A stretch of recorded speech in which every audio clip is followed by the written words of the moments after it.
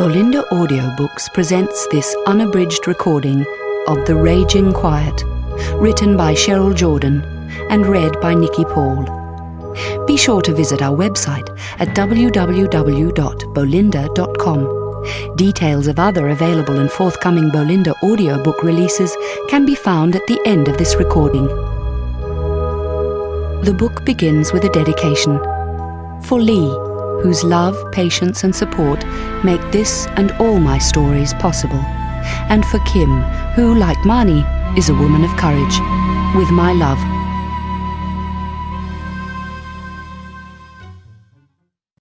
Chapter 1. The afternoon Marnie came to Tokura, the villagers were whipping the devils out of a mad boy. She knew he was mad by the way he cried, his voice high and unnatural, with no words but only strange, wild sounds. She had seen a mad boy whipped before, long ago when she was a child. He too had made those outlandish cries, and old women said later that when he had made them, devils with pointed tails flew out of his mouth. There were no devils flying around this day, however. There were only the Tokura fisherfolk, gathered in the stony field beside their cottages, howling encouragement to the man with the whip, and the screaming mad boy stretched against the whipping post with his hands tied to an iron ring. Rubbing her dusty fingers across her face, Marnie looked the opposite way, towards the placid sea. The wagon jolted over the rough track between the thatched cottages, and she shifted her position to ease the aching in her back. Even over the rumbling of the wheels, she could hear the mad boy's cries. Struggling to shut them out, she studied the man sitting beside her. He was more than twice her age, with greying hair curling on his shoulders, and a swarthy beard. Dark-eyed he was, with a careless self-assurance and a charming, easy smile. Sensing her eyes on him, he turned and smiled sidelong down on her. His hat sat at a rakish angle on his head, and under the shading brim his eyes were invisible. Yet she felt them roving on her skin. "What things be on your mind, Marnie?" he asked. His voice was deep, rich and warm like the sun on new-cut hay. "I'll be glad when we're in our new home, sir," she replied, not looking at him any more, but at the sweat-damp mane of the horse that drew the wagon. "It is through this place, in a little cove on the other side," he said. "But I'm stopping first, at the alehouse. I have a mighty thirst after well-nigh all day on the road." Marnie bit her lower lip. Hesitantly, she asked, "Could we not get settled at home first, sir?" His smile widened, and he laughed a little. "'Tis sweet to see your eagerness, lass, but I have a need for an ale, and I think that considering your new situation in life, you might call me by my name. Call me Isaac." She said nothing, but the colour rose in her cheeks. Leaning down, she busied herself rubbing at a dusty patch on her long blue skirt. Isaac chuckled, amused at her obvious disquiet. Though her black hair hid her face, he knew well what her expression would be like, with its bewitching mix of boldness and modesty. And she, with head bent and face aflame, knew how the laughter would be dancing in his eyes, though she dared not look at them right now. Always she had liked his eyes, and his voice. The first time she really noticed him, he was laughing. It was harvest time last autumn, and she and all the villagers had been working on his father's land to bring in the wheat. The work was done, and a sheep was roasting over a fire in the stubbled field for the workers to feast upon. Everyone was laughing, relaxed with ale and sun, and tired from the long day's labour. Marnie had looked up, and there was the manor lord's son watching her. Many times that harvest eve she had felt his eyes on her, and later when the stars shone silver-blue beyond the flames, and the fiddlers were playing, and the old folk were standing about clapping, he had asked her to dance with him. So overwhelmed was she with the honour of it that she could hardly bring herself to look upon his face. But when she did, she glimpsed those dark eyes laughing in the firelight, and that roguish smile. She had been 15 summers old. "Let me hear you say my name," he said, bringing her back from the warm harvest memory. Lifting her head, Marnie looked at him straight, His eyes remained hidden in the shadow of his hat, but his lips were curved and almost mocking. "Your name seems strange to me, sir," she said very low. "But I will call you Isaac, if that's your wish." "My wish!" he exclaimed. "I've been wishing it for a year long, my lovely." "It wouldn't have been right to call you by your name, you being a lord," she said. "Besides, we never spoke enough for me to use your name."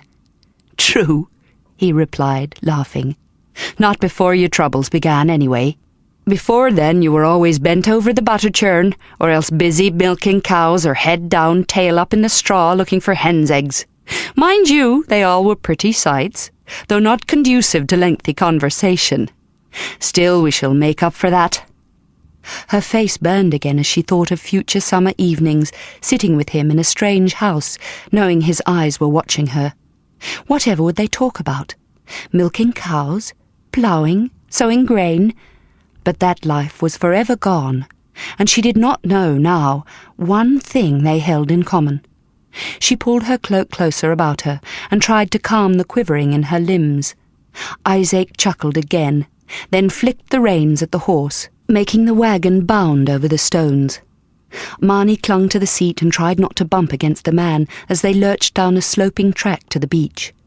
Once she looked behind her to see what was happening with the villagers and the mad boy, and glimpsed a priest running towards them. He was red-faced, furious, his fists raised, and the people were moving back, leaving the boy slumped by the post. The priest began to untie his hands, and Marnie looked away again, inexplicably relieved that the whipping was finished. For a short distance, the road was a stony track along the beach. Between it and the cottages scattered along the shore was a sturdy wall, the only protection the buildings had against the high and stormy tides. A few boats were pulled up against the wall, tied to metal rings set into the stones. At the end of the beach track, just before the wall petered out and the road swung inland to grassy slopes, stood a weather-beaten stone alehouse, ancient haunt of smugglers and pirates. The sign hanging above the door proclaimed the name, The Sage and Fool. "Well, that's a fitting title," Isaac remarked, handing Marnie the reins and climbing down from the wagon. "We've seen a lot of sages beating the devils out of a fool." "Maybe we've seen a lot of fools beating a sage," she murmured. Isaac was yawning and did not hear. "I'll have an ale and be back," he said. "Stay with the horse. A village that has a madman is bound to have a thief or two as well, and all we have to live on at the moment is on that wagon." The wall was interrupted by steps leading directly to the alehouse door, and Isaac's boots crunched on coarse sand and stones as he strode up them. He was a big man, stalwart and tall, and strong from labouring on his father's land. Unlike his two brothers, he had not been too proud to work, and the common people had loved him for it. He disappeared through the low door into the alehouse, and Marnie got down off the wagon and stretched. Never had she travelled so far on a wagon before, never been more than half a day's walk from home, and she was weary. More used to labour than sitting still, her small body was shapely and strong. Her face was striking, with astonishing blue eyes, and a forthright look that got her into trouble on the farm. Various youths, reading her boldness as brazenness, had at different times tried to grab her in the hay barn or behind the stables, and been soundly walloped for their trouble. Humiliated, they each crowed of success, and gave her a name she did not deserve. They were one part of her old life she did not grieve to leave behind. Going for a short walk along the road, Marnie inspected the tiny fishing hamlet she had come to. The cottages were small and tumble-down. Built of whitewashed stone and with low thatched roofs, they seemed dormant and withdrawn, as if centuries of battling against the sea had worn them out. Above their windswept roofs, the sky glowered, heavy with impending rain. Reaching the end of the beach track, Marnie peered past the bend to where a few more cottages crouched, unwelcoming and sullen, in the spiky grass. Between them, the road led to bleak hills, then beyond to farming villages where Torkura fish were sold on market days.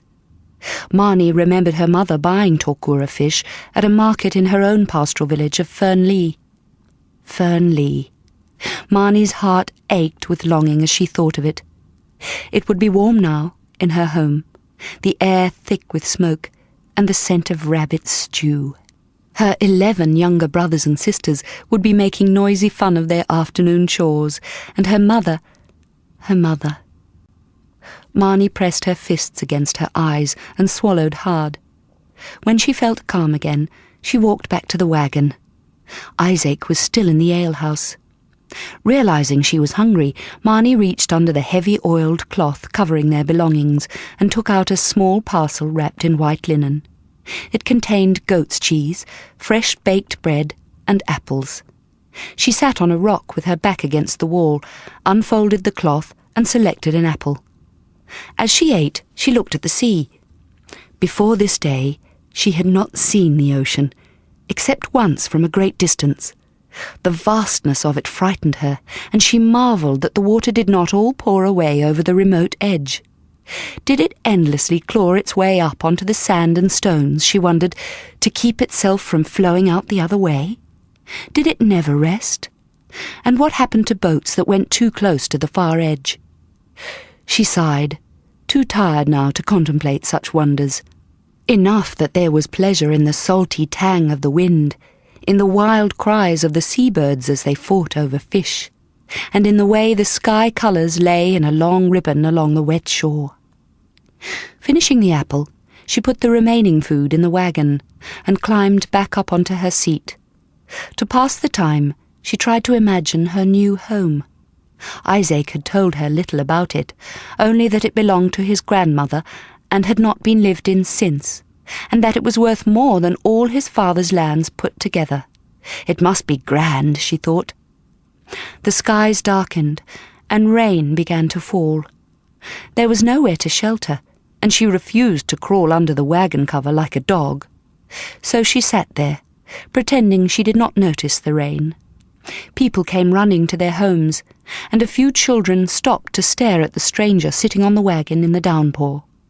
Their mothers hurried them inside, banging the doors shut against the weather and the newcomer. The rain fell more heavily. Marnie dragged her cloak over her head and looked hopefully towards the alehouse door. Surely he would come out soon to take her home. But he did not, and she waited another hour while the rain pelted down in torrents. It stopped at last, leaving her cold, angry, and soaked to the skin. Wringing out a corner of her cloak, she dried her face. When she looked up, she saw that she had company. The mad boy was standing between the wagon and the sea, watching her. Fear swept over her, but there were no demons crawling out his ears, and he looked too calm to be menacing. Curious, Marnie observed him. He was not a boy, she realized. He was a young man, perhaps a little older than herself. His eyes were age-old, sad, and an unusual violet grey. Long hair, dark as coal, shone wet against his pallid skin, and a shadow of a beard darkened his jaw and chin. His cheeks were bruised, there were welts on his wrists from the binding, and his knuckles were raw. He had been cut badly on the head, and blood, faint-coloured from the rain, ran down his shoulder and chest. He was wearing a ragged brown knee-length tunic, but no leggings or shoes. "Good day," Marnie said, and immediately thought it was a heartless thing to say to one who had just been whipped. But if her words seemed callous, the youth gave no sign of offence. He just stared at her, his eyes wise and knowing, the colour in them melting with the sky, with the rain that still fell on the distant sea. "What's your name?" Marnie asked, smiling. The youth did not reply, but seeing a rare friendliness, he stepped closer, limping on the sharp-edged shells and stones. Marnie could smell the wetness in his tunic and the blood and sweat on him. He looked hungry, hungry in his body and his soul. "Would you like something to eat?" she asked. He said nothing, so she reached behind her, lifted the waterproof covering, and took out the packet of food. As she raised the covering, water poured off it onto the mad youth, and he leapt back, making unearthly grunts. Fearfully, Marnie glanced at his mouth, expecting to see it contorted by escaping demons, but he was only laughing. His face was transformed, appealing, and something in the look of him, tugged at her heart. She unwrapped the cloth and held it out. He took it in both hands, wonder in his grey eyes. "Take it all," Marnie said. "We don't need it. My man will be so full of ale, he won't have room for food." Carefully the youth wrapped the cloth about the food again, flashed her a stunning smile, then turned and hobbled away. The back of his tunic was stained with stripes of blood. "I'd like the cloth back," she called, but he ignored her. She watched him run awkwardly up the rough road towards the dismal hills, then sighed, stretched her cold and cramped body, and looked again at the alehouse. But no one came out. Other men went in, and sometimes she heard loud laughter and a shout or two. Day darkened to night, and the early summer air grew chill. In the patches of deep blue between the clouds, stars glimmered. The alehouse door opened, and Isaac staggered down the steps. Chapter 2. Lurching, the man stumbled to the wagon and hauled himself up, swearing at his clumsiness.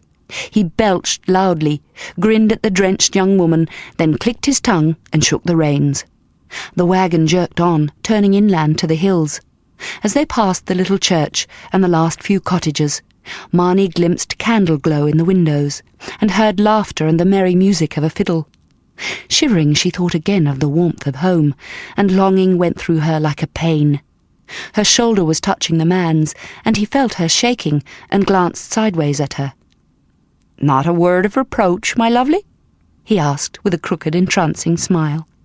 "My first wife, God rest her tetchy soul, would have belted me over the head by now." She looked away from him and said nothing. She did not care about his wife, 4 years in the grave. Everyone said she was a shrew, even his sons and daughters, who all were married now. "You may hit me if you like," he said, slurring his words, "but not so hard that you knock me teeth down my throat. She did that once, and I had the devil's own job to cough 'em up again, and plant 'em back in their sockets." Leaning close, he peered through the darkness at Marnie's face, searching for a smile. Against her will, the corners of her mouth twitched. Isaac chuckled and leaned back, and they sat in a silence that was amiable enough, while the wagon lurched and slithered on the miry track. Soon the village was behind them, and there were only barren fields broken by craggy rocks and low stone walls. The earth was ghostly, drained of colour under the light of the brittle moon. Suddenly Isaac halted the horse, passed Marnie the reins, and got down from the wagon. He vomited noisily, then wiped his mouth on a handful of grass. Fumbling with the front of his leggings, he unlaced them to relieve himself. Marnie looked away, but even the sound of it embarrassed her. When he climbed back up to his seat, she handed him the reins without looking at him, and they drove on. Leaving the road, they turned sharply left, climbing a steep, grassy slope. The horse struggled, its flanks quivering with fatigue, its breath misting the cold night air. They came to the crest of a hill, and Isaac halted the wagon. Before them lay a small cove, its water silver in the night, the land around it black and rugged against the sky. At the bottom of the hill, almost on the beach and barely visible in the dark, was a tiny cottage. "That's it, my lovely," said Isaac, and drove the horse down the slope. Marnie's breath caught in her throat. The dwelling faced the cove, and she could see only the end wall of it, windowless and rising to the chimney. At the back stood a small grove of trees. They stopped beside it, and Marnie got down off the wagon. "It's little," she said, staring at the front of the cottage, at the 2 tiny window holes overshadowed by the low thatched eaves and the thick wooden door. There was a broken step leading to the door, and weeds grew tall along the stone walls. "What did you expect? A king's manor house?" growled Isaac, belching as he heaved himself off the wagon, the ale playing havoc with his usual alacrity. "You said it was worth more than "All your father's land," she said. "Aye, so it is," he replied. Gingerly she climbed the step. "Should we speak a blessing, since this is the first time we enter in?" she asked. He gave a short, humourless laugh and pulled the wet covering off the wagon. "It will need to be a powerful blessing," he said, "if it's to cancel out the thing she put on it." Marnie stood very still, while a coldness crawled across her skin. "What thing?" she asked. Isaac did not reply, but busied himself lifting some of the belongings off the wagon. "Open the door," he said. "'Tis not all night we've got. I'm bone-weary." Facing the house, Marnie said as solemnly as if she were in church, "Jesus enter, demons go, keep us safe in weal and woe, guard us in our humble place, don't let the devil show his face." She pushed the door and it creaked back on its ancient hinges. The stench of wet straw and musty air swept over her. With growing apprehension she walked in and was engulfed by utter dark. Water dripped all around, and she almost slipped on the wet floor-stones. Years of wind and neglect had destroyed half the thatch, and she glimpsed stars between the rafters. Behind her, Isaac grunted and groaned under the weight of his large box of carpenter's tools. Staggering through the blackness, he collided with a wall and swore as he put down the box. "I'll fetch us a candle," he muttered. He went out again, and Marnie waited in the doorway. In the moonlight she saw him search among his belongings, then heard him strike a flint and saw a tiny glow. Sheltering the flame with his hand, he came back to the cottage. The wavering light revealed dank, moss-stained walls, a wet stone floor, and a squalid fireplace gleaming with black water. Rough beams spanned the single room, and over one of them hung a sack, rotten and dripping. It was over the fireplace end of the house that the roof was gone. Marnie noticed, in a corner at the opposite end, a pile of straw. She realized it was the bed. There was nothing else. Isaac swore under his breath. "Well," he said grimly, setting the candle on the mantelpiece, "'tis not exactly the manor hall at Fernley, but I dare say we shall knock it into shape. It's as well you're a strong wench, and not afraid to get your hands dirty." He started to go back outside, but stopped beside her. "Don't look so gloomy, lass," he said more gently. "I said we'll fix it up. Now get a fire going and cook us supper." While Isaac continued unloading the wagon, Marnie went to look for firewood. On the far side of the cottage she discovered a small brook, and she cupped her hands in the swift waters and drank. For a few moments she stood looking at the beach, listening to the waves tumbling on the dark sand. Desolate and mysterious, the sea seemed alien after the homely farmlands. Gathering an armful of broken branches, she went back to the cottage and found inside a sturdy but graceful little table with 2 hand-hewn chairs. They were things he had made. On the table were piled kitchen utensils, a cast-iron pot to hang over the fire, and a long-handled frying pan. There was a jar of honey mead, too, a gift from her parents. Isaac was bringing in something else, and she heard him cry out as he fell over and the crash of pottery breaking. After a lot of panting and muttering, he came in and dropped a basket on the table. It rattled with broken bowls and cups, and Isaac grinned and scratched his beard with one finger, while he looked sheepishly at the angry young woman standing with her arms full of wet wood. "Damned me if the ground out there didn't leap up and knock the basket from my arms," he said, his speech still slurred. Ruddy-faced in the candlelight, he gave her one of his irresistible grins. But she looked away and dropped the wood on the hearth. Isaac stomped outside again to tend to the horse. Searching among her jumbled belongings, Marnie found a broom and tried to sweep the slimy puddle from the fireplace. With mounting despair, she piled wet sticks in the pitch-black space and attempted to light them from the candle. But the sticks hissed and spat and would not catch the flame. Isaac came in with the waterproof covering from the wagon. "You'll need witchcraft to get that wood burning," he remarked. "Then there won't be a fire tonight," she replied, "since I know nothing of such things." "I think you do, since you bewitched me," he smiled. Leaning down, he took the candle from her, and she felt his fingers warm and damp on hers. "Come, my lovely," he said quietly. Don't hold a little drink or 5 against me. I was celebrating. And this place, we'll make it right. Tomorrow I'll go into the village and get some straw to mend the thatch. It'll be homely soon enough. In a few days I'll go back to the manor and fetch us a proper bed. And mats for the floor. We might as well be comfortable for the time we're here." "We're not staying here always?" she asked, astounded.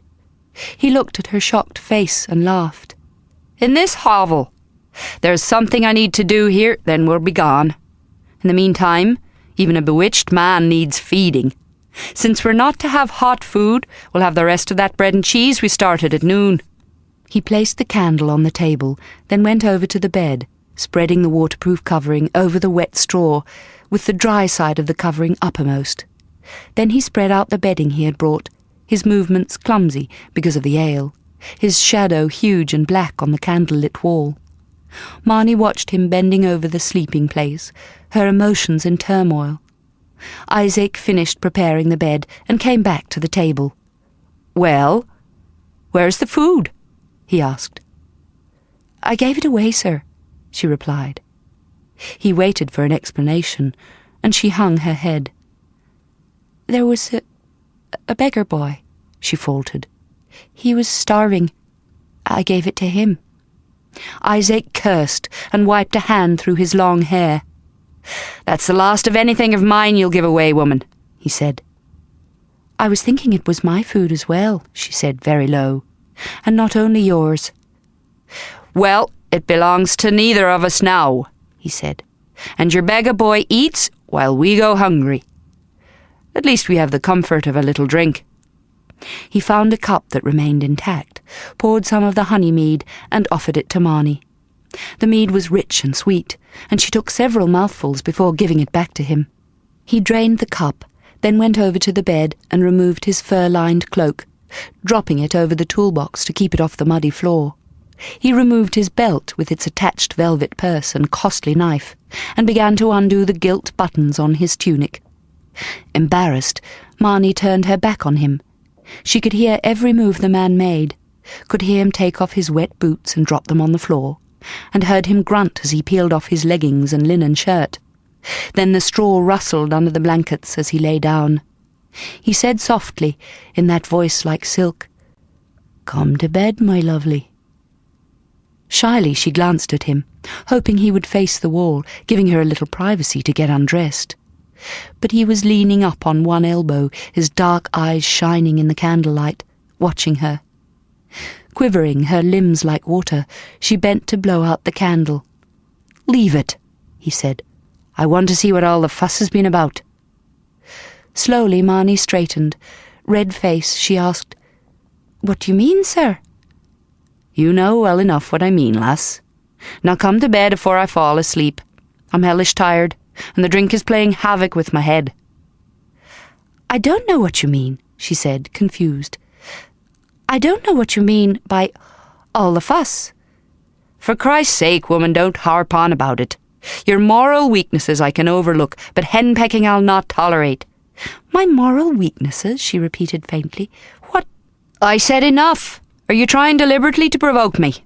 Now hold your silence and come to bed." She stared at him as if he were a stranger, seeing him altered by the ale, hot-tempered, belittling her with words she did not understand, and for the first time she was afraid of him.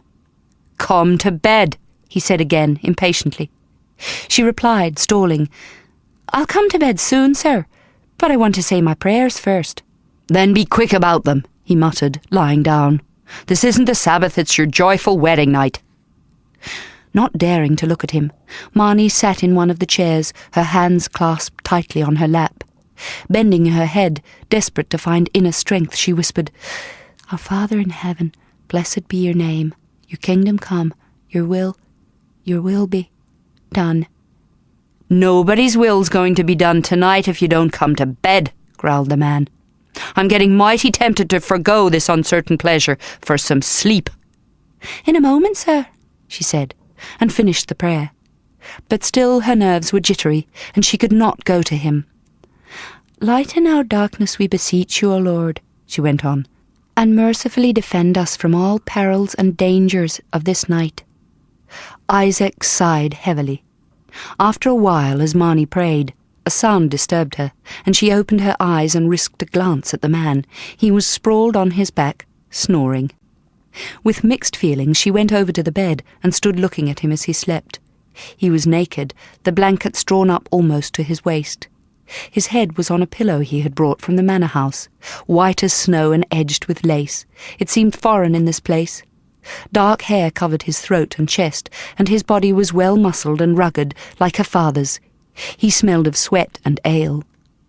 Slowly she unlaced the front of her dress and removed her outer garments, placing them across the box of tools, and thinking how odd they looked together, her rustic clothes and his fine ones. Though it was very damp, she left on her long homespun shift and crept under the blankets. Immediately she was aware of his body's heat, the strange and potent strength of him, and she moved as far away as she could, apprehensions rushing over her.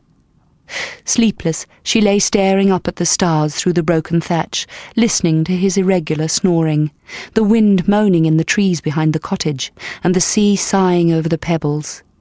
The candle sputtered and went out, and somewhere in the dripping dark, a rat squeaked. At last she dozed, dreaming of wild beasts howling and of herself pressed against a broken door to keep them out. But the door turned to smoke, and she felt the beasts swarming over her, suffocating her. Waking suddenly, she felt the man moving. He turned towards her, his breath hot on her face and stinking of ale and stale vomit. He leaned up on one elbow and looked at her, saying nothing, his breathing hoarse and uneven. She could not see his face, except for the glimmer of his teeth as he smiled. Still clumsy from the ale, he fumbled with the front of her shift, undoing the ribbons that tied the two sides of the bodice together. She tried to push him away, but he moved on to her, his hands pulling at her clothes, ripping them. Crying, she begged him not to wait, that she was not ready. But he kept her quiet with his mouth over hers, his breath making her retch, his body crushing, overpowering. Afterwards he rolled off, away towards the wall, and began to snore. Curling onto her side, Marnie lay with her back against his, her hands pressed hard across her mouth, so he would not hear her sobs of despair and disappointment and pain. Chapter 3. The grey-eyed youth stood on the hill above the cove, watching the young woman down on the beach. She had lit a fire on the sand, and was carrying out straw from the house and burning it. Beyond her, on the rocks, clothes and wood were spread out to dry in the sun. The man was nowhere in sight, gone, along with the horse and wagon. The youth began to run down the hill towards her, but halted several times, hesitant and afraid. Still bent over the fire, Marnie looked up and saw him. She stood up straight and pushed back her hair. "Good morning," she called, smiling. The youth grinned and approached with surer strides. A little way from her he stopped, his face uncertain again and tense. Marnie noticed that he carried a small basket. The acrid smoke from the fire drifted across him, and he coughed. "Would you like a cup of mead?" Marnie asked. "I've nothing for us to eat, I'm afraid, but you're welcome to a drink." The youth simply gazed at her, his expression intense and compelling. Then, to Marnie's horror, he began opening and shutting his mouth, making ungodly noises deep in his throat, the muscles in his face and neck working as if he were choked by something terrible. Marnie fled into the cottage and slammed the door, but there was no way to bolt it, and she could hear him coming up the grass, still making the awful sounds. "Jesus, defend me," she whispered, frantically making the sign of the cross against him and leaning with all her weight against the wood. But nothing happened, except that after a while there was a scuffle on the step and the sound of something placed there. Then she heard him running away. Long minutes passed before she had the courage to open the door to see what he had left. It was the basket, with 6 brown eggs inside, and on top of them, washed and folded carefully, was the white cloth from the food she had given him yesterday. Mystified, she picked up the cloth. Who had washed it for him? And where did he get the basket of eggs? Not stolen them, surely, for her. She felt something small and hard inside the cloth and unfolded it. A tiny bronze cross lay in the whiteness. Suddenly she smiled, then laughed, collapsing against the door. Her fears vanished. "Sweet Jesus," she said. "I thought he was going to spit devils on me, and he gave me instead a gift from the priest." Savouring every morsel, Marnie sat at the scrubbed table and ate 2 boiled eggs. Afternoon sun spilled through the broken roof, radiant on the tiny cross in front of her, and on the foxgloves she had found growing beside the stream. The cottage shone. The cauldron steamed in readiness for the fish and vegetables Isaac had promised to bring back from the village, and the bed was remade on a pile of fresh grass. Beside Isaac's toolbox stood a carved chest containing his clothes and other belongings. Before he went, he had locked the chest, putting the key in a little bag he wore around his neck.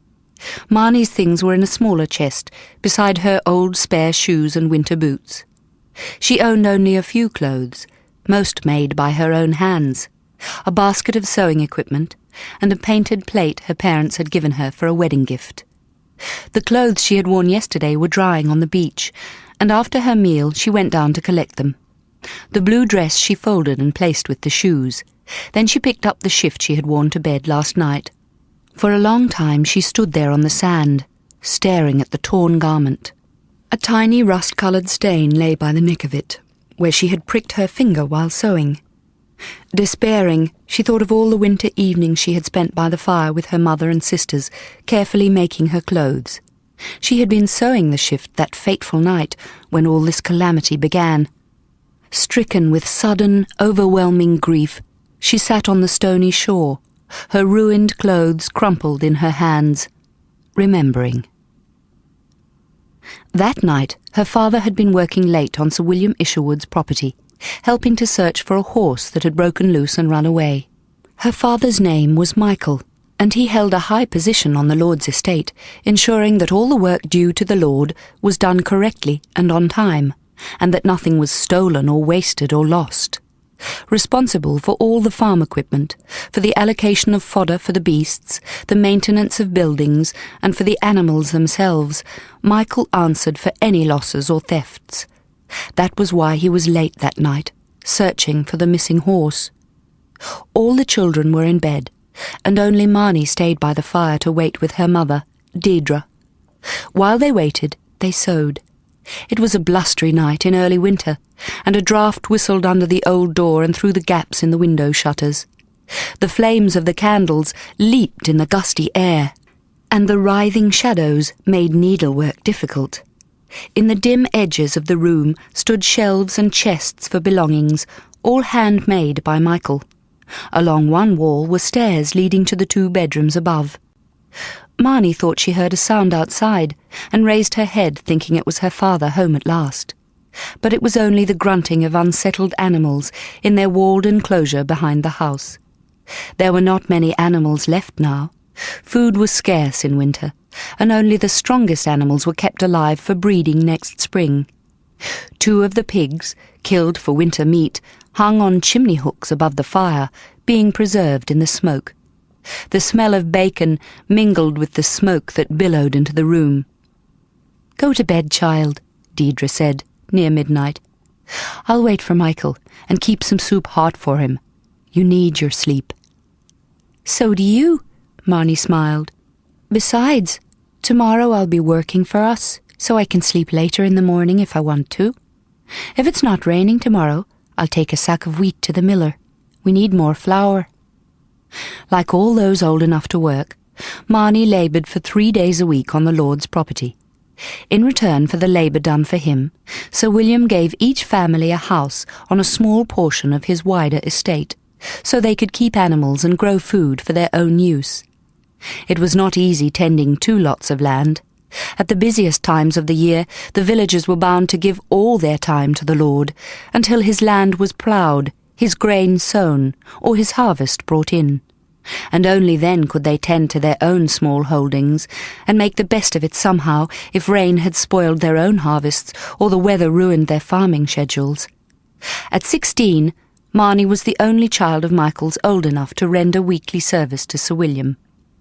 Because her father had been elected as overseer on the Lord's estate, she could have been given lighter duties, but she took no privileges and worked harder than most. That worried her mother. "I heard that your father had you mending thatch on the manor barn," remarked Deirdre now, contemplating her daughter's roughened hands. "He should give you lighter work." "I asked if I could help with the thatching," Marnie replied. "It was not so dull as milking cows, and it was a wonderful view from the roof. I could see over the manor house, past the village and the church, over the windmill and the hills. I saw the sea, Mamma. I saw the sea." "'Tis the only view of it you'll be likely to get," said her mother, trying not to smile. "And you're lucky it wasn't your last. Your father should know better. Maids aren't meant to climb up ladders. It's dangerous." "He let me because I asked. He often lets me help with his tasks. I helped him mend the plough the other day. I like to know how to do these things. It keeps my mind sharp." "Your mind, child?" cried Deirdre, laughing. "What do you need a mind for? You have a perfectly fine body, and from what I heard, it'll get you all you need." "What do you mean?" A shrewd smile played about Deirdre's lips, and she said softly, "I heard mention of the Lord's middle son the other day. I heard he was seen talking to you." Marnie blushed, and in her confusion pricked her finger with the needle. A tiny spot of blood stained the milk-white undergarment. "It was nothing," she said, her head bent low over her sewing. "He wished me a good day, that's all, while I was winnowing grain in his barn. And he said he liked the way I acted my part in the village play. It was politeness, that's all. It was nothing." "If it was nothing, then why so red about the cheeks?" said Deirdre softly. "It's nothing to be ashamed of, Marnie. If Sir William's middle son has a liking for you, it's a fine thing." "He's old, Mamma. He's seen as many summers as Papa has. His children are all married." "That's no matter. He's a handsome man and good-tempered, and he's the only one of those 3 sons who'll roll up his sleeves and do any work. And since his wife died, he's given no cause for gossip. They say he likes a drink, but that can be overlooked. You'd never do better. And it's not as if you've got a lad you have a liking for." "But he's a lord. He'd never consider the likes of me." "True, he's a lord, but his family's lost most of their land, one way or another, and he's not so grand any more that he wouldn't favour a common lass. Besides, you're not as common as most. You're the overseer's daughter, and our house is one of the best in the village, excepting the manor itself, of course." "But he doesn't even know me, Mamma. We've hardly spoke. We danced, that's all, on Harvest Eve." "And he fetched you a cup of ale, and gave you a basket of apples, and twice he told your father how your work pleases him." "He often praises his workers. He's a fair master." "Aye, and he'd make a fair husband too. If he ever asks you, Marnie, you'll be a fool to turn him down." Remembering that conversation now, Marnie thought how strange it was that they had talked of Isaac Isherwood. It was almost as if, in speaking the words, they had set loose a force on earth and had invited fate. And fate it was surely that struck their home that night, because soon after that talk the door had burst open and 3 men carried Michael in, unconscious, foaming at the mouth and with his eyes rolled back in his head. They said he had been found face down in a field, palsied but alive. No one knew for certain what had happened, but as it was the midnight hour, it was presumed that he had most likely been chased by ghostly hounds or attacked by the devil himself. And when, 2 days later, Michael regained consciousness but was unable to move or speak coherently, it was evident that he had encountered something too dreadful to describe. They put him to bed, and the children were made to creep around so they would not disturb him. Deirdre spent every hour at his side, trickling broth into his gaping mouth, changing his bed and clothes when he fouled himself, and talking to him in a vain effort to bring back his wandering mind. The priest came and exorcised the stricken man, but it made no difference. In secret, a powerful old woman was brought in to stroke Michael's body while she spoke magic incantations, but that accomplished nothing either, except that Deirdre lived in fear after, in case the priest should find out. On most days, Marnie worked about their own house, tending to the animals, mending clothes, cooking, and trying to keep the youngest children quiet. The older children helped her, and relatives took the 2 babies to free Deirdre to nurse her husband. They were terrible days, for everyone knew that unless Michael could take up his work again, they would lose their house and farm, which Sir William had allotted them, and face poverty and starvation. As Marnie snatched brief moments at the windows, looking out at the bleak earth and the flurries of snow across their own small piece of land, fear settled over her. And all the time she grieved for the strong, vibrant father who now lay babbling and incontinent. Theirs was not the only tragedy. 2 days after Michael's misfortune, they heard there was a fire at the manor house, and elderly Sir William had been burned to death. The priest was very busy then, exercising fields and houses and even animals. The bad luck stopped after that, and then Gerard, the eldest of the dead lord's 3 sons, came to the house of Michael. Solemn-faced, in quiet tones, he told them that since there was no improvement in Michael's condition, a new overseer had been elected. This house and the farm that went with it, and all the animals, would go to the new man. "But where will we go, my lord?" asked Deirdre, her face deathly white. "I cannot move out with 12 children and a palsied husband and go nowhere, not with winter coming on. How shall we live?" The new lord was compassionate but firm. "I'm sorry, woman, but that is not my concern. My father has just died, my home is partly burned and in need of repair, and the villagers are disorganized without an overseer. There is a smaller cottage for the new man, if he will accept it. But even if he does, and you stay here, you will have to pay rent, since your husband is unable to work for us, and your sons are not old enough yet to work." "We can't pay," wept Deirdre. "How can we earn money?" "I can work, sir," said Marnie, coming forward. "I'll work 5 days instead of 3 on your land, in exchange for this house and its farm." Frowning thoughtfully, Gerard regarded her. He had noticed her working alongside her father, doing tasks other women would have refused. "I have no doubt that you can work well," he said, "but it is still not a man's work, and not enough to merit this house and land." "I'll work as much as any lad who is my age," said Marnie, "and we'll continue to pay our other dues. We'll still pay an egg out of every 6, and 2 of each kind of animal every year. And my sisters will still weave a garment each season for your household, and—" "What of your own farm?" asked Gerard. "Is it to be neglected?" "My oldest son, Nathy, is 12, said Deirdre. "He can work it, with help from the younger ones. We'll not cause you trouble, my lord, nor neglect what you give us." For a long time Gerard looked into the fire, his face thoughtful and grave. At last he said, "I'll talk it over with my brothers, and with the new overseer. If all are in agreement, so be it." But it was an agreement not easily reached. The new overseer was bitter at not being offered the house traditionally owned by the man in his position.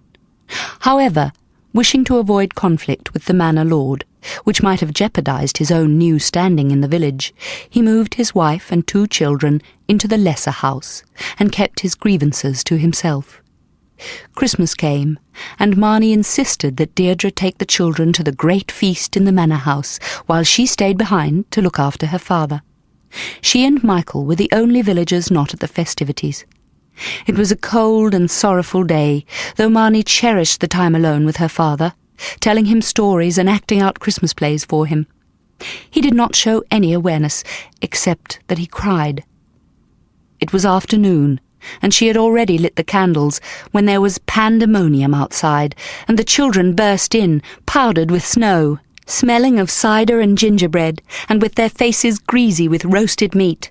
Shrieking and laughing, they rushed up to Marnie and thrust into her hands a basket covered with a bright green cloth. "It's from him!" they shrieked, jumping around like frenzied pups and begging her to open it. "From him, the Lord's middle son!" Marnie set the basket on her father's knee to open it, and found gifts of ham and Christmas puddings, nuts and candied fruits, and there were scarlet ribbons for her hair. "It's for you!" the children chorused, grinning.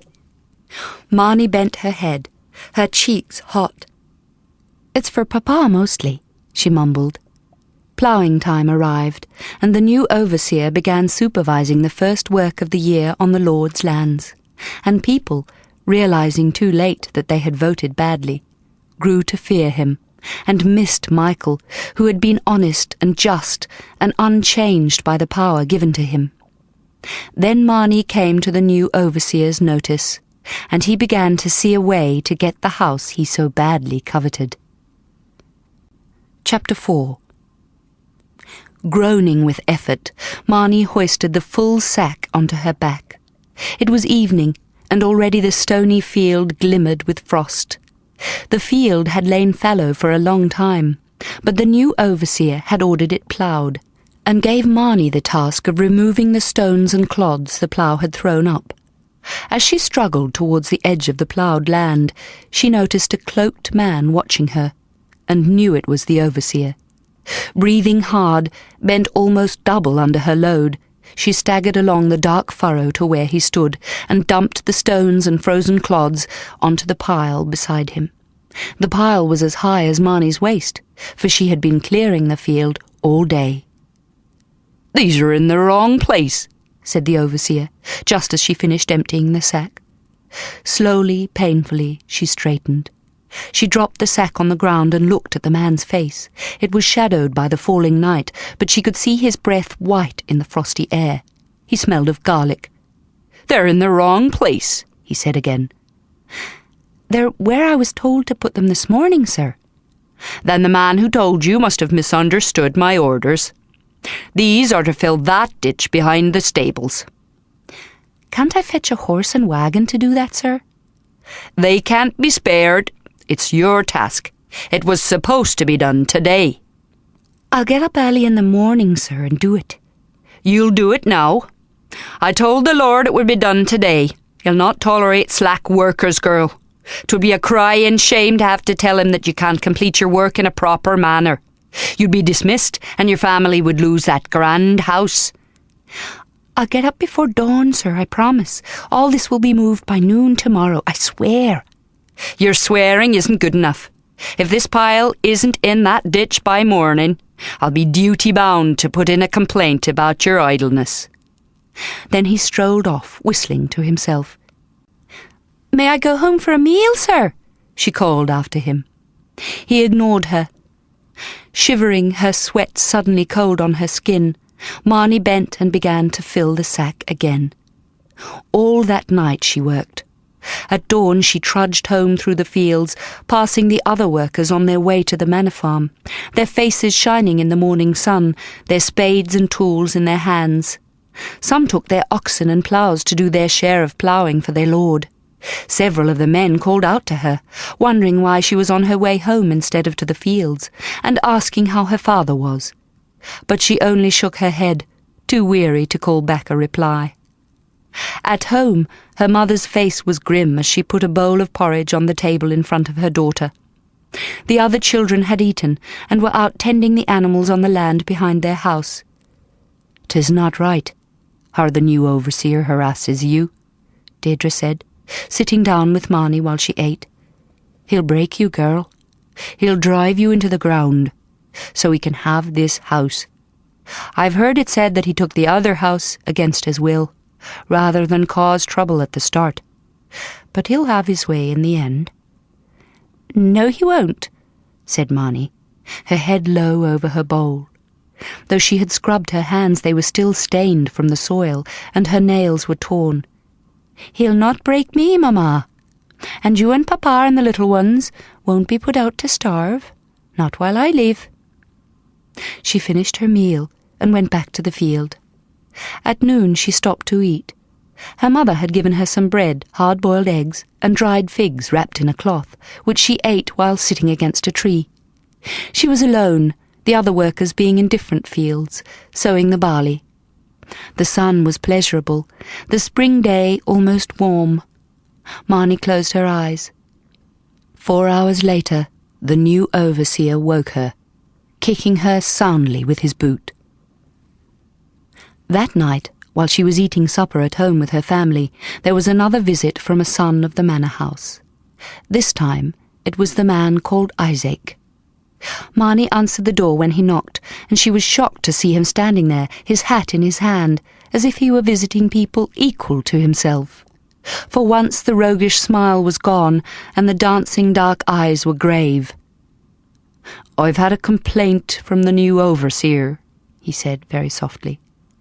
"Do you mind if I come in to discuss it?" The colour drained from Marnie's cheeks, and she nodded, unable to speak. He came in, bending his head as he passed under the lintel, for he was taller than most men. Seeing who was visiting, Deirdre leapt up from the table, wiping her mouth on her apron, her face white and red by turns. Marnie's sisters giggled among themselves, and their mother told them to take their bowls of food to their room upstairs and finish their meal there. The younger children looked at the lordly visitor, their spoons halfway to their mouths, potato soup dripping down their chins. "Sit down, please, sir," said Deirdre, moving Michael's chair towards him. Marnie remained standing, her back to the fire, her body straight and tense. Isaac Isherwood sat and faced her, his hat clenched in his strong hands, his fur-trimmed tunic and handsome face ruddy in the firelight. To Marnie's astonishment, he smiled. "Don't look so alarmed, lass," he said. "I want to hear your side of it." "Her side of what, sir?" asked Deirdre, sitting down suddenly at the table again and absent-mindedly pushing her plate away. "What has she done?" "I fell asleep today, Mamma, when I stopped at noon," Marnie explained. Confronting the man, she said, "I'd worked all night, sir, and I fell asleep. I'm sorry, it won't happen again." "No, it won't," he said heavily. "No one on this estate is expected to work day and night. Who told you to?" "I'd rather not say, sir." "The new overseer tells me that you're idle, that you're defiant and uncooperative." Silent, she would not look at him. He noticed that there were dark shadows under her eyes, and she had got thinner. "I haven't seen you lately, sowing barley with the other maids," he remarked. "No, sir."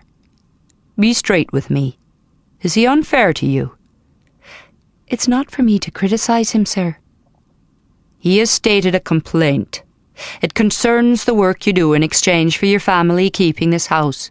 You realize the consequences if his complaint is taken to the court, and his accusation proved?" "Yes, sir." "We are holding another court in the manor house 3 days from now. You'll be fairly listened to if you answer him. Would you like to do that?" "No, sir." "Then you admit your fault?" "I do not, sir." Isaac sighed and stood up.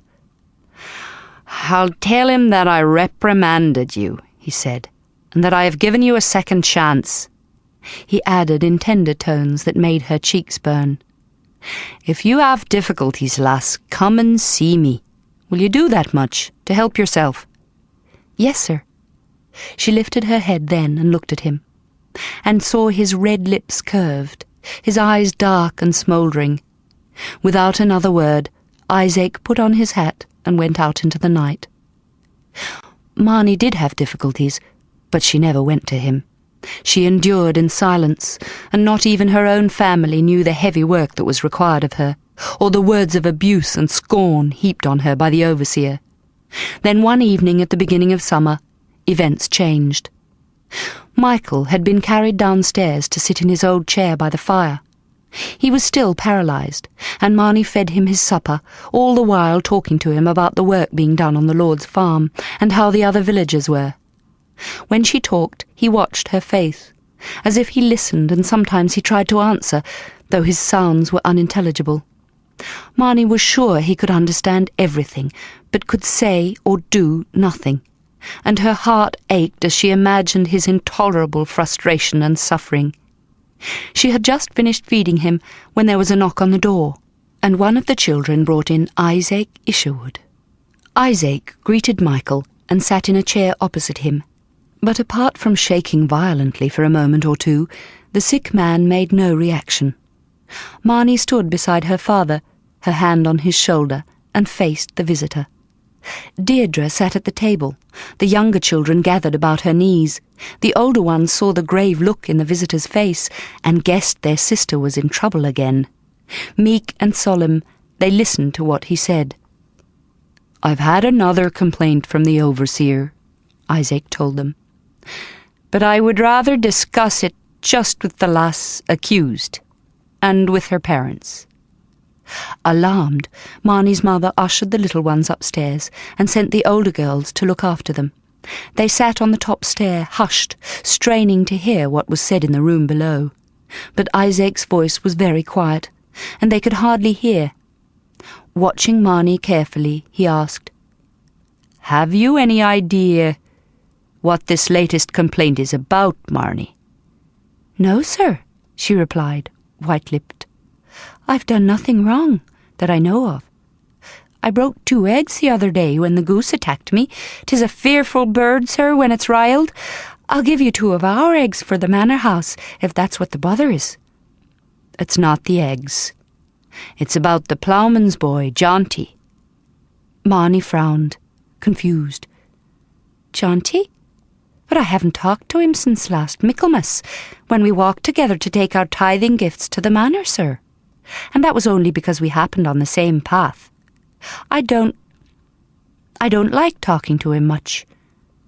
"Why is that, Marnie?" Colour flooded her cheeks, and she looked away. "He tried to court me once, sir. Well, not courting exactly. In the brew house, when no one else was around, he tried... Anyway, I boxed his ears, sir, and made his nose bleed. He's not liked me much since." Isaac rubbed his beard and tried to hide a smile behind his hand. "You look after yourself well, then," he said. "Aye, sir, I have to." "And you've not seen Jaunty since? You're quite sure of that?" "I've seen him ploughing, sir. And a few days ago I saw him with the sowers in the field by the wild wood. He was shooting stones at the crows to keep them off the new-sown barley. He's cunning with the slingshot, sir." "Jaunty says you saw him yesterday." "I did not, sir. Early in the morning I drove the sheep to the high pasture to graze on the new grass there, and was all day with them. I saw no one." In unhurried tones, without reproach or accusation, and all the time studying her face, Isaac said, "The new overseer is very clear about what he saw. He says he saw you yesterday, in the hay barn, you and Jaunty, together. You were in the hay with him." "That's a wicked lie! I don't care who said it, Jaunty or the overseer or the Lord himself, begging your pardon, sir, but it's a lie. All yesterday I was out with the sheep while they grazed." "Who saw you there?" "No one. I was alone, shepherding them." "I believe you. But this scandal, if it spreads, will force you and your family out of this place." "But it's a lie, sir." "That I know. I consider it but a small matter myself. But the new overseer says he wants no such goings-on while he's in charge.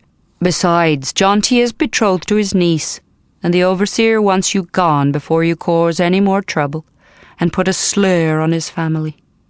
"I've done nothing, sir.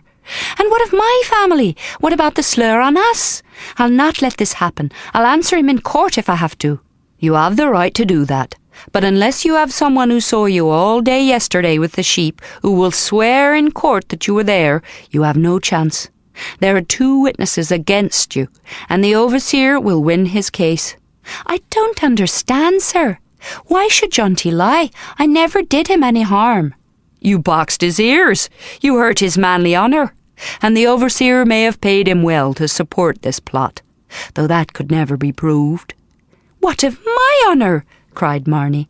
"He hurts mine and gets away with it. It's unfair." "I know, lass. What can I do?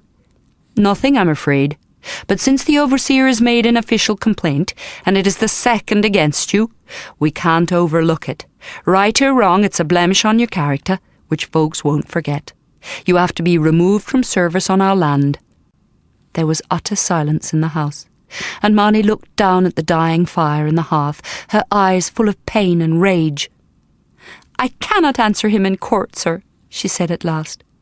"No one saw me with the sheep, and since it was the overseer himself who told me to take them there alone, I can't ask him to be my witness. But even if this thing were true, and I swear it's not, it should not cause such a stir. The workers, they're always... Well, you know what it's like, sir. But none of them are named to you, and what they do isn't made a public disgrace. And Shanty, I'll warrant you won't send him away, though he's supposed to be as guilty as me. It's only me that's being punished, me that's sent away, because the overseer wants this house. It's all wrong, sir, and it's a lie." "I know, but there is one way out of it," said Isaac softly. He hesitated, looking at Michael's impassive face. The sick man appeared to be dozing, though his eyes were not quite closed. His head lolled on the cushions, and his hands were limp on the quilt covering his lap. Isaac turned to Deirdre. "I wish I could say these things to your husband," he said, "but since he cannot speak, I must say them to you. I hope you will hear me out and give me your honest answer. When my father died, he left the manor to my 2 brothers and their wives and families. To me he left another house. It's a good day's journey away, near the village of Tokura, by the sea, and is worth more than all my father's lands put together. I'm going there, since my brothers and I have valued all your husband did for us. Before this evil struck him down, we do not want to turn you out from your house or take away the land that you have worked. However, something must be given in exchange. It seems your daughter cannot work any longer on our land, but there is another duty she can do. If you will permit her to marry me and look after me in my new home, we will accept that as a fair and right payment for this house and land, which you may keep for as long as your daughter lives. This would save you from being turned out on the street, and it would get your daughter out of an intolerable situation." For a long time, Deirdre was speechless. Slowly, as if in a dream, she got up, curtsied low to Isaac, and said, "Sir, I would count it an honour for you to have my daughter. And so would Michael if he could but say, and I thank you, sir, with all my heart, for taking our Marnie out of disgrace and doing her such a great favour. God bless you, sir." Isaac stood up and faced Marnie, and his dark eyes sparkled at the stunned look on her face. "Well, lass," he said, with one black eyebrow raised, and laughter in his smile. "What is your word on the matter? Is it yes or no?" Suddenly there was a movement in Michael's chair, and he lifted his left hand, fluttering it wildly in Isaac's direction. Red-faced and agitated, he babbled incoherently, spit dribbling from his sagging mouth. Never had he reacted so much since his affliction, and his family stared at him, astounded. His babble rose to a wail, and he rolled his eyes sideways, trying to see Marnie. "It's all right, Papa," she said softly, kneeling in front of him and taking his hands in hers. Immediately he became still. She bent her head until her forehead rested on their clasped hands, and for a long time she did not speak. But her breathing was troubled and uneven, and she sighed often. When she lifted her face, it was calm, though her cheeks were wet with tears. "This is the only way, Papa," she whispered. "If I do it, it is for love of you, all of you. At least let me see that you will be happy, staying here in your home and watching your vegetables grow and seeing your lambs born in the spring. God shall look after me." Michael shook violently, but he did not wail again. Marnie stood and kissed him, and whispered something else in his ear that made tears roll down his cheeks. Then she turned to the man, Isaac. "Well, lass," Isaac asked, "will you agree to marry me?" She replied, so quietly he hardly heard, "Yes." "To settle then!" He smiled, and he lifted her hand and kissed her fingers. They were married 2 days later in the little church on the edge of the manor land.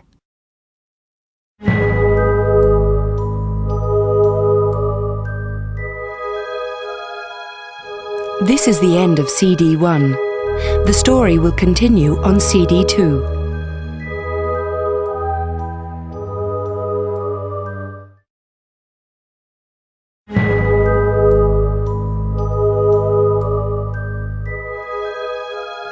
CD 2.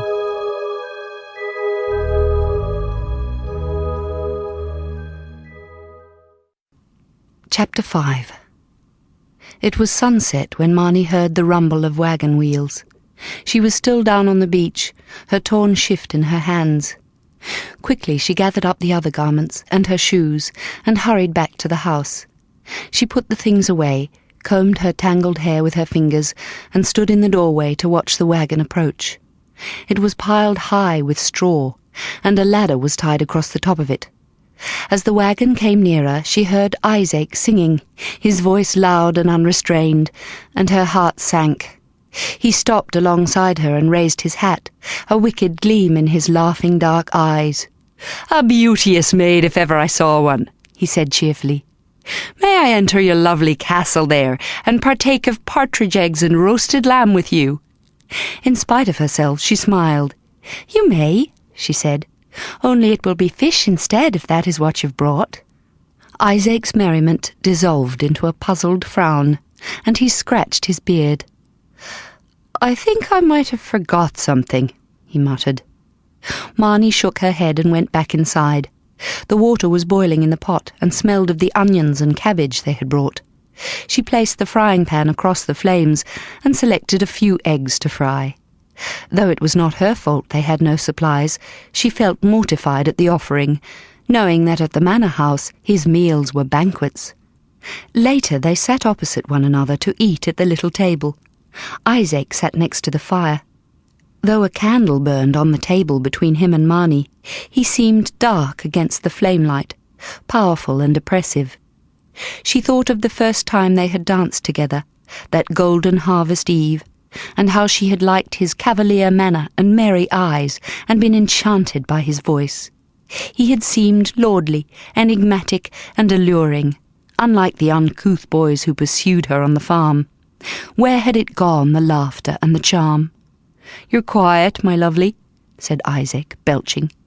He had bought a small wooden barrel of ale in the village, and he poured himself a pewter tankard full, and drank thirstily. In the silence Marnie could hear him swallowing, and the smack of his tongue as he licked the ale froth from his lips. Even his breathing seemed loud in that alien quiet.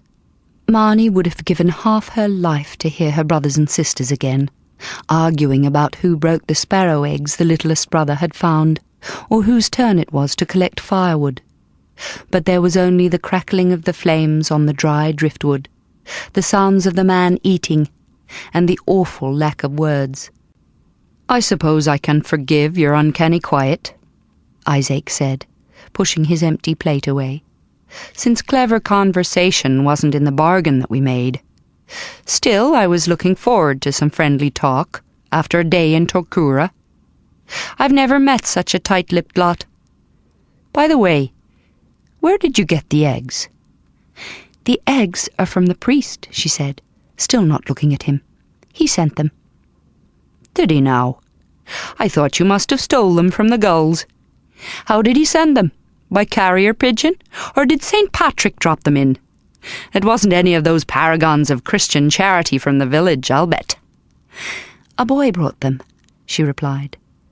"I passed no one going back to Torkura on my way home." "It was earlier today." She put down her spoon, though her plate was still half full. "I'll have that if you don't want it," said Isaac, and she nodded. He pulled her plate over to him and began eating. He had stretched out his legs under the table, and she could feel his feet pressed against hers, though she drew back to avoid them. Presently Isaac asked, "What sort of boy? A child?" "No. Old as me, perhaps." "Oh, that's fearful old," joked Isaac. Seeing that she did not respond, he asked, "Do you intend always to sit with your head bent like that?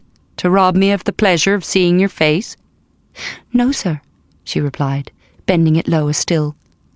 To her surprise, Isaac chuckled.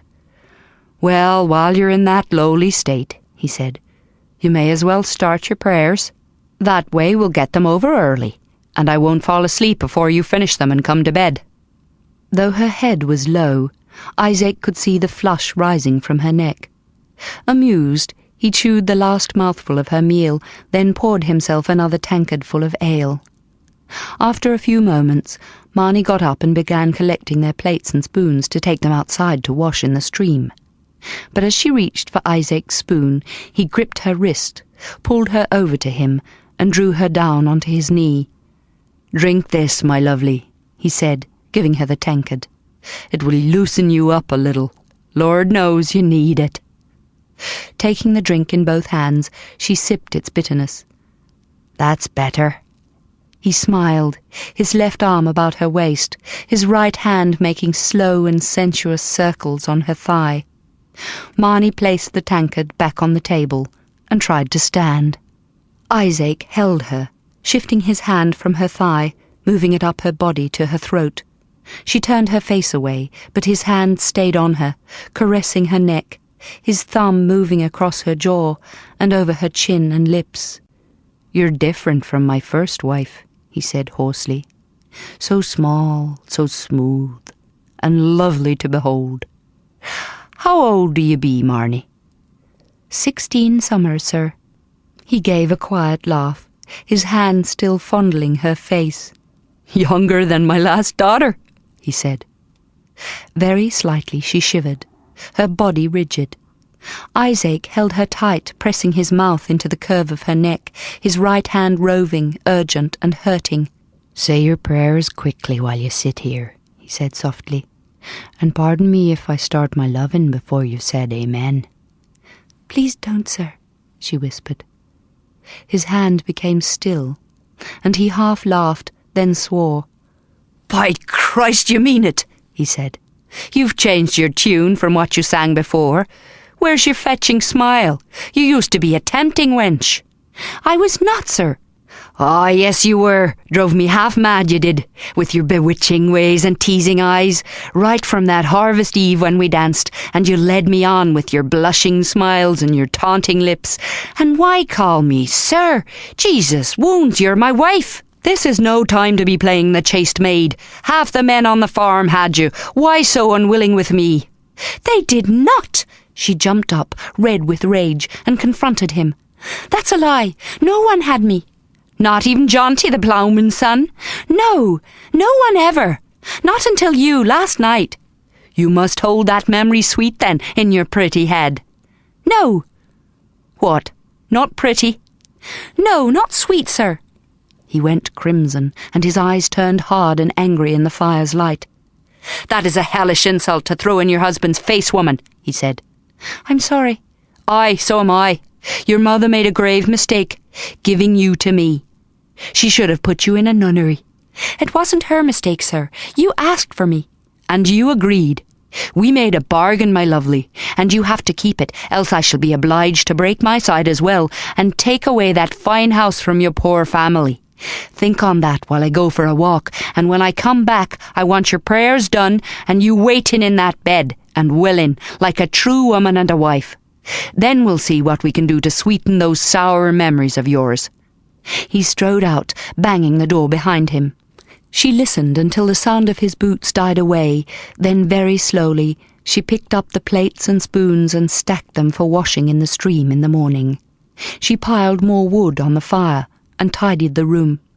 Then, with shaking hands and tears streaming down her face, she went over to the bed and began to undress. The sun shimmered on the brink of the sea, warming the face of the young woman sitting hunched on the shore with a blanket around her. For hours she had sat there, staring at the ocean, seeing nothing.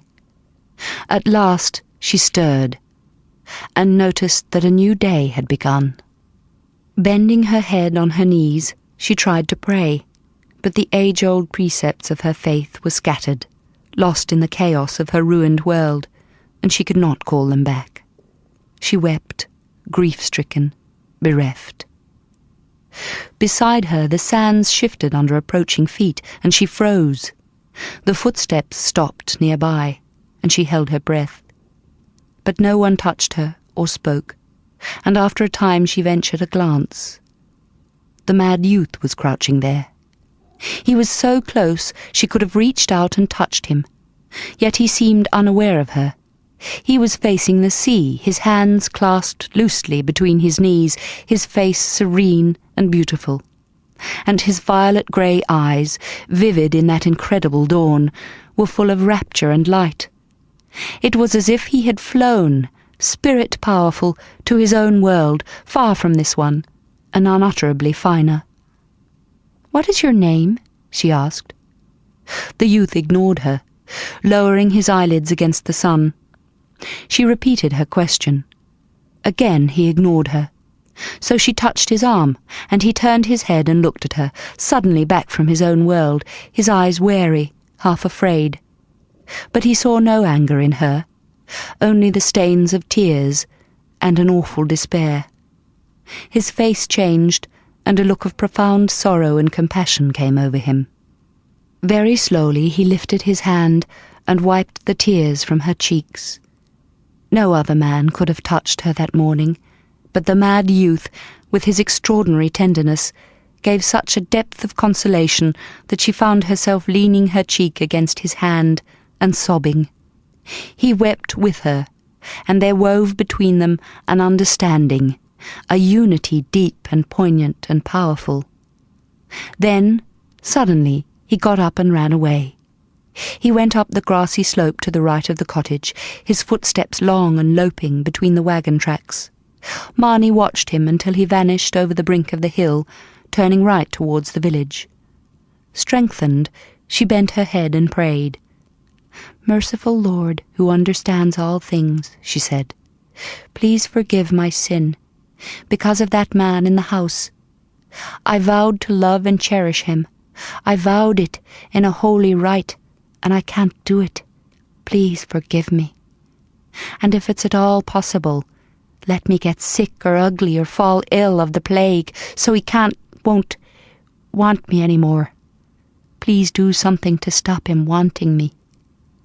Behind her the cottage door banged, and she glanced around and saw Isaac coming out. He was partly dressed, with a loose-sleeved shirt, brown leggings, and old buckskin shoes. He went down to the stream and washed, and Marnie heard him singing a bawdy ballad he must have learnt in an alehouse somewhere. The sands crunched behind her as he came down to the beach, and she pulled the blanket more tightly about her body. Out of the corner of her eye she saw him crouched down in the same place where the mad boy had been. She resented Isaac's being there. "Fancy a swim in the sea, my lovely?" he asked. "No." She had been in the sea last night, washing herself. Washing and washing and washing, and never feeling clean. "A pity. I had a hankering to see a mermaid," he said, chuckling. "But no matter. We have work to get on with. I have to buy some peat from the farms, since there's little firewood about. But first I'll thatch the roof. The priest loaned me the ladder for it. He's the only one in the village who talked to me yesterday, apart from the innkeeper's daughter and an old drunk in the tavern. Seems we'll be shunned until the friendly folk get used to us. Still, we have each other for company, eh, my lovely?" She said nothing, and Isaac laughed and stood up. He put his hand on her shoulder, patting it the way her father used to comfort her when a toy she loved was broken. "I know you're a trifle upset right now," Isaac said, "but you'll get to like it, you know. Women do in the end. When you've finished sulking, come home and get dressed. There's a market day at the village today, they told me. You can go and buy what we need while I'm fixing the thatch. The walk will do you good. You need exercise. That's half your trouble. You think too much." He went back up to the cottage. Soon afterwards she heard him whistling cheerfully while he worked. A while later she returned to the house. Isaac was up the ladder, thatching, binding the loose straw into tight sheaves, which he lay side by side across the wooden rafters and battens, compressing them close with a special clamp while he prepared the next bundle. The thatch was thick and dense, and would last for 30 years or more when it was done. Laying it was skilled work, and Marnie saw that he did it well, though she wished he would not lean so carelessly from the ladder. "I can help you with that if you like," she called up. "My father taught me to bind the wheat for thatching the manor barn." He grinned down at her, his face florid in the sun. "What I'd like," he said, "is for you to tidy up that mess in our house, and then go to the village and get us some fish, and make us a decent meal. I have a mighty hunger." Guilty at having to be reminded of her duties, Marnie went into the cottage. The door had been left wide open, and already the damp floor steamed in the sun's heat. Isaac's toolbox was open, and she saw that inside everything was neat and tidy, each tool fixed in its place by a leather strap. Last night's plates and spoons remained on the table, and nearby was the barrel of ale and the half-emptied tankard. Flies buzzed over them.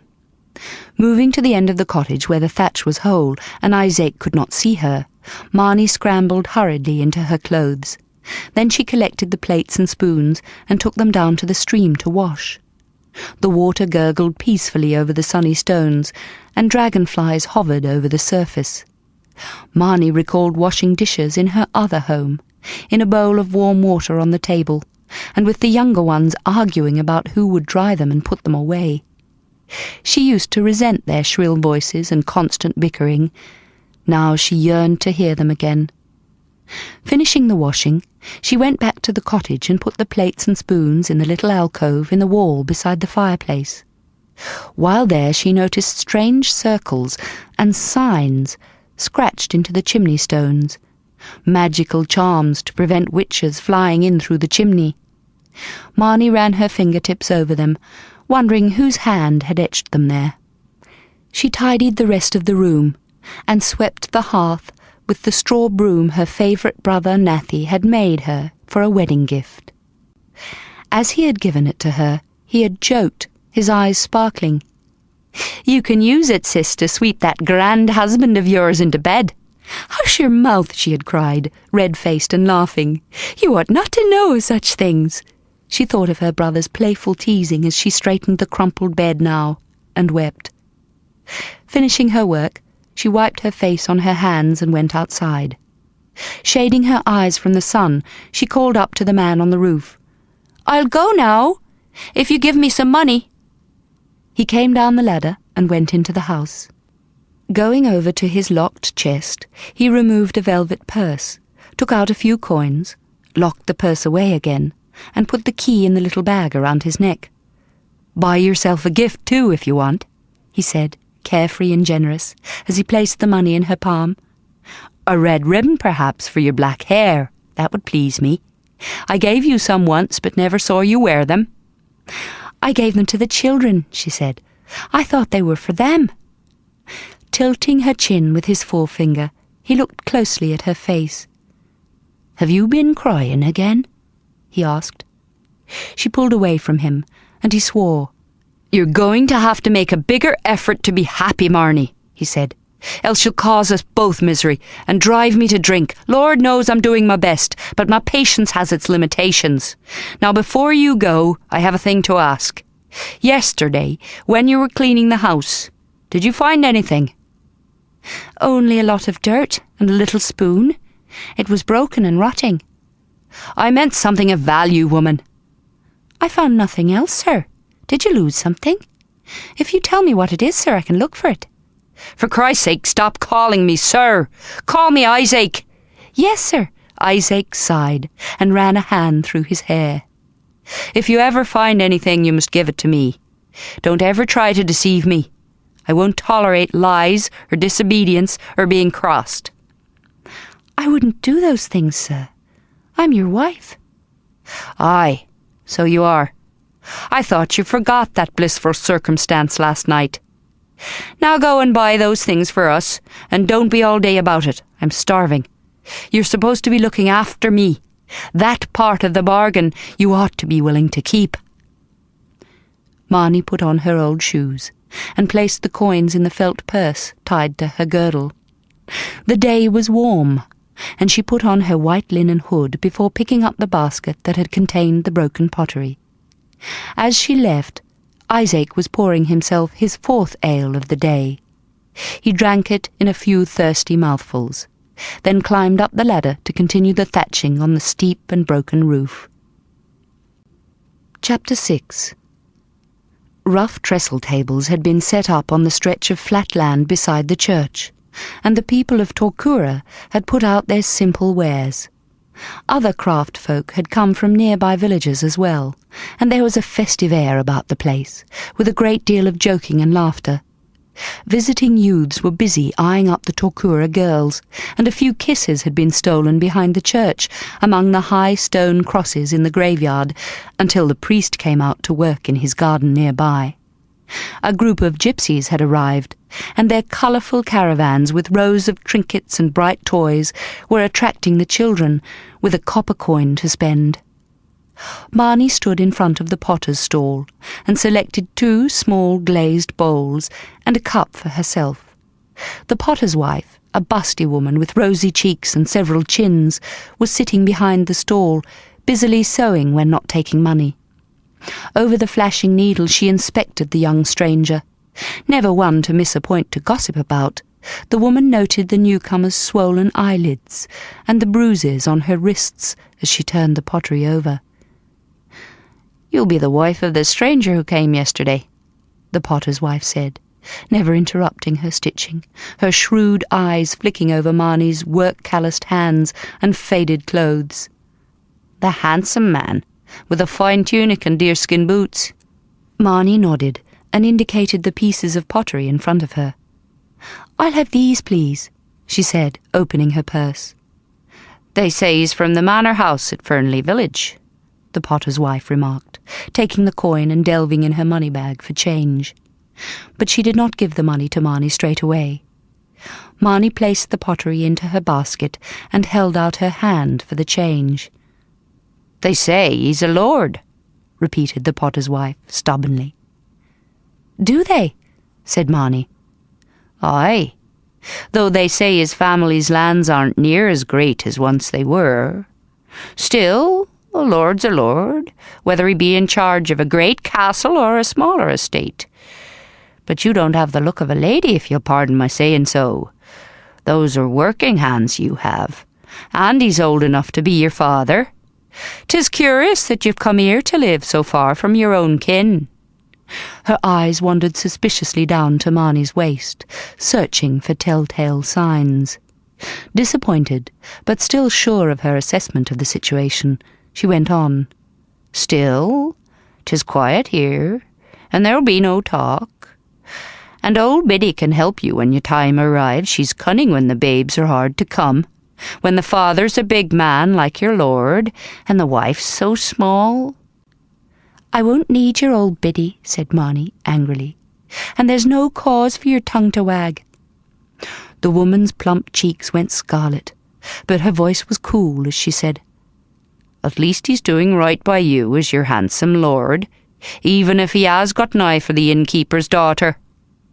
Triumphantly, she dropped the coins into Marnie's outstretched palm, then sat down and picked up her sewing again. Shivering in spite of the heat, Marnie went on to the fish booth. It was crowded and noisy, but the voices dropped as she approached. She felt curious stares and heard whispered comments. It took all her will not to run. Calmly, she selected a fish for that night, plus several smoked fillets for the next few days. As she held out a coin to the man behind the booth, a youth leaned on the trestles next to her, grinning into her face. "I didn't think they bred 'em this pretty in Torkura," he said, winking at her. "What's your name, sweetheart?" Marnie ignored him, but the fish seller said, "What's your tongue, lad? You be talking to the wife of a noble lord in the first days of wedded bliss. Now get away, afore her husband comes and kicks you all the way back to your own village." People around them laughed, and the youth retreated in search of a more likely prize. Close behind Marnie, an old woman said, her quavering voice barely above a whisper, "I hear they're living in the old cottage in the cove." "Aye," muttered someone else. "They must be sore in need of a solitary life to occupy that house." There were other mutterings, but Marnie did not stop to hear them. Quickly she bought vegetables and bread, and escaped. She was almost running as she passed the village well and the church, and did not hear when someone called out to her. He shouted again, and she stopped. It was the priest, hoeing the weeds in the garden outside his house. The garden had a low wall around it to keep out the coarse grass and tough little yellow flowers that grew along the coast.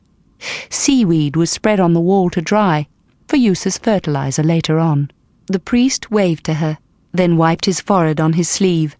The long habit was coarse wool, and he looked unbearably hot. But he smiled as Marnie approached, and propped his hoe against the wall of his house. "Welcome to Tokura," he said. "Though from the haste you're in, I think perhaps the welcome wasn't very warm." "It wasn't, Father. Thank you for the eggs you sent yesterday. I forgot to bring the basket back, with the little cross you gave." "The basket I can wait for, and the cross I'll not be needing. I have enough crosses to last me all my life, and beyond it." He smiled, waving his hand towards the graveyard. Then he noticed the pallor of her skin, and the dark shadows under her eyes. "Would you like to come in for a cup of cider?" he asked. "I'm needing one. It's hot work, this gardening. I swear that every year the weeds get stronger and more determined to stay where the Almighty put them." Marnie smiled a little. "I'd be grateful for a drink," she said. "But I'll wait here, Father."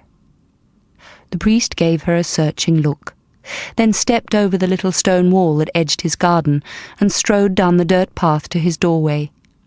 Bending his head under the low lintel, he disappeared into the dimness inside. Marnie put her basket on the grass beside the wall and removed her hood, using the wide ties to wipe the sweat from her forehead and neck. It was cool in the shade, and quiet after the noise of the market. She could not see the stalls from here, and was blessedly free from prying eyes. Beyond the priest's house stood the little stone church. Square and plain, it was saved from austerity by a quaint timbered porch with rustic hand-hewn rafters and tiny leaded windows. A low gate closed it off from the graveyard, where tombstones and carved crosses leaned crookedly in the long grass, shaded by the only trees in the village. Some of the graves were very old, their stone pitted by the salt sea air and stained with moss. To her surprise, she noticed the mad youth lying on the grass among them, his arm across his face. He seemed to be sleeping. The priest came out again, 2 cups of cider in his hands, and he gave one to her. "Did you find all you wanted at the market?" he asked, sitting on the low wall. "Almost," she replied, thinking how like her father he was, in his gentle manner and easy way of talking. Short and solidly built, he was more muscular than stout, though he looked as if he enjoyed his food and good wine occasionally. He was 40 summers old, yet appeared younger. His hair was rich reddish-brown, receding from his temples and peppered with grey above his ears. He was clean-shaven, with an honest, candid face, and his lively eyes were vivid blue. "What couldn't you find?" he asked. "Maybe I can get it for you." Nothing important, thank you, Father." "Are you sure?" "Yes, it was just a ribbon." "The gypsies always have those." "It's no matter." For a while the priest regarded her, his gaze wise and compassionate, and she had the uncanny feeling that her soul was being read. Blushing, she bent her head and sipped the cider. "They're a strange lot, the people here," the priest remarked presently.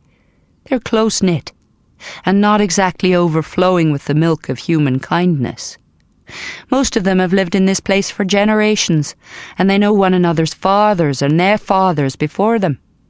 They feel threatened by newcomers, especially people they know nothing about.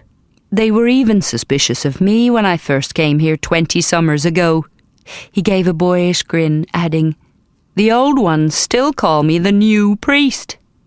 Marnie smiled at him over her cup. "They'll get used to you," he went on, "but it may take them a while." "How long a while?" she asked, finishing her drink.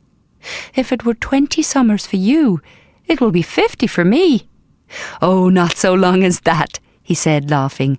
45 at most." Marnie laughed too then, and gave him back the cup. "Thank you, Father. I was needing that." "How's your husband?" "He's well. He's mending the thatch." Watching her, the priest noticed how the laughter died in her eyes, and something like despair came over her. "How long have you been married, child?" he asked. 2 days, she replied. For a while silence hung heavy in the sunlit garden. Then the priest said very gently, "All great changes in our lives are hard to abide. Sometimes at first they seem almost unbearable, overwhelming, and we think we shall never find contentment in them.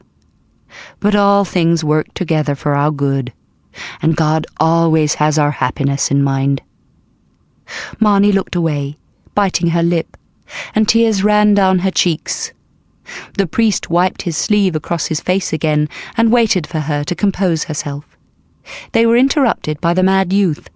He came from the graveyard, leaping over the far wall into the garden, not noticing that he crushed young cabbages. Seeing his work ruined, the priest jumped up and waved his arms at him. "Mind your feet, Raver!" he shouted, pointing at the little plants. Startled, the youth looked down, noticed the trampled plants, and trod more carefully. He stepped over the wall and touched Marnie's arm, making strange noises in his throat. Suddenly he crouched down, forming a beak in front of his face with his hands, then flapping his elbows like wings, bobbing his head up and down and wagging his backside. It was a fair imitation of a chicken laying an egg, and Marnie giggled through her sobs, wiping her eyes with her hands. The priest chuckled too, and said, "I know who she is, Raver, and she says she got the eggs. You did well, and I'm pleased." "Is that your name?" Marnie asked the youth. "Raver." "He doesn't talk," said the priest. "He just makes sounds, and sometimes if he's angry or upset, he raves. That's why they call him Raver." "Where does he live?" "Nowhere and everywhere. He's an outcast, survives as best he can. He has no home, no family. As a baby was left on the doorstep of one of the houses, brought here, no doubt, by some poor mother from another village, unwed and unable to look after him. One of the women took him in, but couldn't keep him long. He was devilish wicked when he was little. Still is sometimes, and impossible to live with. Without warning, a kind of rage gets into him, and he goes like a wild beast. Pray you never see it, for it's a fearful thing. Mostly he's passable, though he hasn't got a mind such as you and I have." "Who looks after him now?" she asked. "I do my best to show him charity. I feed him when he's around, and try to encourage the villagers to do the same, but they'd sooner whip him, though they don't dare if I'm about. That's why he's always out in the fields, away from people." "Does he really have devils, Father?" "It seems that way when he's gripped in his madness. Other times, I think it's the Spirit of Christ himself shines out of him." "Where does he sleep?" "I don't know. The village folk say he sleeps in a tomb. I've tried to get him to stay in my house, but he won't. He's wild, unknowing, like an animal." Heedless of the discussion, the youth picked up the cups from the place on the wall where the priest had placed them. Throwing back his head, he tipped the last drops of cider into his open mouth.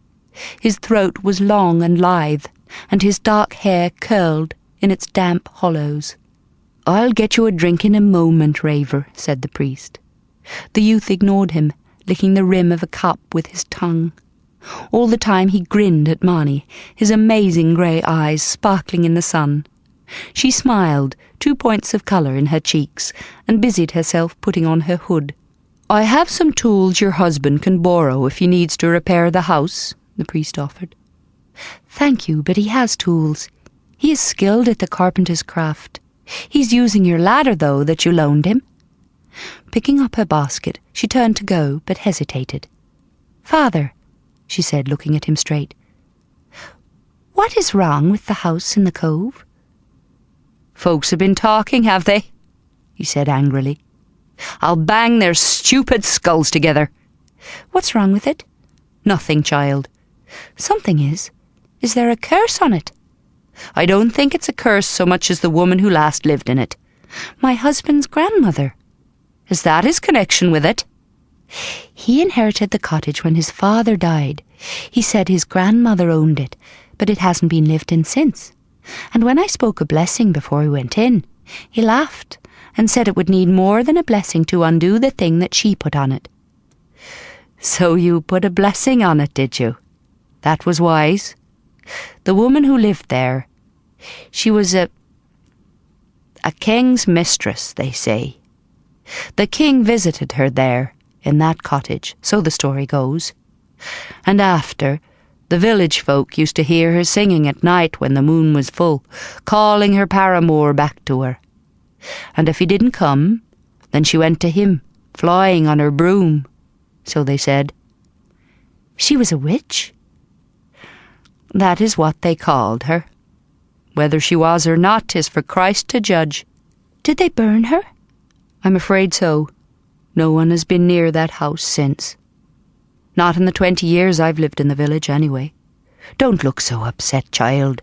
I'm sure since you put a blessing on it, it's fine. There's a power for good and a power for evil, and I know the good is greater." "Are you sure, Father?" "I've staked my life on it. Now go home to your husband and don't think on it any more. By the way, what is your husband's name? I asked him yesterday as he was going, but missed it when he called it out." For a moment she hesitated. "Isaac, Father. Isaac Isherwood." "And yours?" "Marnie." "I'm Father Brannan." "Goodbye, Father Brannan." "God go with you, Marnie." She went on down the dusty track beside the church, turning around once. Father Brannan was bent over with his hoe again, and Raver had vanished. Beyond them, people swarmed about the market stalls, and the gypsies were dancing while a man played a fiddle. The sea wind carried the music to her, and Marnie stepped in time to it across the sunny grass, her basket swinging in her hand. It was half an hour's walk back to the cottage in the cove, and Marnie enjoyed it. The day was shining, and tiny insects rose glittering out of the grasses as she walked by. As she reached the top of the hill, she saw the cove, curving in blue as cornflowers under the sun. Her cottage was milk white in the shadows under the trees, and its strip of new thatch was golden beside the old roof's darker grey. It was not yet finished. She could not see Isaac, and thought he must be inside getting a drink, since the day was hot. Another ale, no doubt. But her footsteps dragged as she neared the house, and a kind of dread fell over her. It was quiet, too quiet. The door was half closed, the cottage dim inside. As she approached, she called out, "Sir? Isaac? Is all well?" There was no reply. She pushed open the door. Creaking, it swung back against the wall, making such a crash against the stones that she jumped and cried out. She cautiously went in, and saw Isaac, lying on his back on the thatch-strewn floor, his head against the hearth, his eyes open and staring, and the stones beneath him running black with blood. High above him, a broken rafter slanted downward, sharp and jagged from the roof. Marnie dropped her basket and sank to her knees beside him. "Isaac," she whispered. A blowfly walked across his pallid lips, and she reached out to brush it away. His lips were stiff, yellow as wax, and cold. No breath came from them, and his eyes were dull and blind, with a strange pale blueness overlying the black. Getting up, she backed slowly away, then staggered outside and vomited into the grass. Then, sobbing and screaming, she ran back to the village. Chapter 7. Father Brannan was saying his noon prayers in the church when he heard the crying outside. It was so wild, so desperate, he thought at first it was Raver having one of his attacks. Then he clearly heard his own name and got up. Before he was halfway down the nave, the door burst open from the little porch, and Marnie came in. Rushing up to him, she threw herself on the floor at his feet. She tried to speak, but her words were jumbled, incoherent, half lost in sobs and screams. Kneeling beside her, Father Brannan took her by the shoulders. She was panting, her body hot from running. "Listen to me, child," he said firmly, shaking her a little. "Marnie, you're safe now. Nothing's going to hurt you. Stop crying. Take deep breaths. That's right. Just get yourself calm, and then you can talk." For a while she sat regaining her breath, her eyes desperate and fixed at the front of the church, at the plain stone altar with its simple cross. "Oh, Father, he's dead, and it's my fault." There was a scuffle in the doorway behind them, and the priest looked around. 3 old women stood in the church porch, peering through the open door, their faces avid and curious and wide-eyed with shock. Father Brannan got up and stormed down the stone floor towards them. "Get out!" he shouted, waving his arms. "This is a house of prayer, not a puppet show. You'll not stand there gawking. Out! Out!" They fled, and he shut the heavy wooden door, bolted it, and went back to the young woman. She was kneeling in front of the altar, crying, her hands over her face. Father Brannan knelt beside her, fingering the wooden cross that hung from his rope belt. "Tell me what happened, child," he said. "Slowly, one thing at a time, in the order that it all happened." "I got home after seeing you, and he was dead. He'd fallen from the roof. There was thatch all over the place, where he had tried to stop himself, and a broken rafter above. His head had struck the hearth, and there was blood running from his skull all over the stones." "Are you sure he was dead, Marnie?" "Yes, his eyes. They were blind, and there was no breath. It's my fault, Father, it's my fault." "But you found him in that state. He was already like it when you arrived." "Yes." "Then how can it be your fault? It happened while you were away." "But it is my fault. This morning I prayed. Oh, Father, I can't bring myself to say it." "I think you'd better, child. There's nothing you can say that will scandalize me. I've heard more sins confess than you've had suet puddings." "I prayed that something would happen to make him stop wanting me. I couldn't stand it, Father. I like him well enough, but not in bed. But I didn't mean for him to die. I wanted to be turned ugly, or to be struck down with the plague. I thought that would let me out of it. I didn't mean for God to kill him. I didn't mean for that, Father." She started to sob again, and the priest sighed heavily and took her hand, smoothing it between his own to calm her. "Oh, child," he said, "God didn't kill him. Neither did you. He was killed because he fell. There's no blame to be laid anywhere, most surely none on you." "I'm forgiven, then?" "There's nothing to forgive, Marnie. If anyone needs forgiving, it's the man. And now he needs to be attended to. He must be buried." They got to their feet, and Marnie dried her face on her apron. For a while she stood looking up at the stained window above. Coloured light poured in, softening the stone of the altar below and giving it an aura of holiness. On the wall behind the altar and all around the church were paintings of scenes from the scriptures. They were the Bible of the villagers, who had no books and could not read. Overhead arched the beautiful timber rafters of the roof, dark with age. There were no chairs in the church. The congregation stood for services, and the stone floor was worn smooth, shining from the feet of all those who, for centuries, had stood in this place and worshipped. It seemed that their prayers, their adoration remained.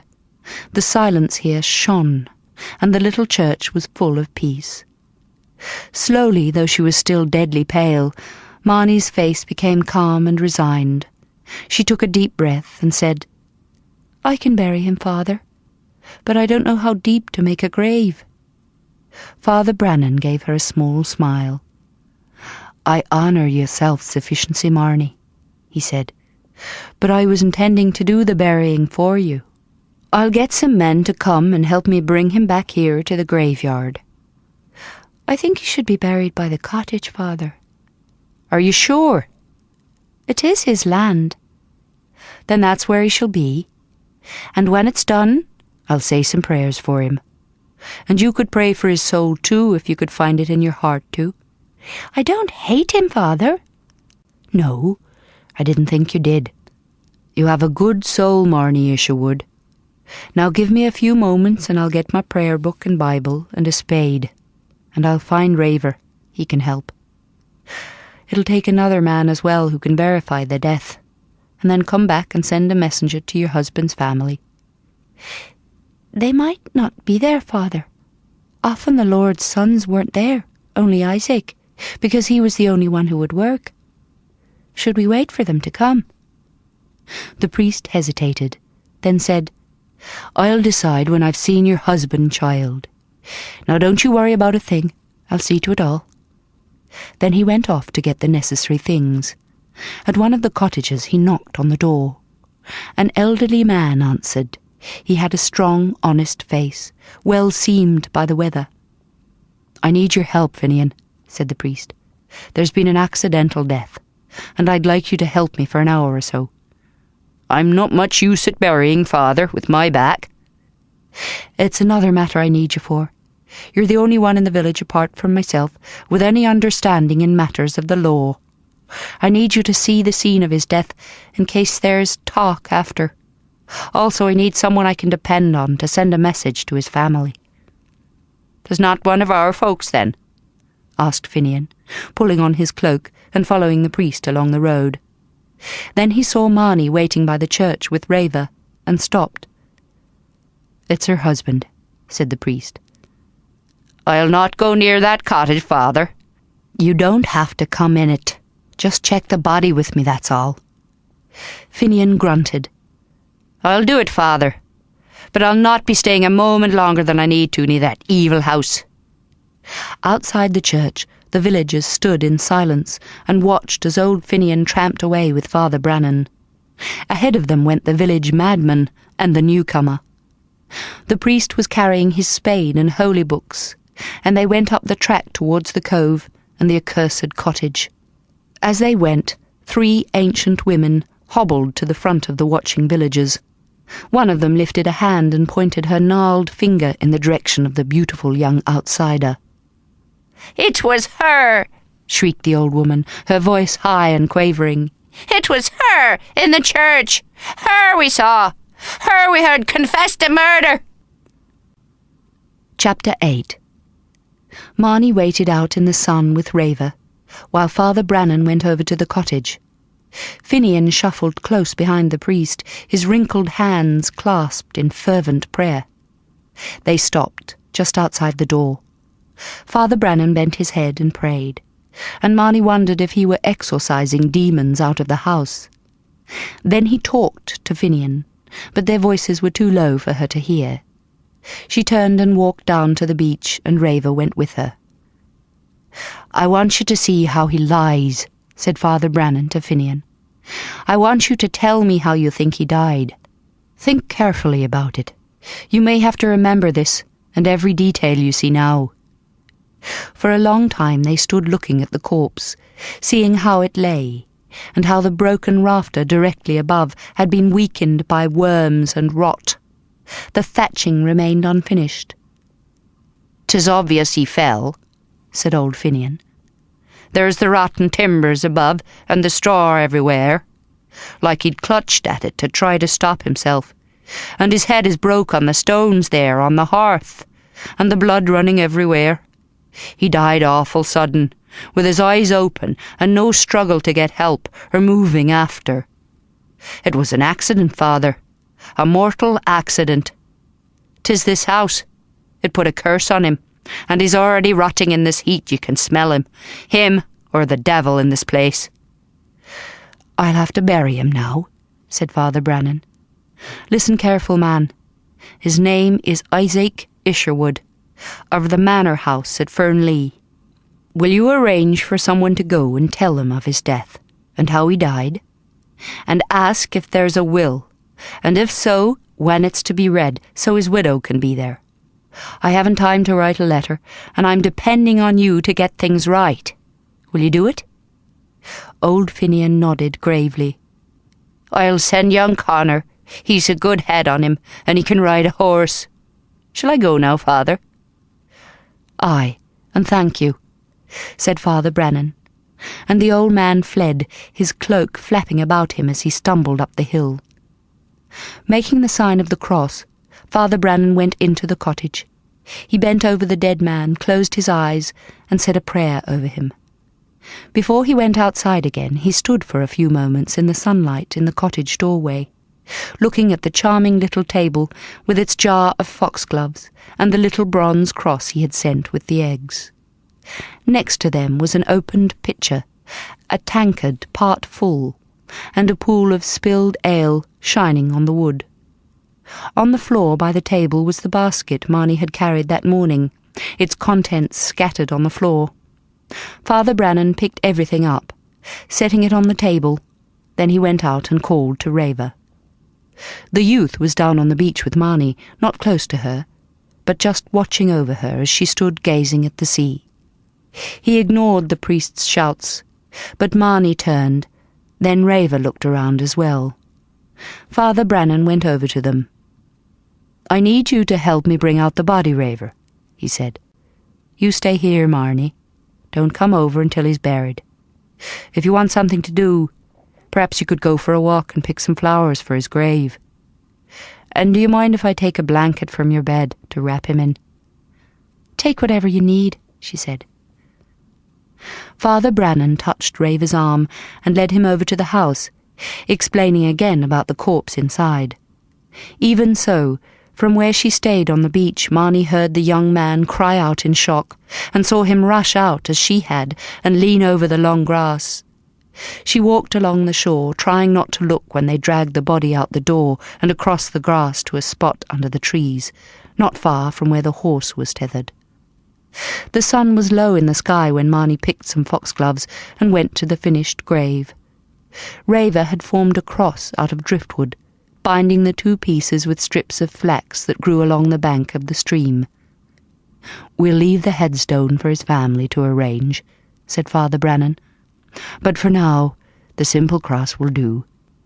Marnie placed the flowers at the foot of the cross and stood back with Raver while Father Brannan opened his prayer book.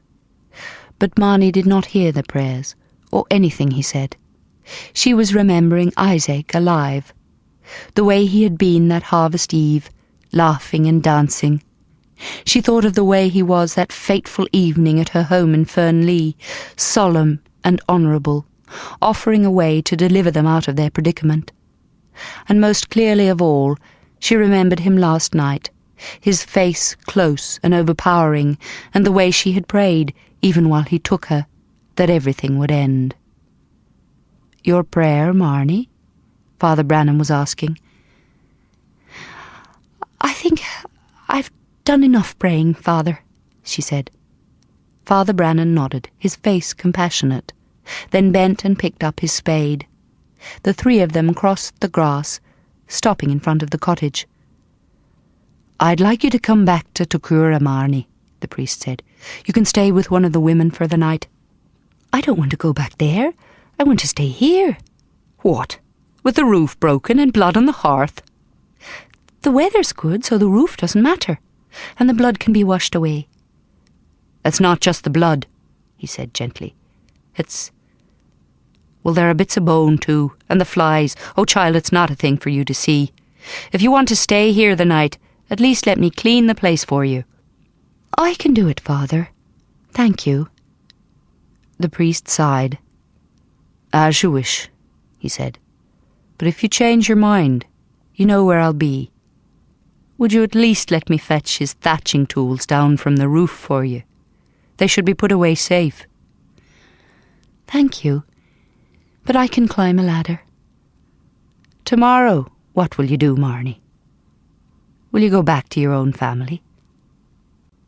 No. She offered no more than that, and the priest did not ask. For a while they stood looking at the sky, ablaze with the setting sun. The light was intense, almost unearthly, covering the land with a fiery glow, and the cottage with gold. "Father," Marnie said, "who owns this house now?" "If there's no will, and yours was a lawful marriage," he replied, "it is yours." "No one will argue that? Not his brothers?" "Why should they? The Isherwoods are a wealthy family. Why should they want a broken little cottage in the cove by Tokura?" "He told me something, Father. He said this little cottage was worth more than all his father's lands put together. Do you think he lied?" "I don't think he was the kind of man to lie. Perhaps he placed a high value on solitude. Sometimes, if one's life is unruly or excessive, peace is worth more than riches." "I don't think it was the solitude, Father. He said we wouldn't stay here for long. Are you sure this house is lawfully mine?" "I'm certain, unless there is a will stating otherwise. I've been judging disputes in these parts for many a year. I know the laws. If his family wants the house, they'll have to buy it from you, or at least you'll have to agree to their taking it." "Then if you say this house is mine, I shall keep it and live here. I've worked on the land, I know how to live." "If you really want to stay in Tokura, there's a better cottage than this in the village. It's been empty for a year or so, since Widow Orley died. I wanted Raver to live in it, but he wouldn't. He doesn't like being in the village. It's a nice cottage, old Orley's. It has 2 rooms, and a good strong roof, and a stone floor. I'm sure for a small rent you could have it." "Thank you, but I want this place." "I see there's to be no changing your mind. But if you stay, you'll need help to repair the house.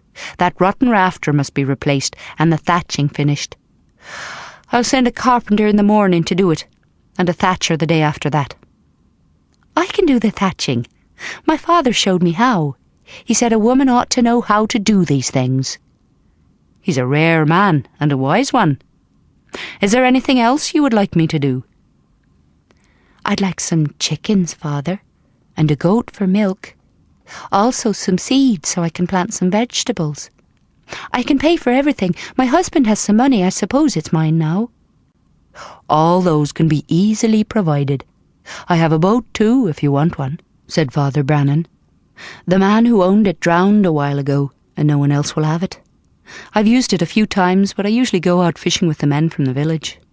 It's a small craft, but strong, and has good oars. You can use it to go fishing in your little cove here. Then you'll be well supplied with meat." "Thank you, Father, but I've never been in a boat, and I'd be scared of going on the sea and falling off the edge." The priest scratched his cheek, trying to hide a smile, his blue eyes twinkling. "Well then, you'll have to take Raver with you," he said. "He's cunning on the oars, and tolerably clever at catching fish, aren't you, lad?" But Raver was staring at the burning skies, lost again in his own world. "Is that how he lives?" asked Marnie. "By catching fish?" "To be honest, I'm not sure how he lives," replied Father Brannan. "About every 3rd day he comes to my door, and I feed him. But for the rest of the time—" He looked up at the sky, and the dark birds wheeling in the light. "Do you know the scripture, child, that says how the ravens in the fields neither sow nor reap, but the good Lord feeds them? Well, I think he looks after Raver too." "Then his name ought not to be Raver," said Marnie, "but Raven, Raven of the fields." Astonished, the priest stared at her. Then slowly he smiled. "So it should," he said. "That's his name then," said Marnie. "Do you like it, Raven? Your new name?" Raven was still looking up, his lucid eyes reflecting the brilliance in the sky. He was rapt, overwhelmed, as if the beauty in the heavens rang with a music only he could hear. While Marnie and Father Brannan watched, the mad youth lifted his arms to the skies and spun slowly in graceful circles, his head thrown back, his eyes closed, his movements natural and unself-conscious. It was like an ancient rite, a dance of innocence and worship and ecstasy. "I wish I could love the skies like that," said Marnie. "Is it the way God wants us to, do you think, Father?" Father Brennan chuckled. "There are some would say the devil prompted him," he said. "It could be looked upon as pagan worship of the sun, though, like you, I tend to think it is his own way of singing psalms. But it's time I got going, to make sure young Connor got away all right to the Isherwood estate with the news of Isaac. I'll come in the morning and see how you are." "Thank you, Father. You've been very kind. I pray that God will bless you well for it, you and Raven." "We're already blessed, Marnie. God be with you." "And with you, Father. Goodbye, Raven." Raven ignored her, still lost in his dance, until the priest touched his arm and gave him the prayer book and Bible to carry. They began walking together up the hill. On the crest, they turned and looked back at the young woman. She was facing the cottage, her back straight and determined, her hands clasped as if she prayed. "We'll have to watch over her, Raven," murmured Father Brannan. "She's got a difficult road ahead of her." Raven made meaningless noises, and the priest put his arm about the young man's shoulder. "Your roads are alike, yours and Marnie's. They're both solitary, different. I fear for her, Raven. You and her both." Raven grinned, and they walked on. Halfway back to the village, Raven ran off, not towards Tokura, but in the opposite direction. He still had the priest's books under his arm, and Father Brannan roared at him to bring them back. Raven ignored him. The priest muttered an unpriestly word and walked on, his spade over a broad shoulder. Shortly afterwards he looked back and saw Raven on the rim of the hill overlooking the cove, his figure black against the twilight sky. Father Brannan sighed, threw down his spade, and began to run back to the cove. Suddenly he stopped. "Oh, Lord," he said aloud, panting heavily. "I can't be watching him every hour. Keep him safe from the madness. Keep them both safe, and don't let him lose my scriptures and my prayer book, else you and I shall have some difficulty communicating." He made the sign of the cross in the sky over the place where Marnie's cottage was, and plodded homeward. Chapter 9. The fire crackled and spat in the fireplace, and its glow danced across the smooth stones set in the dirt floor, and shone in the eyes of the young woman lying awake. Never before had Marnie slept in a house alone, never alone in a bed. When she was small there had been at least one little sister, fidgeting and scratching beside her, and in the past 2 years she had shared a bed with Sheila, 14 years old, the sister next in age to herself. Sometimes she and Sheila had whispered all night, exchanging daydreams about the kind of men they'd like to wed, and what marriage would be like. So innocent, those fantasies, so far from the reality of her nights with Isaac. Marnie shook her head, trying to banish the memory, the feel and smell of him. Even now his presence seemed to fill the bed and the tiny house. She dared not sleep, though she had done all she could do to ward off spirit powers. There was a bowl of cooked potatoes outside the door for his ghost to eat, should it come walking. There was milk on her hearth for fairy folk, and salt on her threshold and window-sills to keep out evil. But still she was not safe. Weird shapes wavered in the shadows on the firelit walls, and the wind moaned in through the roof and under the door, blowing like a cold breath across her face. Fragments of straw floated down from the rustling thatch, and she was afraid he was still up there, watching, waiting.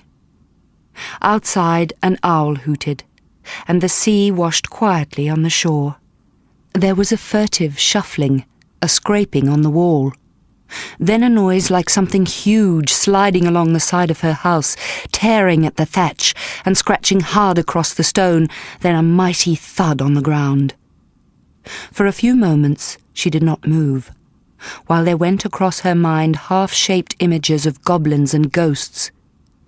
Slowly she got out of bed, padded across the room, and picked up a piece of firewood. Outside the noises continued, much quieter.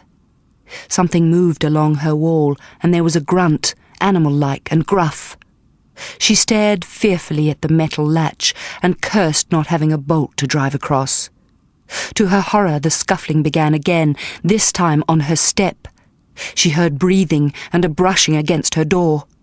In utter silence, her heart thudding, she crept over to one of the tiny windows and leaned out. Raven was there, hunched up on the step as though to go to sleep, his arms across his chest for warmth. Lying on the grass beyond him, where it had fallen, was the priest's ladder.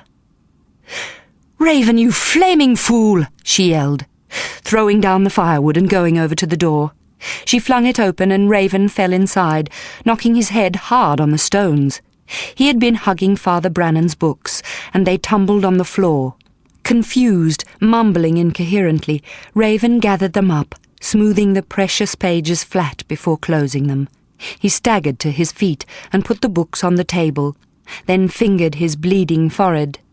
His expression was one of bewilderment and hurt. "Fool!" Marnie cried again, slamming the door shut behind him. "I thought you were the devil himself out there." He stared at her, blood trickling down his brow, his eyes like two pale pools in the moonlight. His mouth moved as if he were trying to speak. He pointed to the door, to the level of the step, and shut his eyes tight. "You're trying to sleep there, is that what you're saying?" she asked more calmly. "I'm sorry, Raven. I was so afraid. Here, sit down, and I'll get a cloth and mend your stupid head." He remained standing, and she pulled out a chair for him. "Go on," she said more softly, smiling, because he looked so apprehensive. "I'll not bite. Sit down." Then she went over to the chest containing her clothes, and tore 2 pieces of cloth from the ruined shift. Wetting the smaller cloth, she wiped Raven's forehead for him, tilting his face gently towards the fire with her hand and inspecting the cut. It was not deep, and she pressed the cloth against it, staunching the blood. She noticed that his skin was flawless, lightly tanned already from the early summer sun. Tiny lines of tension were about his mouth, and his cheeks were hollow and shadowed. His black eyebrows were straight, his eyes translucent and beautiful. A light beard shadowed his jaw, and his chin was well-shaped. He was all well-shaped, she thought, his body lean and hard from living in the fields. There was something ageless and unworldly about Raven, something akin to innocence. It was as if he were empty, pure, unspoiled by the world's guile and complexity, and she could not fear him, in spite of all she had heard. "What do you eat when you're in the fields, Raven?" she asked. He did not reply, and she wiped the cut that still bled on his forehead and began winding the longer strip about his head, tying it firmly in a knot behind his smooth black curls. With eyes closed, he sat very still, his lips slightly parted and curved, as if he were pleasantly surprised. She realized he was probably rarely touched, except in anger. "You mustn't creep up on people's houses, Raven," she said. "No wonder they think you're evil. You frighten them." He remained perfectly still, except that his eyes opened a slit, and he looked at her from under the dark lashed lids. His skin was clean, and she could smell lavender soap on him, though he still wore the ragged clothes stained from the whipping. "Did Father Brannan make you have a wash after the grave digging?" she asked. He moved his mouth, straining the muscles of his throat, making awful noises. He seemed so solemn, so earnest, that Marnie turned away, unable to bear the look in his eyes. They were the eyes of a caged animal, full of intelligence and pleading and pain. It was the same look her father had since his affliction. "Would you like a bowl of soup, Raven?" she asked, going to the fire and stirring the half-full cauldron that hung on the bar above it. "There's some bread, too, that I bought today." Raven gave no answer, and she noticed that he was staring at the box of tools by the bed, his expression intense and concentrated. "Would you like some fish soup?" she asked again. He did not react, and she realized he had fled to his other world, the strange world of madness and unknowing. How quickly he moved between this place and that. Unnerved, she took a bowl from the alcove by the chimney stones and filled it with soup. She glanced back at Raven. He was standing by the door as if about to go. "Don't you want to eat?" she asked. He smiled and made incoherent noises, back in her world again. She held out the bowl towards him. "Sit and eat this," she said. "But be very careful, it's hot." Quickly he crossed the bit of floor between them, took the bowl and drank. It burned his mouth, and he cried out and dropped the bowl on the floor. Without a word, Marnie gave him some cold water in a cup to ease his pain. He looked at her with hurt in his eyes, and she had the feeling that he blamed her for his burned mouth, though she had warned him. Marnie cleaned up the mess, replaced the cracked bowl with a new one, and filled it with more soup. She pointed to the bread wrapped in a cloth on the table.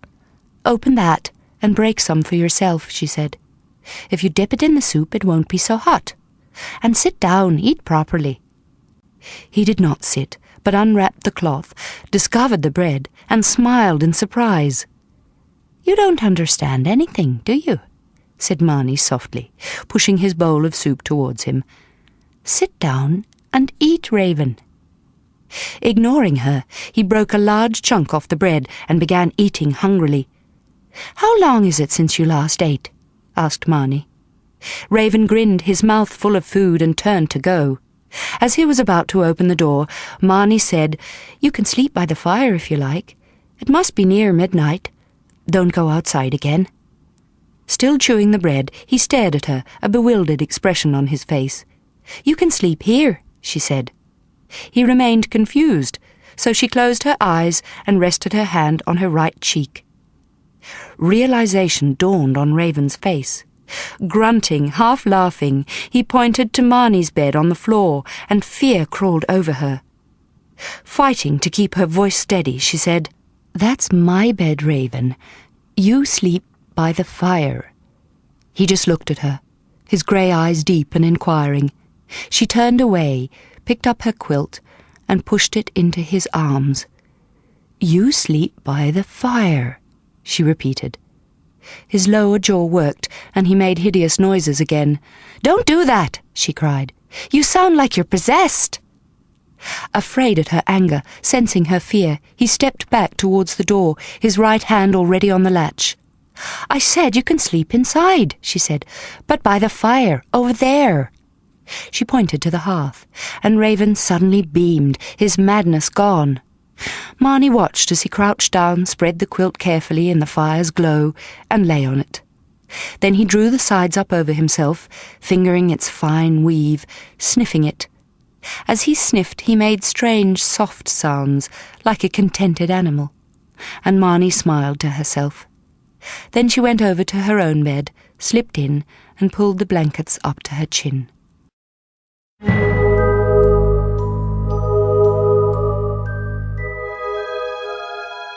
This is the end of CD 2.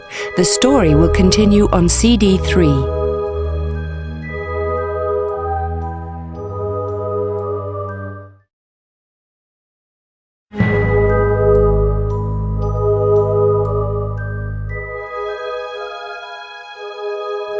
CD 3.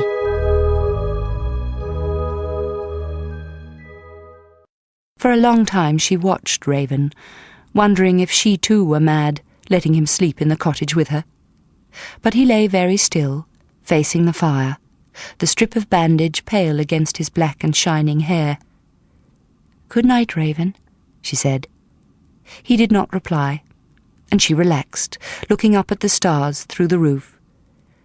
"Gentle Jesus, thank you that I'm not alone this night," she whispered. "Bless Father Brannan for helping me today.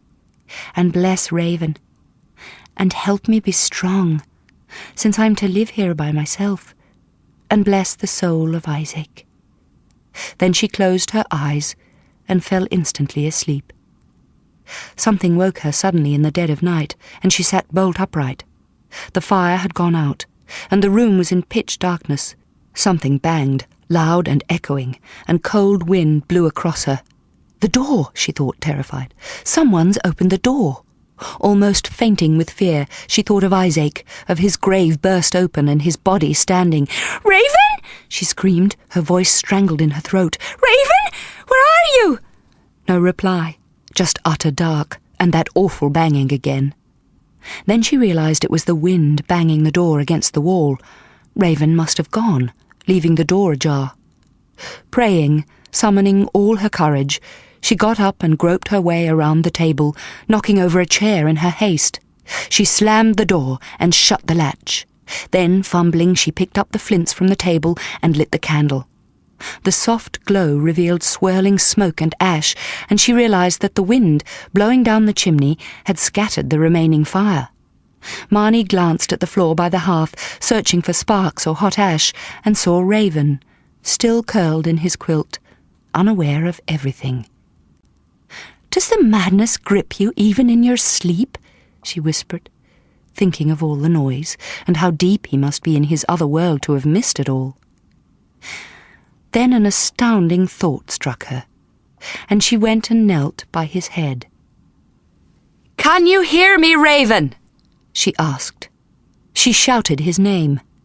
No response. He snored very softly, the bandage glowing white above his dark brow. A smudge of scarlet stained the white where the cut still bled. Marnie got up and stepped over him. Fumbling in the dark, she felt along the cold hearthstones until her hand touched the long handle of the frying pan. Lifting it, aiming carefully, she swung the pan hard against the iron cauldron hanging in the fireplace. The clang resounded around the cottage, reverberating in the stone walls like the boom of a great church bell. Marnie's hands stung from the impact. Her whole body felt jangled and jarred, and the explosion of sound hummed long in the air. But the youth at her feet remained oblivious, as if in all the world there were only his own unutterable dreams, and absolute and unbreakable silence. Marnie put the frying pan back on the hearth, then sat at the table. She did not notice the coldness in those grey pre-dawn hours. She did not notice when the candle hissed and went out, or when the sun sneaked over the wide stone sills of the tiny windows. She sat motionless, just looking at Raven and thinking. Chapter 10. Father Brannan strode down the hill to the lone cottage in the cove and banged on the door. "Marnie, are you there?" he shouted. "Aye, Father," she said, opening the door. "Come in." He did, sweeping in with a gust of wind and a burst of fresh salt air. "We've slipped back to winter," he remarked, making the sign of the cross, then striding over to the hearth and warming his hands near the fire. A rush of wind down the chimney covered him with smoke, and he bent over, coughing and spluttering. Marnie gave him a cup of water and pulled a chair over to him. "I've brought news," he said, when most of the smoke had whirled upwards through the broken roof, and he got his breath. "I'll give you the good news first. There was no will that Isaac Isherwood wrote, so his house and all his belongings are yours. And the bad news? His family has been told of his death, but they weren't wanting to come here, and they didn't offer you any support. I'm sorry. And I've got other news too that's bad." "I found out something about Raven," Marnie said, sitting opposite him on the little stool her father had made her. She was tense, elated. "He doesn't have devils at all." "Of course he does, child. At least sometimes he does." Suddenly his eyes narrowed, and he searched her face. "He's been here this morning?" "He came last night. He had your books with him." She pointed to the 2 books on the table. "I found out what's wrong with him, Father." The priest looked shocked. "He came last night, and you let him in?"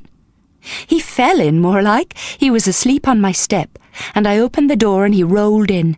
He banged his head on the floor stones. I bandaged it for him. And sent him on his way, I hope. She reddened and said defensively, Where to? To sleep in the fields where everybody else sends him? He slept by the fire, and left this morning as soon as he woke. He didn't even stop for a bite to eat. The priest bent his head, rubbing his fingers across his brow. I don't know that it was wise, Marnie, to have him in your house, he said. I think it was very wise. I've found out what's wrong with him, Father. He doesn't hear. That's for sure. Lost in his own world half the time, and tormented by devils the other half. Sometimes he's so far gone with them, he doesn't even recognise his own name. Of course he can't recognise his name, she said, leaning forward. He's never heard it. He can't hear anything, Father. It's got nothing to do with devils. He can't hear. You don't understand, Marnie. You haven't seen him wild, raving. You've only seen him in his better times, when the madness isn't on him. Maybe it isn't devils, but it's something awful powerful that grips him. I know, I've seen it enough times, right from when he was a child. He's not always mad, but when he is, it's something terrible to see. You don't know him. He's dangerous, freakish. There's no accounting for his ways. One moment he's almost like us, the next, gone. Possessed by madness, his soul flown somewhere too terrible to think about. But I'm not here to discuss Raven. I've come to tell you that I've asked at the village for people to help with the rafter and the thatch. I'm sorry, lass. No one will come. And I'm afraid it's not only the cottage that puts them off. There's something else too that's worrying them. I can do the thatch, Father. Haven't you ever noticed the times he ignores you, when he's unmindful and distant, are the times he's not looking at you? He doesn't know you're trying to say things to him. That's why he's in his own world. He's not dragged there by devils or gone mad for a few moments. He just can't hear. That's why he ignores you.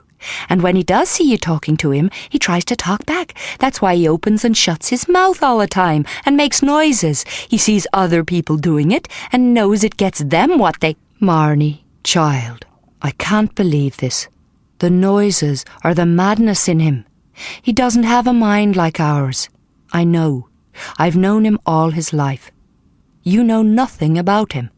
You've barely met him. Maybe that's why I've noticed. I've seen him afresh. I've not been swayed by other people's notions about him. He's not mad, Father. He can't hear, that's all. He has a mind like yours and mine. God forbid. You don't know what you say. Now stop this folly, and tell me what you have to put over the roof until we can mend it properly. The clouds are building up in the west, and it'll be raining soon. Marnie's mouth folded in a hard line, and she sat looking into the fire. I'll prove it to you, she said. I'm going to find a way to talk with him. The priest shook his head, half amused, half despairing. And just how are you going to manage that? Is it a miracle you'll be doing? I don't know, not exactly how I'll do it. But he's never had a chance to learn, Father. Not like ordinary people learn, as little children hearing words and then repeating them. There has to be another way. Maybe showing him with gestures. I used to play a game with my little brothers and sisters to keep them quiet when my father was very ill. In the game, we weren't allowed to speak, and the first person to forget that and to make a sound had to hold a sage leaf between their teeth to keep them quiet.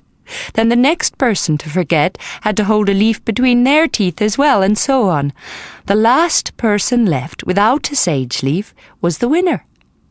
They always got a little cake or something special for remembering so well to keep silent. Sometimes the game lasted for hours. We learned to tell a lot without actually talking. Maybe that's the way it has to be with Raven. Showing, not telling. Father Brannan bent his head in his hands and was silent for so long that Marnie thought he must be praying. At last he looked up, anguish in his soft blue eyes. Marnie, child, he said, I came here with sad news, and I'm a-fearing it's going to get worse. The people in Takura think Well, to put it bluntly, they think you caused your husband's death. 3 old women overheard what you said in the church about it being your fault your husband was dead. I got old Finian to tell them what he saw here, and that he was convinced your husband's death was an accident. That's why I brought Finian with us, so there'd be a witness apart from ourselves. But the village folk, well, they don't let go an idea easily once it's rattled around a few times in their skulls. I managed to make them see it wasn't murder, but now they think you put a spell on Isaac, and by that caused his death. Then they're stupid, aren't they? Aye, but they are your neighbours. I don't need them. I was thinking that you did, if only to help you fix your house. But seeing as they won't, I will. I'll mend the rafter for you when I can, and help you with the thatching. But you will make life hellish difficult for yourself if you befriend the mad boy. It will only make folks even more suspicious of you. I don't care what people think. It's like my own world here. I like this place, Father. It's mine. No one can take it away from me or force me to leave it. And if I choose to share what little I have with someone who has nothing, then you ought to bless me for it, not curse me. I'm not cursing you for it, Marnie. I'm just saying life will be difficult. It was never anything else, Father. He sighed and wiped his hands over his face, as if brushing away thoughts that troubled him. Then I can only pray for you, he said, and ask you to remember that even our blessed Lord would not invite a madman into his home without first casting out his devils and making him safe. I didn't think our Lord had a home, Father, she said. I remember the priest at Fernley telling us that Scripture says the foxes had holes and the birds had nests, but Jesus had nowhere to lay his head. I've always remembered it and felt sorry for him. Father Brannan looked surprised. Then he grinned. I'll remember not to discuss holy matters with you, Marnie, in the future. Now, before you start on a sermon, will you fetch me something I can put over that hole in your roof? I have the cover from the wagon, will that do? I should think so. We'll use stones to weight it down, and it should stay well enough so long as the wind dies a bit. At least it will keep you dry if it rains. And when the weather's clear again, we'll do the thatching. Thank you, Father. You're very good to help, considering no one else will, and this house is bedevilled. Father Brannan's eyes twinkled, brighter than the summer sky. Oh, bedevilled, is it? He said. I thought it was just bedraggled, seeing as it hadn't had such a loving touch for a while. But you still make the sign of the cross when you come in. Just to be safe. I also do it when I enter the church, and when I go to bed at night, and when I eat my food. You think it's safe here, then? I wouldn't be here if I didn't. But you, Marnie, what do you think? You're the one that's living here. She gazed around the room, at the little table with its flowers and candlestick, the chests of clothes, Isaac's covered now with a shawl, and with some wildflowers on it, the tidy bed with its yellow quilt, bright even through the smoky atmosphere, the clay dishes and bowls in the alcoves beside the fireplace, with the little painted plate her mother had given her, and the tidy hearth with its cheerful fire and wood neatly stacked, and the gleaming pans hanging on the beam beside the chimney stones. She ignored the moss-stained walls and broken roof. I like it well enough, she replied. It will be better when it's whitewashed and mended. You're not afraid to be here alone? I was afraid last night, but then Raven came. Father Brannan chuckled, shaking his head. You were afraid until the madman came, and then you felt safe. Oh, you're a strange one to be sure, Widow Isherwood. Now make me a cup of peppermint tea, then I shall put that wagon cover on your roof, and go home, and then the weather may do what it likes. Chapter 11. As Marnie sat down to supper, there was a scuffle at her door. It crashed open, and Raven stood on the step, grinning, saturated by the heavy rain. He held up 2 fish.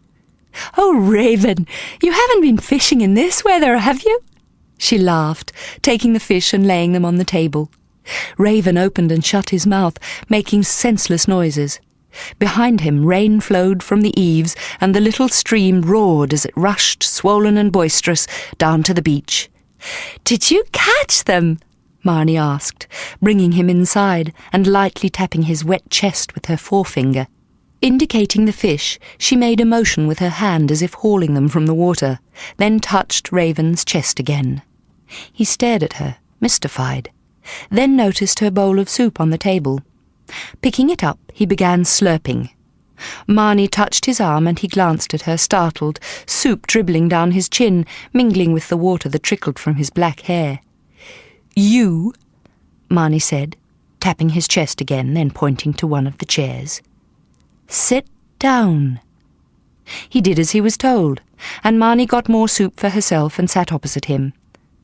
"Where did you get the fish?" she asked, touching the silvery scales, her expression questioning.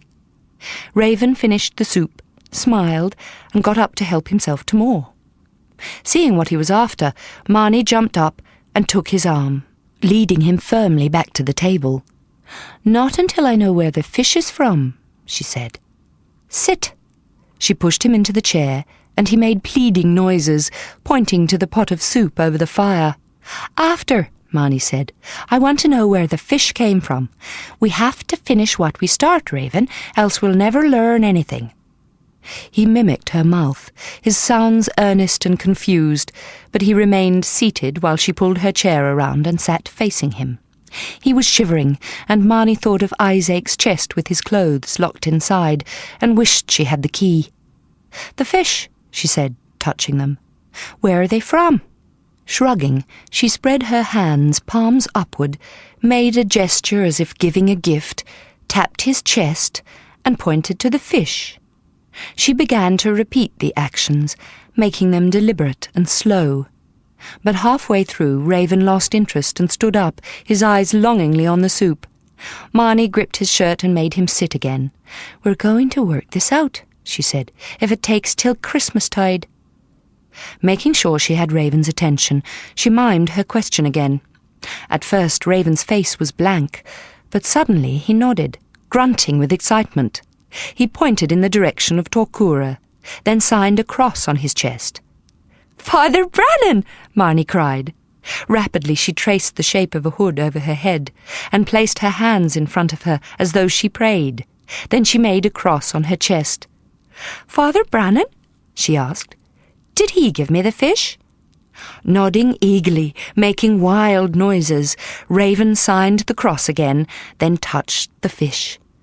"Thank you, Raven," Marnie smiled, picking up his bowl. "You can have some more soup now. Sit there by the fire so your clothes will dry." 3 bowls of soup later, Raven got up from the stool near the hearth, his clothes faintly steaming, and put the empty bowl on the table. Wiping his wrist across his chin, he began exploring the cottage. Marnie's belongings intrigued him, and he fingered the shawl she had put over Isaac's chest and touched the things in the alcoves and window ledges. Seeing an opportunity to invent names for everyday objects, Marnie followed. As he picked up a bowl, she touched his arm to get his attention, then cupped her hands together, as if holding grain. "Bowl," she said, then pointed to the pottery, and made the motion again with her hands. Raven's gaze went from the bowl to the unfamiliar sign she made. Suddenly he realized that her hands formed a hollow like a bowl. He put the vessel down and copied her gesture, his eyes on her face inquiringly. She smiled and nodded, and Raven smiled back and made the gesture again. Then he picked up a spoon. Thinking quickly, Marnie made a swift, natural motion as if lifting a spoonful of food to her mouth. Laughing quietly to himself, Raven imitated the move. He picked up a cup, and Marnie made a simple action as if drinking from one. Again he copied her.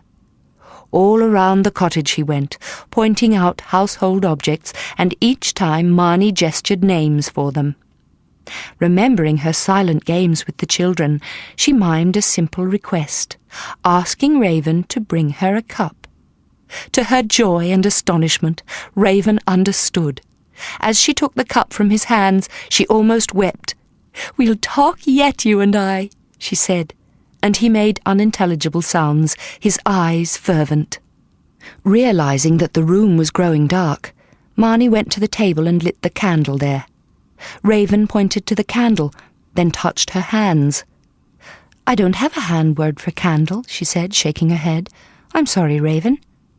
Perplexed, he banged the candlestick on the wood. Feeling confused herself, and wishing she had been better prepared, Marnie turned away and went to light another candle on the mantelpiece. Raven thumped the table with his fists, then jiggled the candlestick again, awful sounds gurgling from his throat. "I told you, I don't know any more hand words," Marnie said, facing him. "I'm sorry." He tried desperately to imitate her speech, almost choking with the effort. All the time he pointed to the candle, then to her hands, pleading for a defining sign, a meaning, a name. At last he was still, and Marnie gazed at him, helpless, while the chasm of silence stretched wider between them, isolating and profound.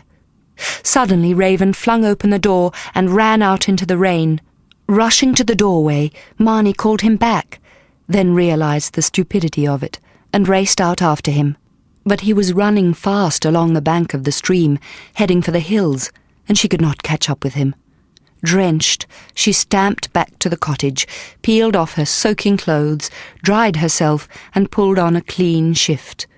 "Fool, fool, Marnie Isherwood," she said as she sat by the fire and rubbed furiously at her wet hair with a cloth.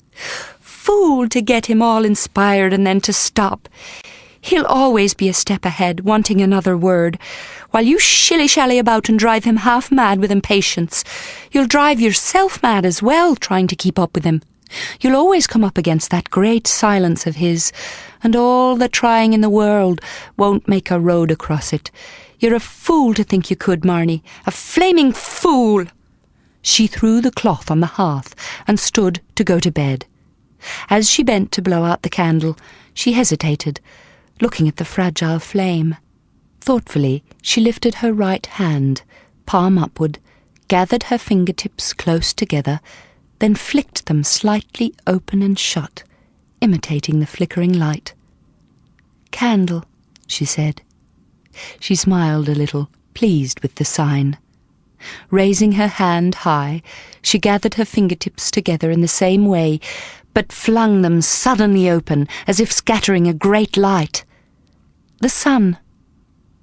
Hours later she was still there by her table, unmindful of the rain that drummed on the oiled covering over her roof, or the dawn wind that rustled through the cracks in her door and rattled the latch, unmindful of anything save the hand words she created, to cross a wilderness of quiet. The next morning the rain stopped briefly, though the skies remained heavy and grey. During the break in the weather, Marnie took her food bowls and pots down to the stream to wash. She was still there when Raven came back. He was wearing a clean, faded yellow shirt and patched leggings. Crouching by her on the bank, he made the hand word for bowl. "I cleaned these," she signed, using some of the words she had invented in the night. "You help." She gave him her pot to wash, showing him how to use sand to scour it. "Thank you," she said when they finished, and he helped her take the things back to the house again, watching as she put them away. When that was done, Marnie got the bucket of water from near the door and placed it on the table.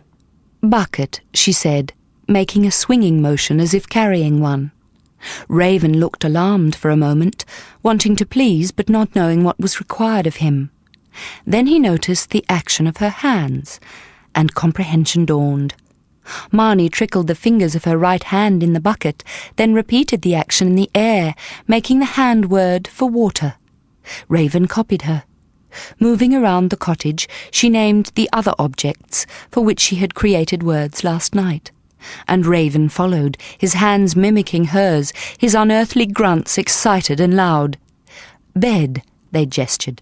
"Flowers, chest, clothes, chair, door, table, candle, knife, bread, fish, floor, stone, fire, firewood, pot, house, man, you, woman, me.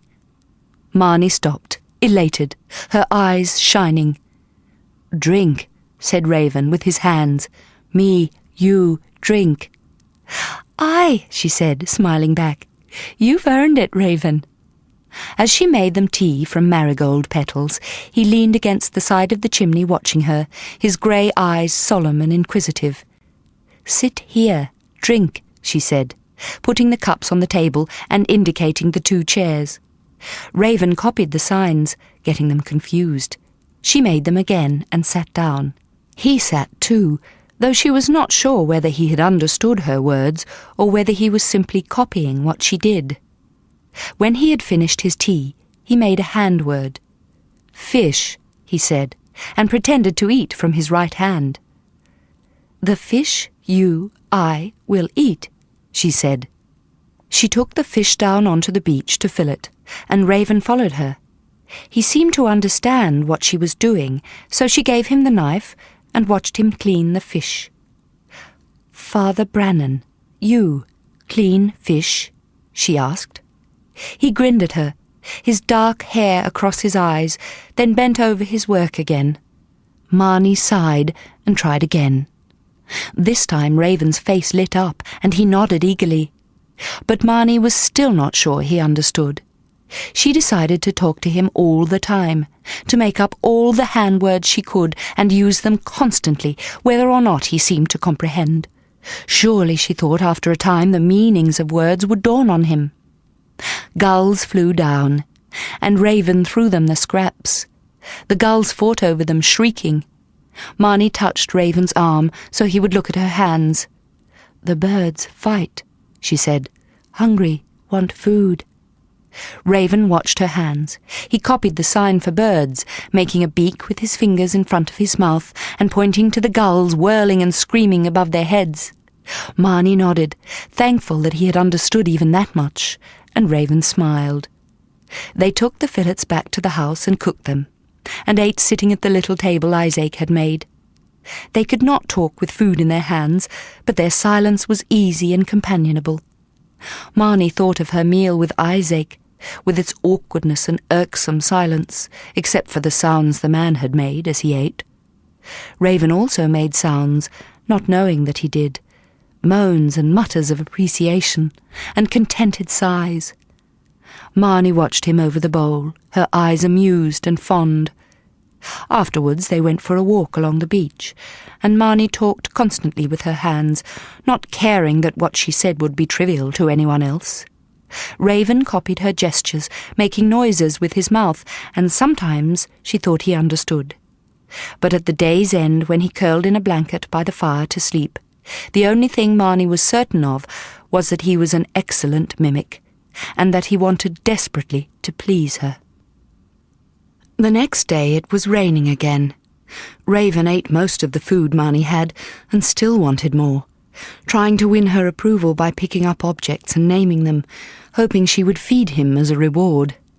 She struggled to explain. No food here, she said. Bread, gone. Eggs, gone. Fish, little here. Rain, go. Father Brannan will come here, mend house. I will tell him, give food. Food inside Father Brannan's house. Eggs, bread, onions, cabbage, chicken. Raven watched her closely, his hands repeating the signs. Marnie sighed. You don't understand a word I'm saying, do you? She said, without using her hands. I'm giving up, Raven. You watch and you mimic everything, but that's all. 'Tis all still a mystery to you, meaning nothing. Suddenly Raven opened the door and rushed out into the rain. She watched him running up the hill towards Torkura, his yellow shirt already plastered against him, his feet slithering on the wet grass, in his mad haste to do whatever crazy thing had got into his head. Closing the door, she leaned against it for a while, biting her lower lip, her blue eyes sorrowful. Slowly, as if she were intensely weary, she went over to the fire and made herself herb tea. She sat at her table to drink it, looking about the dim room and listening to the rain. Memories of home and family swept over her, and she covered her face with her hands and sobbed. In front of her the tea grew cold, and the room darkened as night fell and the fire died down. Suddenly there was a banging and scrabbling at her door. Before she could get to it, Raven burst in. He was beaming, exultant. In his hands was a bag, oiled against the rain.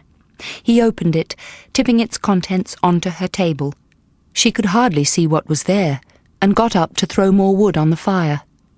In the increased light, she saw what he had brought.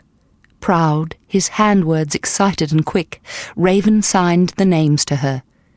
Eggs, he said, bread, onions, cabbage, chicken.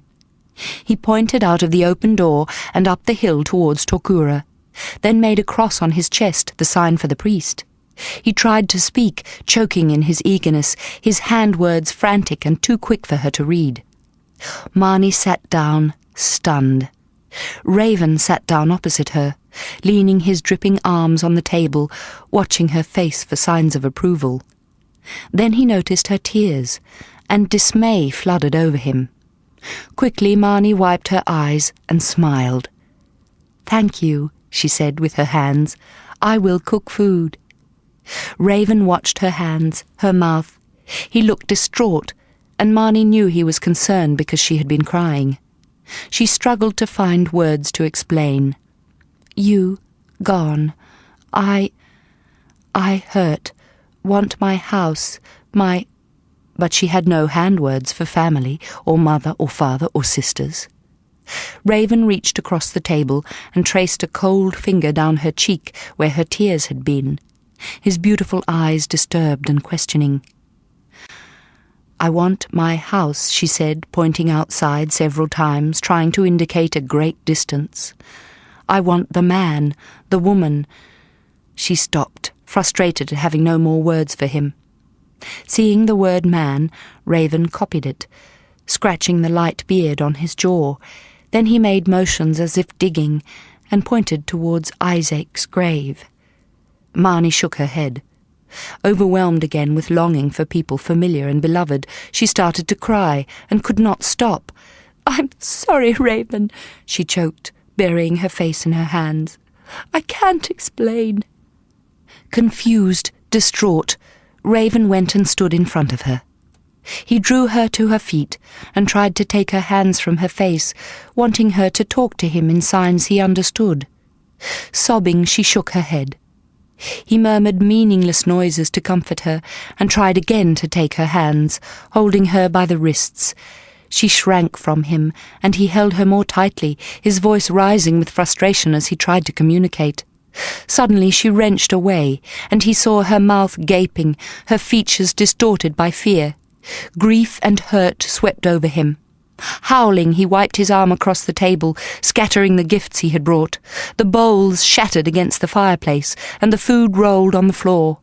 With inhuman cries he upturned the table, then picked up a chair and hurled it at the door.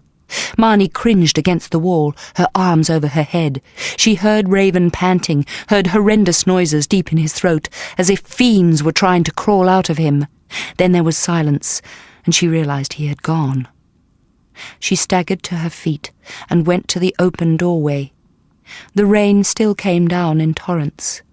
It shimmered about her door from the fire and candlelight, but beyond that was utter blackness, and only the sound of the waves crashing on the shore. There was no sign of Raven.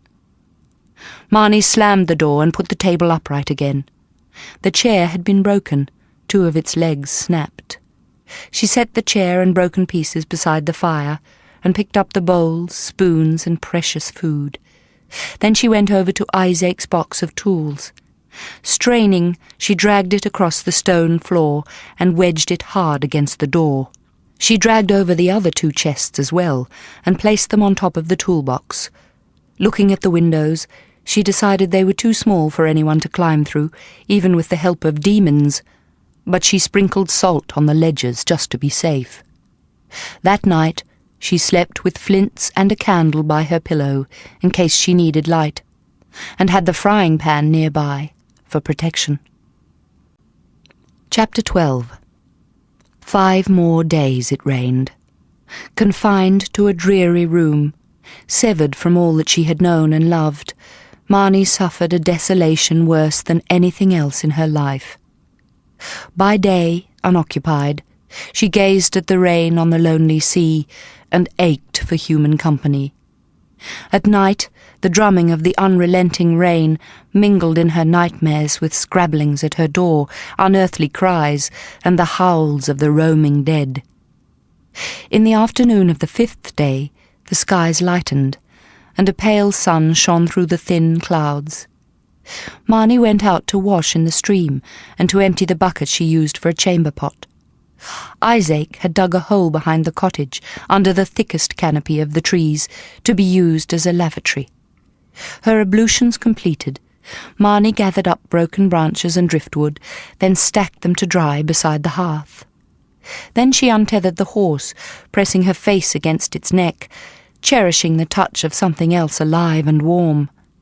As she took the animal down onto the beach, she tried not to look at the grave, with its flowers flattened in mud, and its cross slipped sideways, tried not to think of Isaac under it, with mud in his mouth and through his hair and in his laughing eyes. She walked the horse to the far end of the cove, until a savage rocky point made further progress impossible. Then she turned and walked back the other way, facing Torquura. Her cove was completely isolated, hidden from Torquura by a rocky headland and high cliffs. As she looked at the headland, a little boat appeared round it, rowed by a brawny figure in a brown habit. He saw her and called out. She waved and called back, overjoyed to see that he rowed towards her beach. Hurrying back to the trees, she tethered the horse in a fresh place, then ran to meet Father Brannan, in time to help him haul his boat up onto the sand. "It's fair work rowing here, but quicker than walking," he said cheerfully, puffing a little. "Have you rowed before, Marnie?" "No, Father." "I'll teach you sometime, or Raven will." Reaching into the bottom of the boat, he dragged out a little sack and held it out to her. Whatever was in the sack moved, and she shrank from it. "Lobster." Father Brannan smiled. "Take it. It'll be our supper tonight. I'm inviting myself, if that's all right." "It's fine," she said, smiling, opening the sack and peering inside. Then she gave a cry of alarm and astonishment. "How do I skin the thing?" Father Brannan laughed and pulled another sack out of the bottom of the boat. "You don't," he said. "I'll show you how to cook it, and I've brought some more bread and vegetables for you, and some dill to make a tempting sauce to go with that ferocious little feast you're holding. You're in for a treat, Marnie lass, to be sure. My cooking and Torquura lobster. You'll think you've died and gone to heaven." Marnie laughed, and they walked up towards the cottage. "I thank you for the food you sent, Father," she said. "It was much appreciated. Raven eats like a horse." "You're welcome. I suppose by now you're preaching sermons to him and listening to his arguments." "What do you mean?" she asked uneasily. "Well, I've not seen him for a week, except when he rushed in that night and grabbed some food for you. Very determined he was about what he wanted. Then he pointed over the hill to your house. I presume you've spent all this time working your wonders on him?" "He's not been here," she said, reddening, her eyes on the ground. "You've not seen him at all?" "Only that one night when he brought those things from you." Father Brannan stopped walking and looked up past her cottage and the trees to where clouds still hung about the bleak surrounding hills. "Then where's he been all this time?" he asked. "I've not fed him. The villagers don't. Have you put out food for him?" "No," she said guiltily, thinking of the barricade against him, the scrabbling on her door at night, the husky voice gibbering and desperate, and her own terror. "Oh, Marnie, I'll have to go and look for him. 'Tis the longest he's gone without coming to me. He could be hurt somewhere. If only I'd known. I thought he was with you." "I'm not his keeper." She said it with such vehemence that Father Brannan stared at her in surprise. "I never said you were, child." "I'm glad we've agreed on that, then," she said, striding ahead of him up to the cottage. "I'm not blaming you," he said, running after her and following her inside. "Lord knows, if anyone's to blame, it's me. I'm the one he comes—" He stopped, seeing the heavy chests just inside the door, and the marks on the floor where she had dragged them across to keep Raven out. Groaning, the priest sat on the chair nearby. "Oh, Marnie, child," he whispered, his face colourless. "What's he done to you?" "Nothing," she replied calmly, taking the sack he had dropped on the table and putting it with the lobster sack on a peg on the wall. "He must have done something if you've barricaded yourself against him." "Do you want a cup of mint tea, Father, or do you want to go and search for him right away?" "The madness came on him, didn't it?" "Shall I put my boots on and come and help you? It will be dark soon." "Did he hurt you, Marnie?" "No. I don't want to talk about it except to say that you were right and I was wrong. He has a gentle spirit, but there is a madness comes on him as well. I was a fool to think that he and I could understand each other, a fool to ever think that we could talk.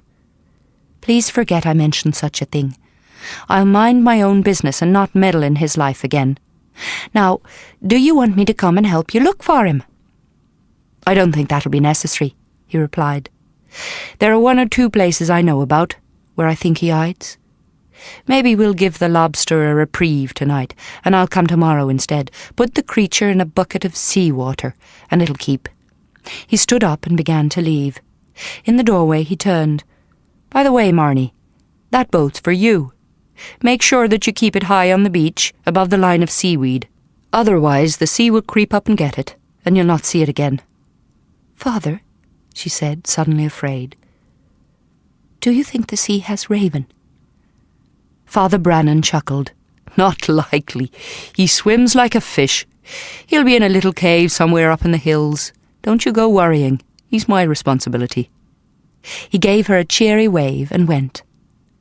Marnie stood in the doorway and watched as he went up the slope to the left of her cottage, following the stream. Leaving her door open, she went inside and moved the chests and the box of tools back to their places by her bed. A short time later she was sitting eating soup and some of the bread Father Brannan had brought her, when a shadow darkened her doorway, and she looked up and saw Raven. He leaned against the door, his body narrow and dark against the evening sky. She could not see his face. Lifting his right hand, he traced the shape of a cross on his chest. He pointed over the hill to where the priest lived, and made a roof of his hands, which was the word for house, then shook his head.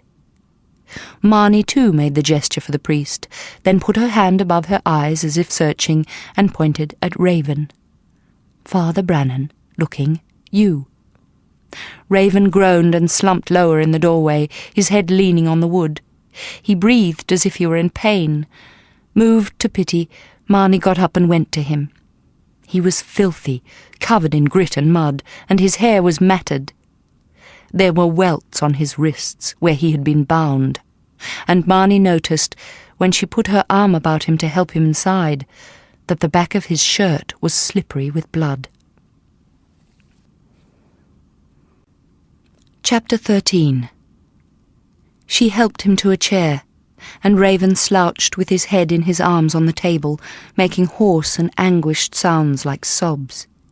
Even the back of his neck bled from the lash, and the blood on his shirt came up in vivid stripes. He was shaking all over. Marnie touched his arm, and he lifted his head. His eyes were full of torment and confusion and pain.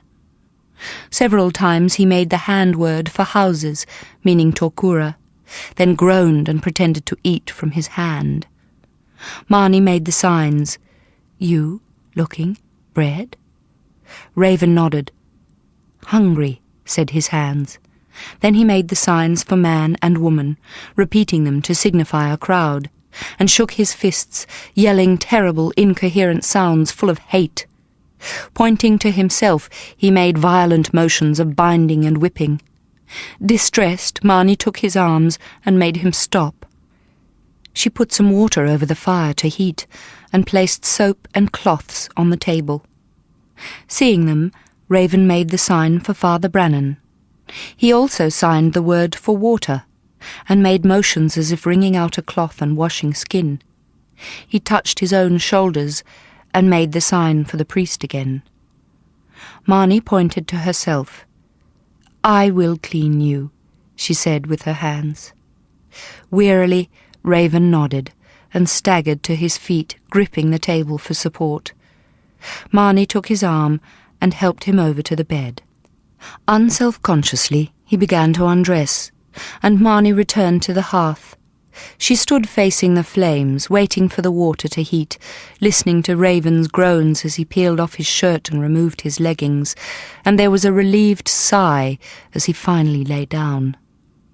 When the water was warm, she tipped some into a bowl, picked up the soap and the cloths, and went over to the bed.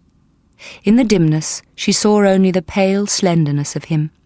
His skin glimmered gold against the dark blankets. He was lying on his front, naked, his head buried in his arms. The marks from the lash crossed his shoulders and made dark red welts all down his back, down across his buttocks and the backs of his thighs. Placing the bowl on the floor beside the bed, Marnie picked up his clothes and put them in the bucket of water near the door to soak ready for washing in the morning. Then she lit a candle and took it over to the bed. Raven lay so still she thought he must be asleep, but he turned his head when she put down the light, so she knelt, wet the cloth in the bowl, soaped it, and gave it to him to wash his face and hands. He did, awkwardly, still lying on his front, and moaning every time he moved. Then he gave her back the cloth and rested again, his head on one arm, his eyes hidden by his tangled black hair. Marnie rinsed the cloth in the clean water and began washing his back. He groaned and sobbed, his face turned to the pillow, his body rigid with pain. Marnie wet his back, then soaped the cloth, and carefully but firmly wiped away all the dried blood and dirt. The white cloth changed to pink, and the water in the bowl became stained deeper and deeper with crimson. When his back was clean, Marnie went to her own chest of belongings and took out a jar of oil her mother had given her. It was healing balm, made from the herb called St. John's wort, soothing for abrasions and burns. Marnie poured some of the precious liquid into her palm, smoothing it over her hands, warming it. Across the skin marked by the lash, she spread the shining oil. Over his shoulders and neck and upper arms, along the curve of his back, down all of him. Comforted, Raven sighed deeply and slept. Marnie drew a blanket over him, placed the stopper back on the jar of oil, and put it away. Picking up the bowl and bloodied cloth, she went outside.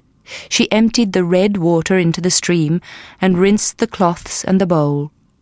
Before she went back in, she stood facing the beach, breathing in the calmness of the night, and looking at the silver path of the moon across the sea.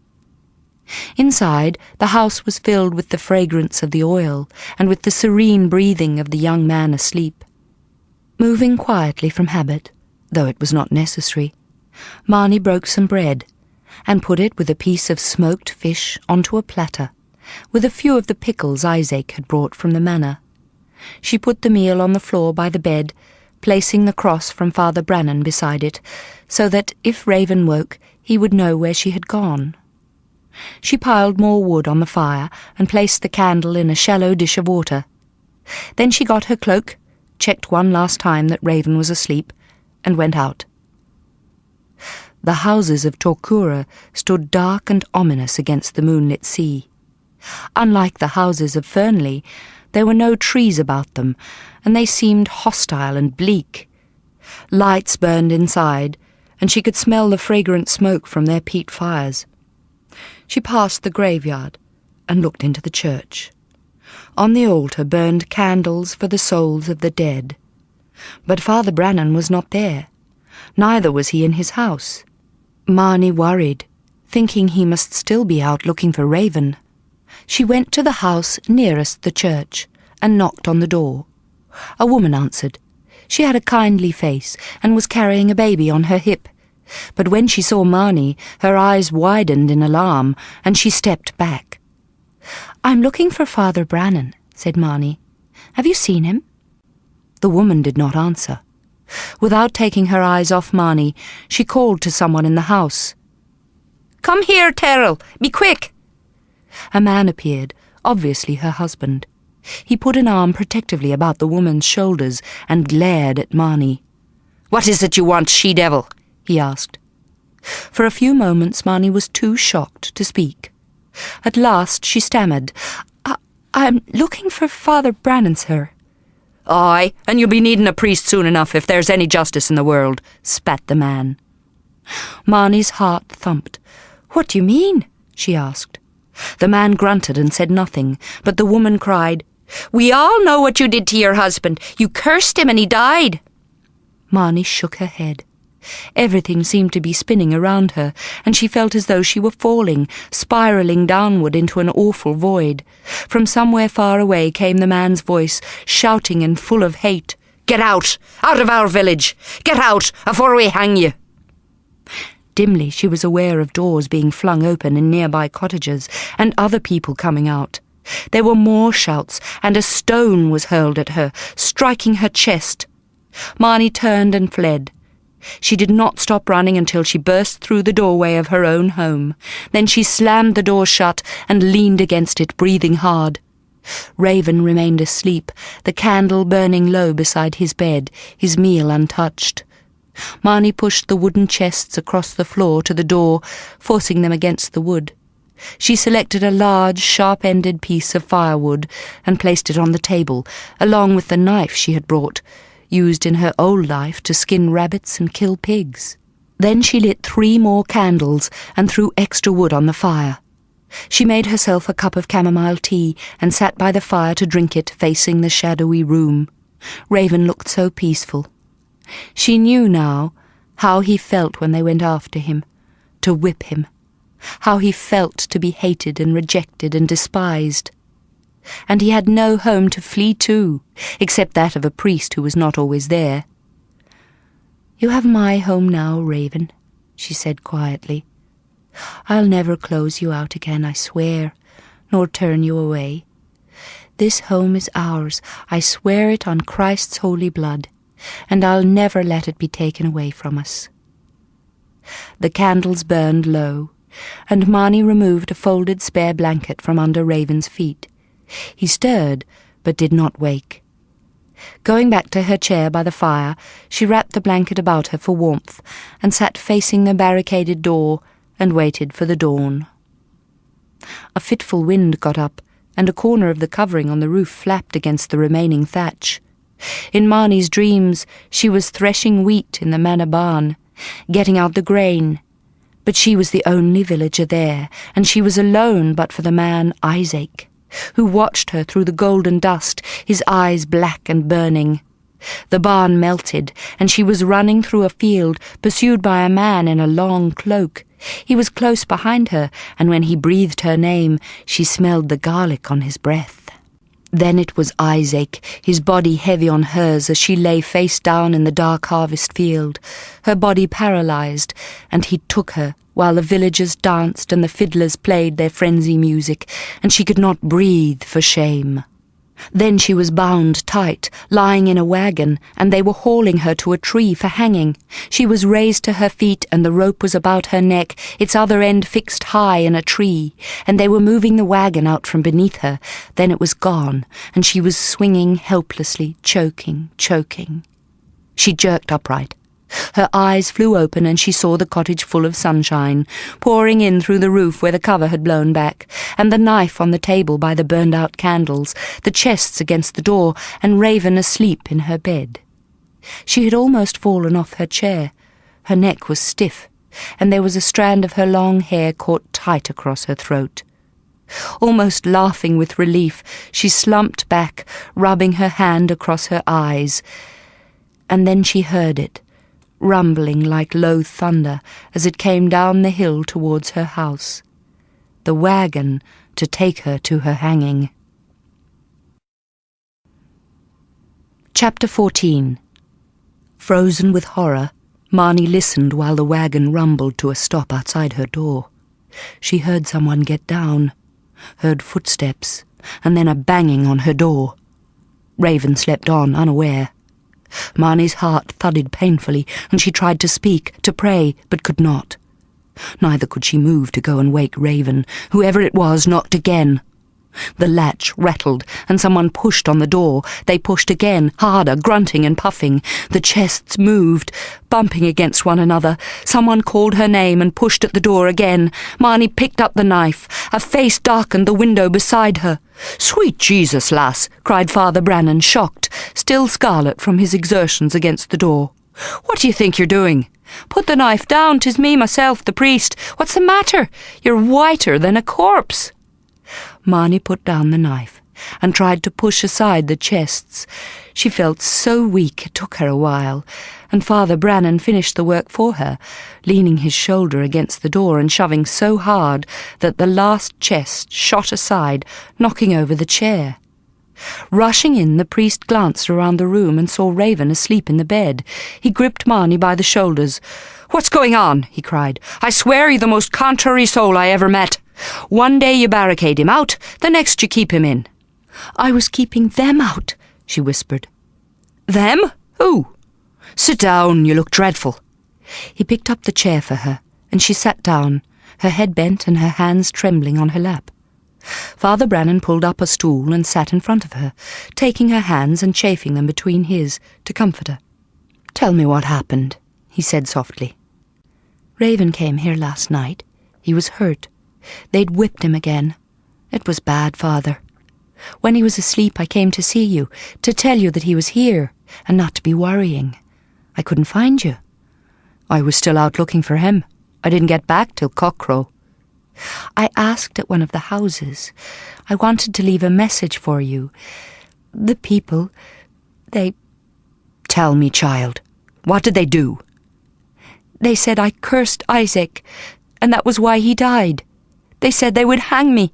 "Did they hurt you?" "They threw a stone, that was all. But when I heard the wagon just now, I thought they were come to get me to—" She turned her face away, trying to control the shuddering that went through her. "I'm sorry, child," said Father Brannan.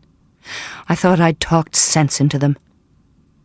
"Tell me truly, Father, can they hang me?" "Not while I'm alive, they won't, I swear it. Oh, don't worry, Marnie. They'll settle down soon enough. But if I were you, I wouldn't go into Torquay again, not until they're calm. You caught them at a bad time, still wrought up after their dealings with poor Raven." "Are they always like this, Father? Always thinking the worst? Always suspicious?" "I think it's their nature to be hard. It's their life. The ungentle land, the indifferent sea. They have to be hard to survive. They can't help it." "Why are you different, Father?" "Am I?" "Of course you are. You're the only one who's helped me, the only one who helps Raven." He sighed deeply, released her hands, and went and stood in the doorway, looking out at the sea, his kindly face pensive and sad. "Once I was harder than anyone," he said. "Full of dreams I was, ready to thrash people's souls into gentleness and transform human nature. I was going to clean the world up, make it a fit place for the kingdom to come, and God help anyone who stood in my way. One night I was preparing a sermon, and there was a storm outside. The sermon was about love, the heart of everything Christ taught. I was late getting it done for some reason, and anxious that it wouldn't be finished in time. And it was an important sermon, because it was going to help set the world aright. While I was writing it, there was a knock at the door. It was an old beggar looking for a place to sleep the night. He looked awful sick, and I sent him off to one of the other houses, since I was busy on important work. Then I forgot him. All night I worked on that sermon. Oh, it was a fine discourse, Marnie. Christ himself would have been proud of it. I decided to go out early to pray in the church since it was the Sabbath. I opened my door and found the beggar still on my step. He was dead. Well, my sermon was a great success, and after it I buried the beggar in the pauper's ground outside the churchyard and thought no more about him. That night I had a dream. I dreamed I was preparing a sermon on love, and it was a stormy night, and there was a knock on my door. It was just as things had really happened, except that when I opened my door, it wasn't a beggar. It was the Lord Christ himself. And I wanted to fall at his feet and bring him out of the rain and put him warm in my own bed and have him a beloved guest in my home. But you know, Marnie, for all the longing in my heart, my tongue would not say those words. I said the same to him that I said to the beggar, and I sent my blessed Lord away out into the storm. And in my dream I found him the next morning on my step, wrapped in rags and dead. And I remembered the Holy Scripture. Whatsoever you do to the least of these, my brethren, you do it unto me. You reminded me of all this the other day when you said our Lord didn't have a home. You were right. He was forsaken, hated, misunderstood, wrongly accused, betrayed, whipped. Oh, he knows all about these things, Marnie. All about places like Torquura and the pain of people like Raver and yourself. The least of his brethren. I've learned to love them, these least ones. It's the other kind I find hard to love now. The so-called worthy ones, who do everything right, the self-righteous, the proud, the narrow-minded, the intolerant, the ones most like myself. I'd hardly call you intolerant, Father. Not while you stand in a witch's house and keep company with a mad boy and a murderer. Father Brannan suddenly chuckled and passed a hand over his eyes. You're good for my weary soul, Marnie. And talking of your house, I've brought some timber to replace that broken rafter, and some straw for thatching in case you haven't got enough. I've got a good strong board too, and I'll fix it so you can put it like a bolt across your door instead of hauling over those heavy chests. And I've got some fresh bread and flour for you, more candles and a few vegetables from my garden. There's also some peat for your fire, since you've used nearly all the wood nearby. All I need from you is a cup of peppermint tea and some hot water to wash that strapping lad over there, if I can wake him up. He'll be needing a wash and ointments after the whipping. I've done that, she said. I washed him last night and put oil on his wounds. Father Brannan looked astonished, strode over to Raven and lifted the blanket. Raven grunted and nestled further into the bed. Father Brannan dropped the blanket over him again and came back to Marnie. That was brave of you, lass, he said, a strange expression on his face. I used to look after my little brothers and sisters when they were sick, and I helped my mother look after my father. I'm used to pain. It doesn't distress me. That wasn't my meaning. He's 16 or thereabouts. Not a child. There's been some pretty frantic things in his head sometimes, and I'm afraid there'll be a frenzy in other places too before long. He's unlearned. He doesn't know what's decent. Sometimes he runs around naked like an animal, not caring who sees. You have to be careful not to lead him on. I don't lead him on, Marnie cried, leaping up from her chair and banging the table with her fists. I cleaned his back for him, Father, that was all. But he slept in your bed. Aye, on his own. I'm only telling you to take care, Marnie, that's all. Oh, I'll take care, Father. I'll take so much care that the first man who dares put his hand on me will lose it, along with other parts I wouldn't like to mention. No man will ever make me do again what Isaac made me do. I'll slit his throat first, or... Marnie, you don't know what you're saying, child. That's holy matrimony you're talking about. Holy? Holy? If that's holy, I'll go with the devil and be burned in hell. Father Brannan turned and went outside. Walking quickly, he passed his wagon and horse and went down to the beach. Marnie sat at the table, her head in her hands. After a while she got up and went outside. The priest was sitting by the sea, leaning against the boat he had brought yesterday. He had one hand over his eyes, and Marnie thought he must be praying. She sat by him to wait. "I'm sorry, Marnie," he said, without moving his hand. "I've got a remarkable lot of book learning, and not a lot of sense when it comes to actual dealings between men and women. I didn't mean to judge you, and I hadn't forgotten what you said about your husband. All I was trying to say, and getting it out all wrong, was that no one has shown Raven kindness excepting for myself, and kindness from a crusty old priest is one thing, but it's quite another from a comely young woman. I hope, if he ever mistakes your friendly interest for something else, you can make him understand the meaning of the word no." "I'm sorry too, Father. I should never have said those things. I can say them to God, maybe, but not to you."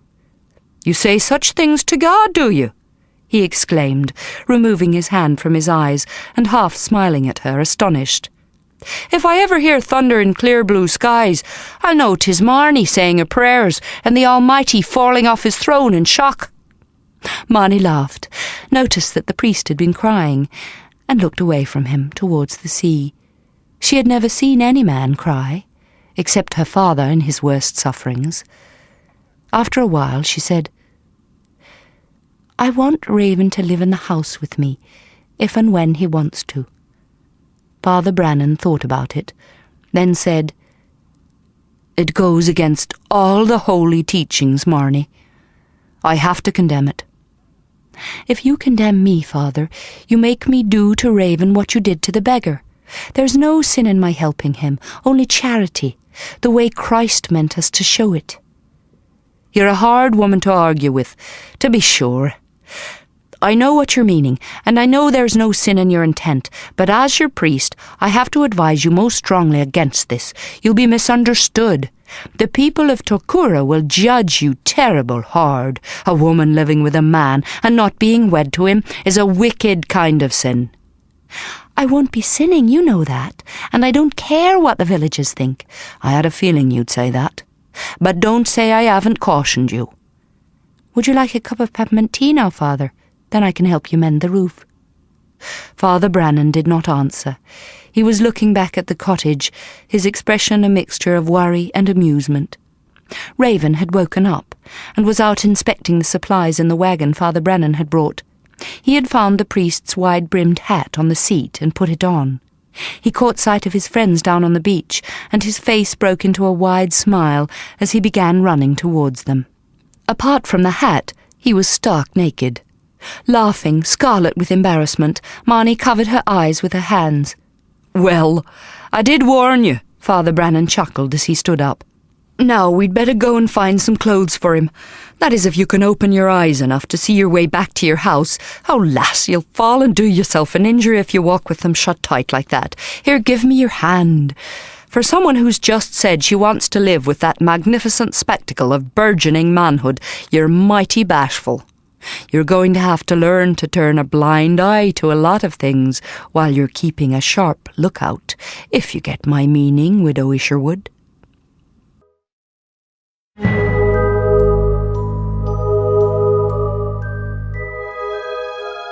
This is the end of CD 3. The story will continue on CD 4.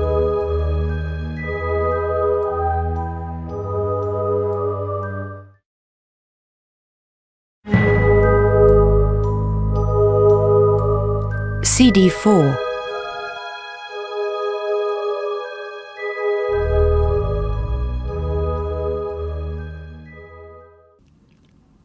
Chapter 15. Opening the lid to Isaac's toolbox, Father Brannan surveyed the orderly tools inside, selected a strong chisel, and glanced at the young woman standing straight and still beside him. "You sure about this, Marnie?" he asked. White-faced, she nodded. "Aye, Father. He said I was never to open it. But since he's dead now and you're the one doing the opening, I suppose it's all right." "These things are yours now, by law," he said, going over to the locked chest of Isaac's belongings. He had lifted the chest onto the table, where the sunlight pouring down through the open roof showed clearly the intricate carving on the wood and the lighter-coloured woods inlaid around the lid and about the lock. "'Tis a pleasing piece of work," muttered Father Brannan. I'll do my best not to damage it. A pity we buried the key with him." Raven, standing beside Marnie with a blanket wrapped about himself, mumbled and pointed out of the window towards the grave. Marnie nodded and pointed to the chest again. "Clothes, you," she said with her hands. Raven pointed to his own clothes, still soaking in the blood-red water in the bucket near the door. Marnie smiled and shook her head. "Different," she said, putting both her palms together vertically, then sweeping them down quickly in opposite directions. She made the sign again. "Different clothes. Clean clothes." She spoke aloud as she signed, as she always did when the priest was present. Holding the blanket with his elbows, Raven repeated the hand word for different, his face puzzled. Marnie thought for a few moments, then ran outside and scooped up a handful of sand from the beach. Coming back in, she sprinkled the sand over the table, beside Isaac's chest. Then she drew 2 lines in the sand, one line crooked, the other straight. Then she made the sign again. Different. Smoothing the sand across the crooked line, she drew another straight line beside the first, then placed her palms vertically again and pressed them firmly together. "The same," she said. Then she drew a circle and a square. "Different," she signed, speaking the word at the same time. Then 2 circles. "Same." Excited, Raven pressed the sand flat and drew 2 squares. "Same," he said with his hands. He pointed to himself, then to Father Brannan, who stood watching them in bewilderment. "Man, 2, said Raven. "Man, 2, different." He pointed to his own clothes in the bucket. "Clothes, mine." Touching Marnie's sleeve, he said, "Clothes, yours, different. Yours, clean. Yours, woman, clothes." Marnie nodded and patted the chest containing Isaac's things. "Different clothes, you." Raven nodded and looked expectantly at the priest, waiting for him to open the chest. Shaking his head, Father Brannan bent over the lock. "I don't know why you bother," he muttered. "That was a serious lot of fluttering just to tell him he has clean clothes coming. It'd be easier just to throw the things at him when they're available." "I'll never have to explain those words again," said Marnie, flinging the sand outside. "He'll remember them now, and I can't ignore him when he wants to know things." "He's been ignored most of his life. I doubt a few more moments will harm him." Carefully he worked the chisel into the keyhole and tried to turn it. For several minutes he worked, muttering to himself, "I have to confess that I'm not very skilled at thievery," he said at last, straightening his back and wiping the sweat off his face with his sleeve. "Where's that drink you promised me? I could do with it. It's hot in here with the sun and the fire. The sooner we get your thatching done, the better." Marnie went to heat some water and pretended not to hear when Father Brannan swore. At last there was a satisfied grunt, and he said, "Well, lass, you can come and open it now." Marnie went over and stood beside him, her hand on the carved lid. For a few moments she hesitated, undecided and guilty. Then, very slowly, she lifted the lid and pushed it back. The smell of Isaac rushed over her, the odour of his sweat in his folded shirts, and the reek of ale he had spilled on them. There were, as well, more pleasant smells, the warm fragrance of his fur-lined cloak and leather belts, the scent of wool, and the lavender and woodruff scattered through to keep out moths. Seeing her distress, Father Brannan asked gently, "Do you want Raven and me to wait outside while you do this?" Marnie shook her head and began taking out the clothes. She put aside the first garments, the ones she had seen Isaac wear, his old working clothes, finer than anything her father had ever owned. Underneath were his best clothes, silken shirts, rich tunics with padded shoulders and quilted sleeves, soft pointed shoes, velvet jerkins, and a brimless hat of beaver felt. No doubt his first wife had made many of the clothes for him, though some would have been given as part of the tithes the people paid for living on the manor land. The fur cloak and best tunics had been bought elsewhere. He must have travelled far, Marnie thought, holding up a quilted jerkin of dark blue velvet trimmed with white fur. She took out some fine linen, all embroidered with the Isherwood family emblem, the lily and the bear. And under the linen, more wonders, 2 books with pages edged with gold, a silver comb, a hairbrush with a silver handle and with Isaac's hair still caught in the bristles, some sheets of fine parchment kept flat between painted wooden boards, and a beautiful leather case containing quills and an inkwell. Under it all was a sheet of rolled parchment with a blue satin ribbon around it and a broken yellow seal. Marnie looked at Father Brannan. "Do you think I could have the ribbon, Father?" she asked. "It's already yours, Marnie. It's all yours," he replied. She undid the ribbon and smoothed it between her fingers. "I wanted a ribbon," she said, "but not the red ones he gave." The parchment unrolled on the bottom of the chest, and she noticed flowing script, embellished with long, fine curls and elegant dashes. Father Brannan reached into the chest and took out the parchment, rolling it again. He handed it to her.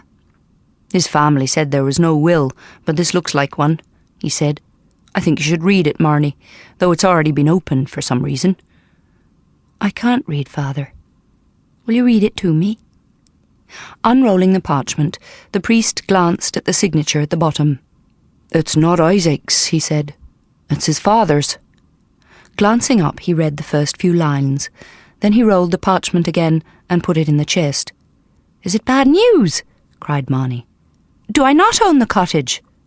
"It's not a will, Marnie. It's a letter, a private letter, from Isaac's father to him. I don't feel I have the right to read it. Not unless you really want me to." Marnie shrugged and began sorting through the last few things in the chest.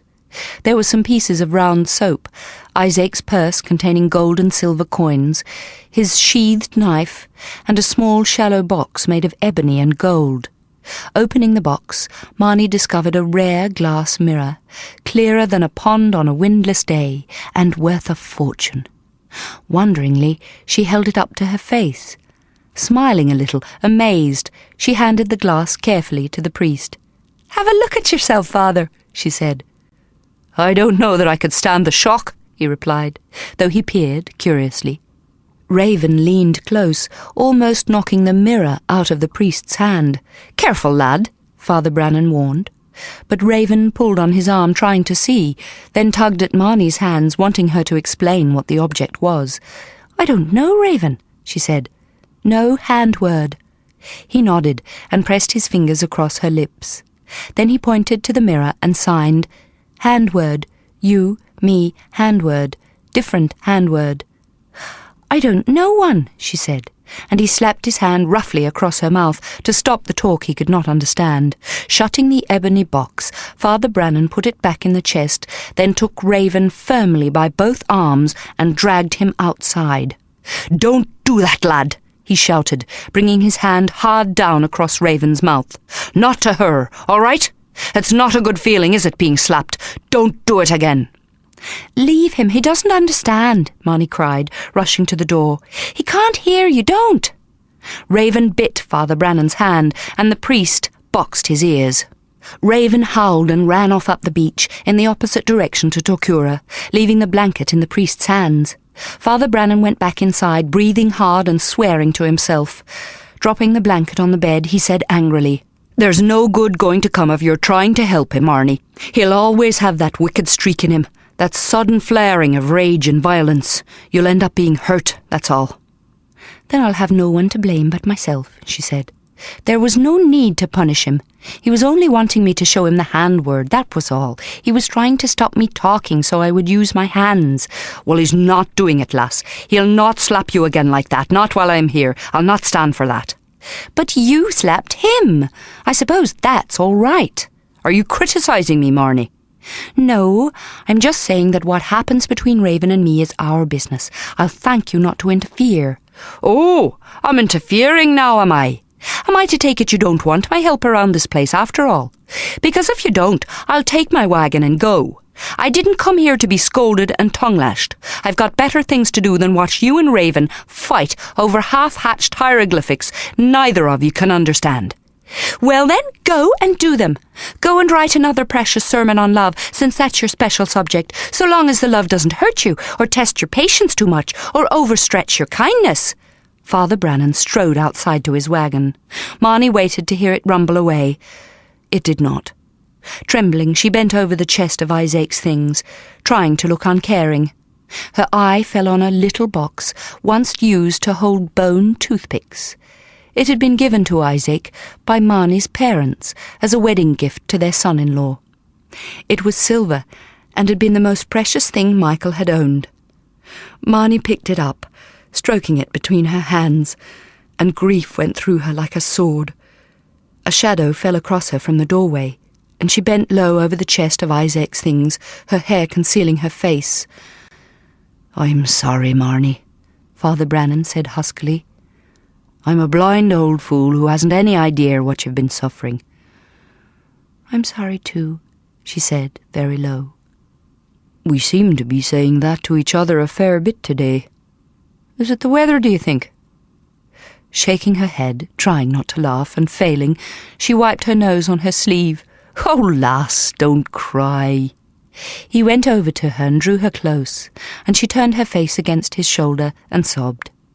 Choking, she tried to talk, but he told her to hush, and stroked her hair while she wept out the last night's terror, and a week's cruel loneliness, and a winter's worth of pain. Marnie sucked the last flesh from the red lobster claw, dropped the shell into her dish, and sighed contentedly. "That's the best meal I ever had in my life," she said to Father Brannan. "Thanks for cooking it, Father, and for helping me and Raven mend and thatch the roof, and for fixing the broken chair. You've been good to me, and I don't deserve it." "I'm thinking you deserve every morsel of it," he said, grinning. "Especially the lobster. It does my soul good to be appreciated. I told you my cooking would transport you to heaven." "I hope that doesn't mean your cooking's full of deadly poison," she said, and he laughed. "I was speaking metaphorically. And I think it's time you did a bit of flutter talk to Raven there, and told him that it's not decent for a guest to eat a whole loaf of bread himself. I brought that thinking it'd last you a week." "I don't know all the words to tell him that, Father." "Then you're going to have to get busy and invent some, aren't you? Else you'll starve, and he'll get mighty fat." Raven studied their faces while they talked, his eyes puzzled and inquiring, his mouth still crammed with food. He was wearing a russet tunic of Isaac's, a gilt leather belt, and soft woolen leggings. All the clothes were too big for him, but he wore them with pride. Sometimes, while Marnie and Father Brannan talked, he touched Marnie's wrist, wanting her to talk to him in hand words, but he never dared put his hand over her mouth again. He finished the bread on his plate and tapped her arm. "Bread," he said, "bread." Marnie shook her head. "You," she signed, and puffed out her cheeks to indicate fatness. Putting her hands flat on her stomach, she moved them slowly out, suggesting rapid expansion. Alarmed, Raven frantically felt his own lean torso to see if what she had said was true, and Father Brannan chuckled till he choked. Realizing it was a joke, but taking the point, Raven selected a small pickle instead. Marnie made up a hand word for pickle and showed it to him. Raven copied the sign, then pointed to the pickle jar, and repeated the sign several times. Then he pointed to himself. "No," Marnie said, "2 pickles, you." Nodding, Raven put his hand in the pickle jar, but took out only 1 more pickle. When he had eaten it, he licked his fingers clean and stood up. Then he touched Marnie's arm. "You," he said, "water, drink?" She smiled and nodded. Then he asked Father Brannan. The priest shook his head. Raven got 2 cups, filled them both with water, and gave one to Marnie. Keeping the other drink for himself, he sat down again. Father Brannan watched, shaking his head in wonderment. "I never thought I'd see the like," he said. "I used to have a hard time just getting him to eat like a human being at my table. And here he is taking 1 pickle when he's told, and even asking if you want a drink and getting it for you. If ever I asked him to fetch me anything, he just stared and made his mad noises. Even if I yelled at him, he'd just ape me or run away or start throwing things around. It's only because he can't hear, Father. I'm giving him a language he can see, that's all. But to be honest, I think I've bitten off more than I can chew. There's an awful lot of words yet I have to make up.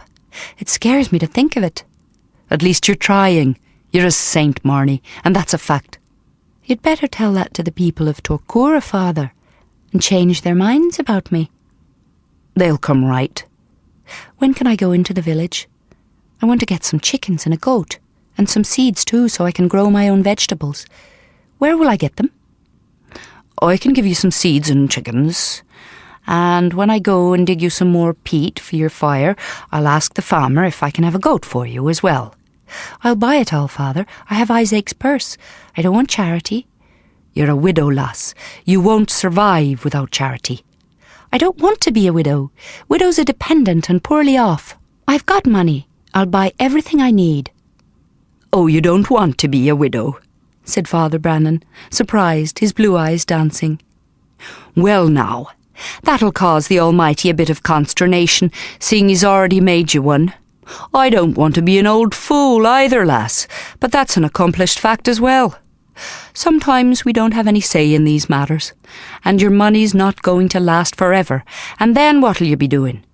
It'll be dependence on charity then, or starvation. While I'm here, let me see that you have all you need. Save your coins for a time when you might have to deal with the folks of Torquora on your own. Are you planning to leave the village, Father? Only by way of a hole in the church ground. Just take my advice and save your money until you need it.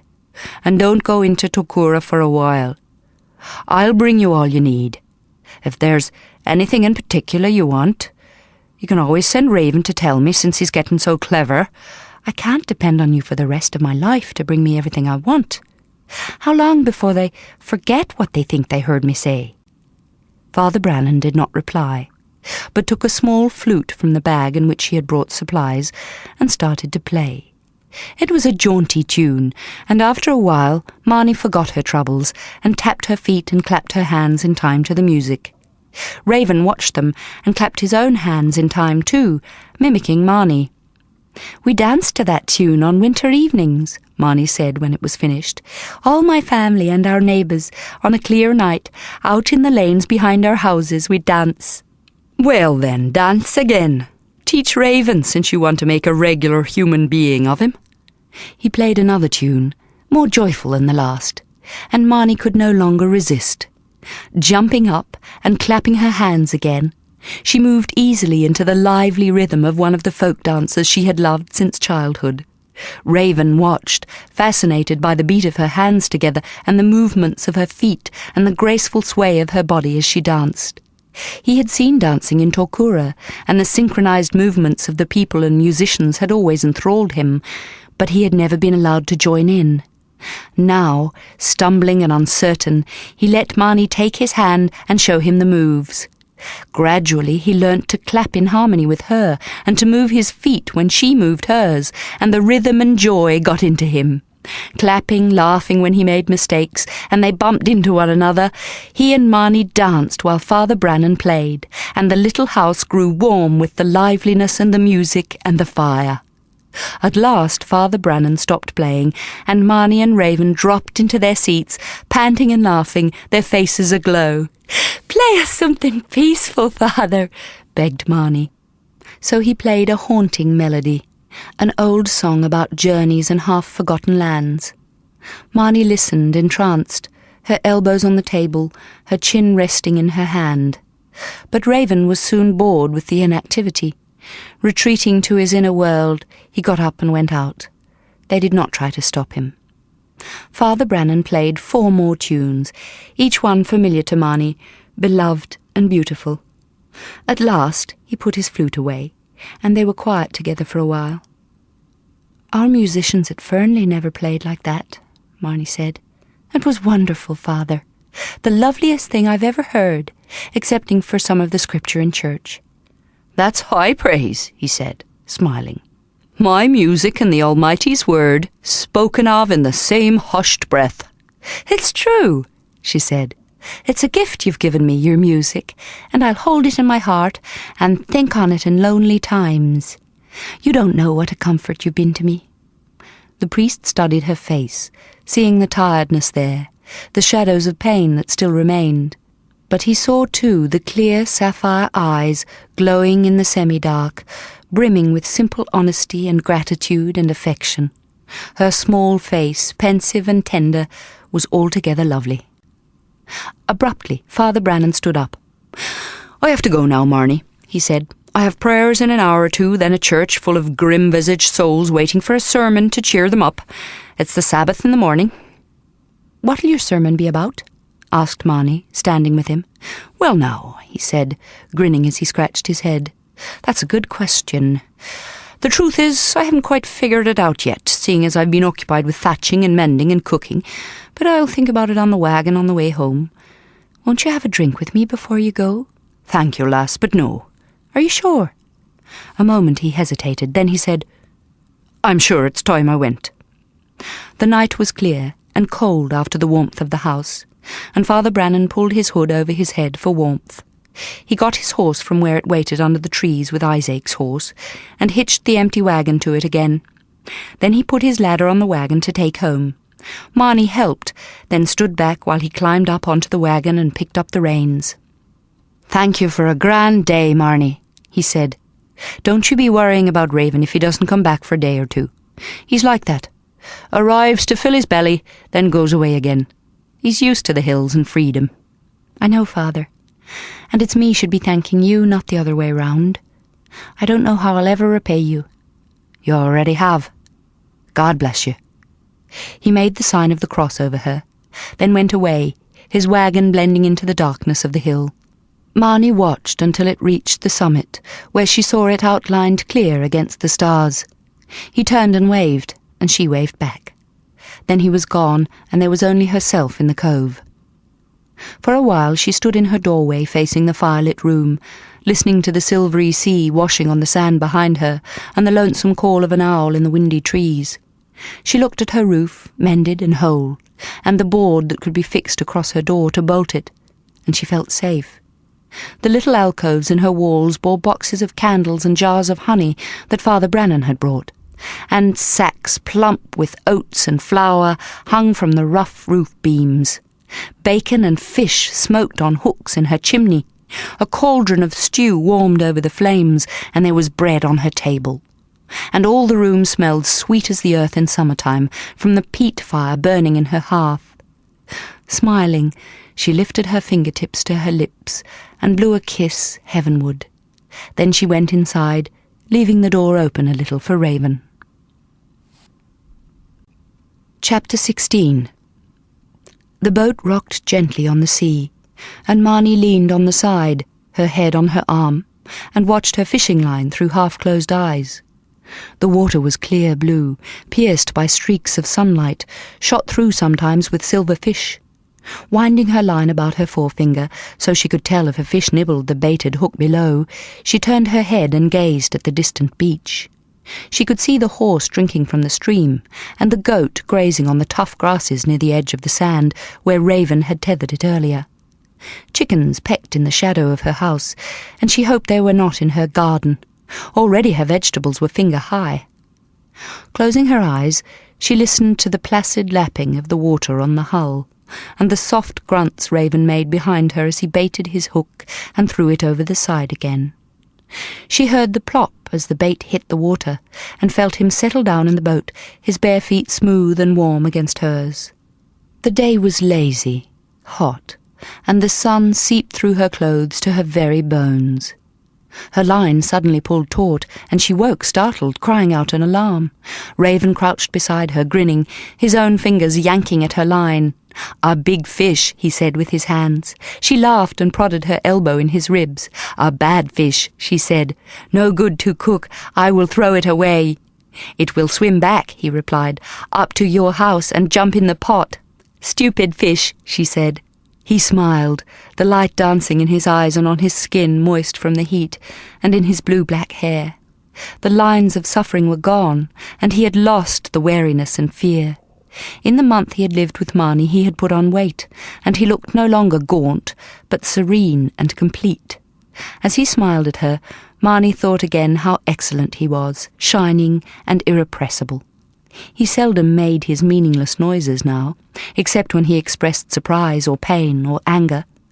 Once, when Marnie happened to speak with her voice as well as her hands, he had watched her mouth and made a sound that was almost a word. Astounded, inspired by new hopes, she had decided to speak aloud every time she communicated with him, and now Raven often tried to imitate the movements of her mouth. But always Marnie talked to him with her hands, never only with her voice. "Fish!" he signed suddenly, frantically grabbing for his forgotten line. Too late, he watched as the line and the little piece of wood it was wound to suddenly shot up over the side and was pulled away by a fish. Without a thought, he dived after it, swimming strongly after the bobbing piece of wood. He got to it and grabbed it, winding the line about it while he trod water, all the time making wordless sounds of triumph. When he was sure the fish was hooked, he swam back to the boat and gave the line to Marnie. "You get the fish," he said, and gripped the side of the boat to pull himself back in. In his wild efforts to clamber aboard, he almost capsized the boat, and Marnie laughed so much she could not help him, nor see to wind the line about its bit of wood. Safe on board at last, Raven took his line from her and knelt in the boat, with water streaming off him, to pull in the fish. It was longer than his forearm, worth the effort he had gone to. As it lay flapping in the bottom of the boat, Marnie removed the hook from its mouth. Then she got her knife and hit the fish sharply on the head with the handle until it lay still. "Supper tonight," she said. "Go, swim again, and get us one more." "You go swim," he said, stripping off his wet clothes and spreading them to dry across the bow. They were Isaac's clothes, which Marnie had altered. Naked, Raven crouched in the bottom of the boat and sliced off a piece of the fish they were using for bait. He fixed the flesh to the hook, then stood up to cast it out again. Marnie looked away from his clean, straight limbs and watched the sunlight in the water. Several times Raven had undressed in front of her, as naturally and unself-consciously as now, and always to dry his clothes if they were wet, or to wash himself, or to swim. Struggling with old attitudes, she had been tempted to tell him that what he did was unacceptable. But then she considered the innocence of him, his natural enjoyment of the sun and wind and water, and she did not try to change him. But her own modesty bewildered Raven. Once, when they were walking by the sea, she had been soaked by a sudden wave rolling in, and Raven had told her to take off her dress and spread it on the sand to dry. When she refused without explaining why, he had shaken his head in bafflement and made the word "why" extravagantly, with both hands instead of one, signifying his total perplexity at her lack of logic. His gesture had become their hand word for stupid. He had created many of their words himself when Marnie was at a loss, and was as inventive as she was.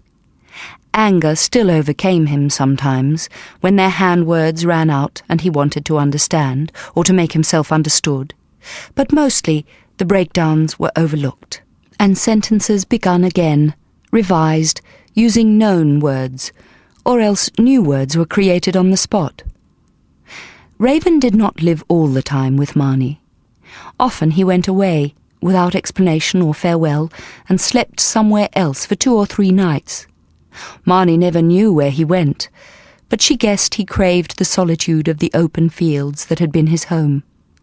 She longed to go with him sometimes, but he never invited her, and she did not ask to go. His existence was a strange balance between wildness and ordinary life, and she honoured both. As he waited now for the next fish to bite, he signed to her, "I will cook fish tonight. You cook onions and potatoes." Marnie nodded, smiling. "I like the way you cook fish," she said, teasing him. "Black all over and hard." He shook his head, gently kicking her, and she laughed and looked away again. They fished without talking, while the boat rocked on the tide. Looking past Marnie, Raven glanced at the beach and lifted his head, suddenly alert. A man stood outside their house. It was not the priest.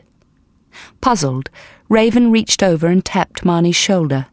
She was resting her head on her arm again, her line wrapped about her finger, her eyes closed. He tapped her again, urgently. Sleepily, she looked at him. "A man," he said, scratching the darkening shadow on his jaw and pointing to her house. Marnie looked at the beach, and fear went through her. It was a lone man, wearing fine clothes such as Isaac had worn, and high boots that gleamed in the sun. He was on a splendid thoroughbred, unlike the common draught horses the village folk owned. "Isaac's brother!" she cried. "It's Isaac's brother!" Raven touched her hands, wanting her to sign, but she was pulling in her line quickly, not winding it onto the stick, but hauling it up and throwing it in tangles in the bottom of the boat. Raven stopped her. "Who?" he asked. "Who?" Holding her left hand flat, palm down, she made the sign of the cross on her middle finger, signifying Isaac's grave. She had no word for brother, so signed friend instead. Raven frowned, not understanding her trepidation. "We must go to the house," she said, her gestures frantic and quick. "Now, fast." She grabbed the line out of his hands, and he scrambled into the seat and took up the oars. "No, put your clothes on, fast," she signed, and he obeyed, making weird yelps against the clamminess. Marnie sat trembling in the stern, her eyes on the man by her house. She saw him tether his horse by Isaac's and walk about looking at the ground. He stopped by the grave. Then he went into the house, and she wanted to scream at him to keep out. Raven rowed strongly, the sweat trickling down his face, and he breathed hard, catching Marnie's fear. The boat moved swiftly through the water until at last they felt the sand scraping on the hull. They both leaped out, up to their thighs in water, and dragged the boat above high tide line. Raven grabbed the fish, and they raced up to the house. In the doorway, Marnie stopped. The man was searching through Isaac's chest. Clothes lay strewn across the stony floor, and the books had been thrown on the table. "What are you doing?" Marnie asked. The man turned around. It was Isaac's younger brother, Pierce. She had met him only once at the wedding, and had thought then how like Isaac he was, with his dark eyes and long hair curling on his shoulders. Only Pierce was smaller, less imposing, with lines of meanness about his mouth. He looked her up and down, noting her eyes angry behind her tousled dark hair, the hem of her dress hitched up into her girdle, her white shift underneath, wet and clinging about her legs, her bare feet covered in sand. Seeing his look, she unhitched the hem, covering her legs. A sardonic smile crossed Pierce's lips, until he saw Raven. Then the smile vanished. "It didn't take you long to find someone else, did it, Marnie?" he said. "What are you doing?" she asked again. "Your brother's grave is outside, and you're welcome to visit it. But this is my house, and I'll thank you not to touch my things." He laughed, a mocking sound more like a grunt. "Your things," he said. "Nothing here is yours. I've come to get them, and to claim the house." Marnie's throat went dry, and she gripped the door for support. Vaguely she was aware of Raven tapping her arm, wanting her to explain, but she shook her head. At last she managed to say, "It's my house, sir. It's mine by right. I'm his widow, and it's mine." The man crouched by the open chest, and she heard him rifling through the parchments. Marnie turned to Raven. "Get Father Brannan," she said. "Fast, run fast." Raven dropped the fish on the step and fled up the hill. Marnie went into the cottage and stood beside the man. He was holding the letter that Isaac's father had written to Isaac, which had been bound by the blue ribbon. Pierce stood up, his eyes scanning the lines. Very slowly, he smiled. Then, startled, as if suddenly remembering she was there, he looked at Marnie. "You can go now," he muttered, returning his attention to the letter. "It's my house," she said again, barely able to speak. Pierce said nothing, while he stared at the parchment in his hands. Then he looked at Marnie again, half laughing to himself, his face flushed. "What did you say?" he asked. "I said it's my house." The smile faded from the man's face, and it became cold and relentless. "No doubt you'd like to think it is," he said, "but you're wrong. It's mine. It's my family's. You can go back to your parents. They're still in their house. They can keep it, since the arrangement was they could have it while you lived. We should have said while the marriage lasted." "But this is my home. I thatched the roof and whitewashed the walls, and cleaned the fireplace and the floor, and I've made—" "That's not what we're talking about, woman, and you know it." "What do you mean?" she cried. "It is my house. It was terrible when we came here, all broken and filthy and wet. I've fixed it, Father Brannan and I, and Raven, and Isaac, when he was alive. He was fixing the roof when he fell and died. I was his wife, his lawful wife. It's my house now." A bewildered expression crossed Pierce's face. "You haven't read this, have you?" he said, tapping the letter with the backs of his fingers. "You don't know." "I don't know anything, except that it's my house. The priest said it was mine, and no one else's, and that you couldn't take it from me." "Have you read this?" he shouted, gripping her arm. "Have you read it, Marnie?" "No!" she screamed, trying to drag free. "Are you sure?" "I can't read." He released her, and she collapsed in the nearby chair, shaking uncontrollably, her hands over her face. "It's my house," she repeated. "It's my house." Calmly, Isaac's brother rolled the letter and placed it inside his tunic. "I'm sorry, Marnie, but it's not your house," he said. "It belongs to us, to Isaac's family." "It's mine. I was his wife." "Aye. You were his wife for 2 days, that's all. 2 days. You think that gives you the right to take all this?" "All this? A few stones and some thatch. You have a manor house and a great farm. What do you want with this cottage? A hovel, that's what Isaac called it. We weren't even going to live here long, he said. He didn't like it, not really. But I do. I love this house. Let me keep it, please, sir. I'll give you all his money, his mirror, his comb and brush and clothes, all the things he owns in that chest. But please let me keep the house." "I don't want his old clothes," said Pierce. "It's this house I want, Marnie, this bit of land and everything it contains." "Is it his body you want, sir? It isn't in a coffin, and it would be not easy, I think, to take it away. But if you wanted it, I'm sure the priest would let you." The brother swore, then laughed. "I don't want his rotting body, woman. What do you think I am, a ghoul? I want this house. Do you understand that? This house, not Isaac's old clothes, or his watch, or his hairbrush, or his corpse. I want this house. Now take your things and go. You don't deserve this place, not after 2 nights of pleasuring him. And then, while his body's hardly cold in the ground, taking another man to his bed. You don't qualify as Isaac's heir. You're a hussy, that's all, and he was a fool to fall for you. Well, you're not getting everything you wanted, Marnie Isherwood. You got yourself a marriage to someone higher than yourself, and an honourable name, and a house for your family, but you're not getting what's here as well. You don't have the right to that." Quivering with hate and fury, Marnie stood up and went to the door. She looked up the hill for Father Brannan, but there was no sign of him. Behind her, the man's boots made soft footfalls on the floor as he looked around the cottage. She heard him moving dishes in the stone recesses by the fireplace. Then a chair creaked as he sat down. "Lord, what a dump," he muttered. "I don't know how Isaac stood it living here. No wonder he wanted you to make it bearable." Marnie turned and confronted him. He was slouched in the chair, toying with the little cross that Father Brannan had given her. She always left it on the table, to think of him. She hated seeing it in Pierce's hands. "If you despise this house so much, sir," she said, "why do you want it?" "That is not your business, woman. Are you going to stand there all day haranguing me, or are you leaving? Because if you're going to stay, I'd like something to eat and some ale." "You'll have to go to Tokura, to the ale-house."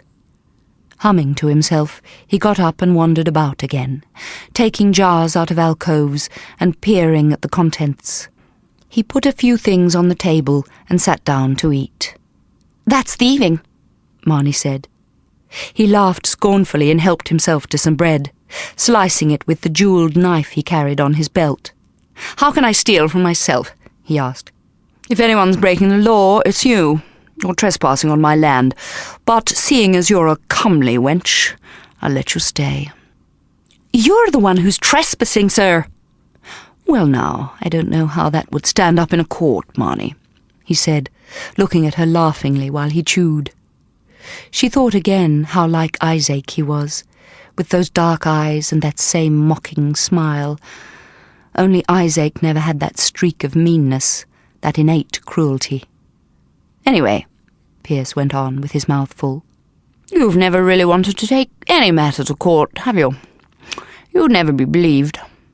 You know what they say about you in Fernley, Marnie? They say you tempted Isaac when he was drunk, and got yourself with child by him, so he would have to marry you. You always wanted Isaac, didn't you? Always fancied marrying above yourself. But you still couldn't keep yourself away from the young rakes, from the likes of Jonty, and now you've got another boy. Perhaps 'tis just as well Isaac is dead. You'd have broken the poor fool's heart." "Get out of this house!" "This house now, is it? Not my house any more? Well, I suppose that's an improvement." "Get out!" "Don't you want to know what else they're saying in Fernley? How your parents are? I could give you a lot of news, Marnie, if only you'd be civil. Now, are you sure there's no ale?" Without a word, she went out to the stream and got a pitcher of ale from a stony storehouse at the water's edge. She had last used the ale 10 days ago, when Father Brannan had brought the goat. Going back to the cottage, she looked up the hill again. Still there was no sign of him. Suddenly the thought occurred to her that he might be visiting another parish somewhere, or out fishing with one of the Tokura men. The thought panicked her, and her hands shook as she went inside and poured a drink for Pierce. Smiling, he lifted the cup in salutation to her. "Aren't you drinking with me?" he asked. She got a cup and poured herself some, and sat down opposite him. The ale was bitter and very cold. Pierce cut himself some more bread and placed some cheese on it. Slowly, without speaking, he sliced up a pickle and carefully placed the pieces on. "How is my father, sir?" Marnie asked, trying to keep her voice calm. Pierce took another mouthful of ale, then put the cup down thoughtfully. "I did hear news of him," he said. "He took a turn for the worse about a week ago. I have a feeling someone mentioned that he died. Or was that the new overseer's brother? I can't quite remember."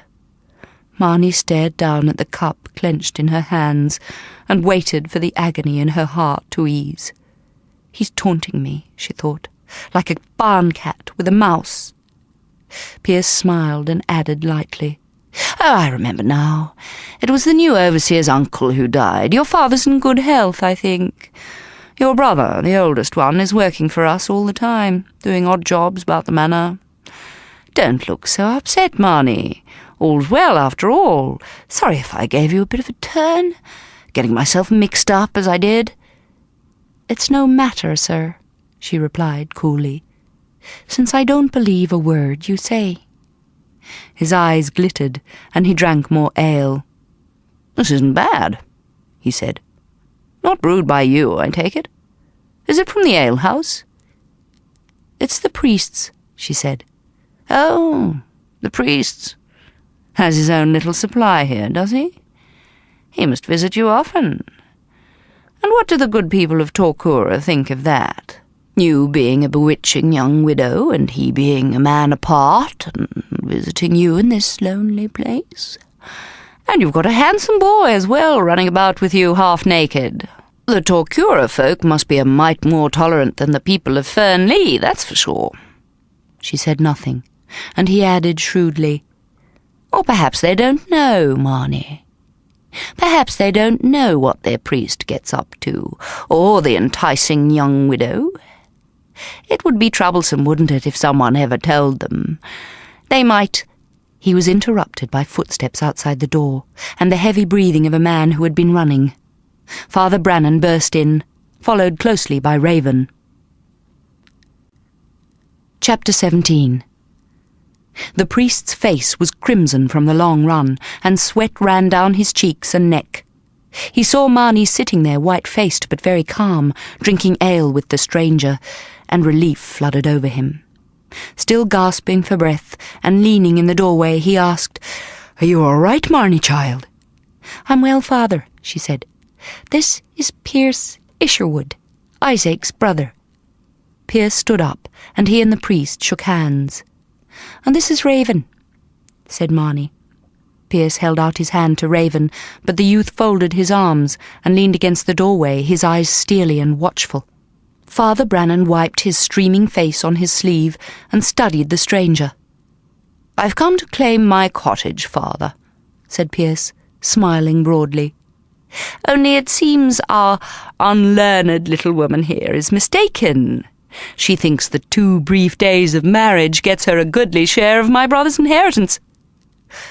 "Well now," said Father Brannan, "it's clear to me that marriage is marriage, whether it be for 2 days or 20 years. There's nothing in the law says it's less valid for being short." Pierce gave an easy laugh and went to get a cup for Father Brannan. He poured the priest an ale and set it in front of him. "Sit down, man," he said. "Don't stand on ceremony. Let's talk this out." From the doorway, Raven made hand words to Marnie, and she explained, using her hands but not her voice. "The man says this house is his. Father Brannan will make it right." Pierce saw the strange gestures, and bewilderment coloured his face. "What in Christ's name are you doing?" he hissed. "I'm talking to Raven," said Marnie. "He can't hear, so I talk with my hands." Pierce sat down, distrustful and appalled. "'Tis damned witchcraft," he muttered. "'Tis nothing more than talk," said Father Brannan, still standing, but leaning on his fists on the table and glaring down into the stranger's face. "And it makes a good deal more sense than anything you're talking at the moment. It seems to me that you're under a serious misapprehension, sir. Widow Isherwood owns this house, and all that's in it. If you have a problem with that, you'll have to take it up in a court, not come here browbeating a woman alone and making out you have rights that don't exist. I'll thank you to go and not come back." "You don't seem to understand the situation," said Pierce, standing up and confronting the priest. "I'm the youngest son of the deceased Lord William Isherwood.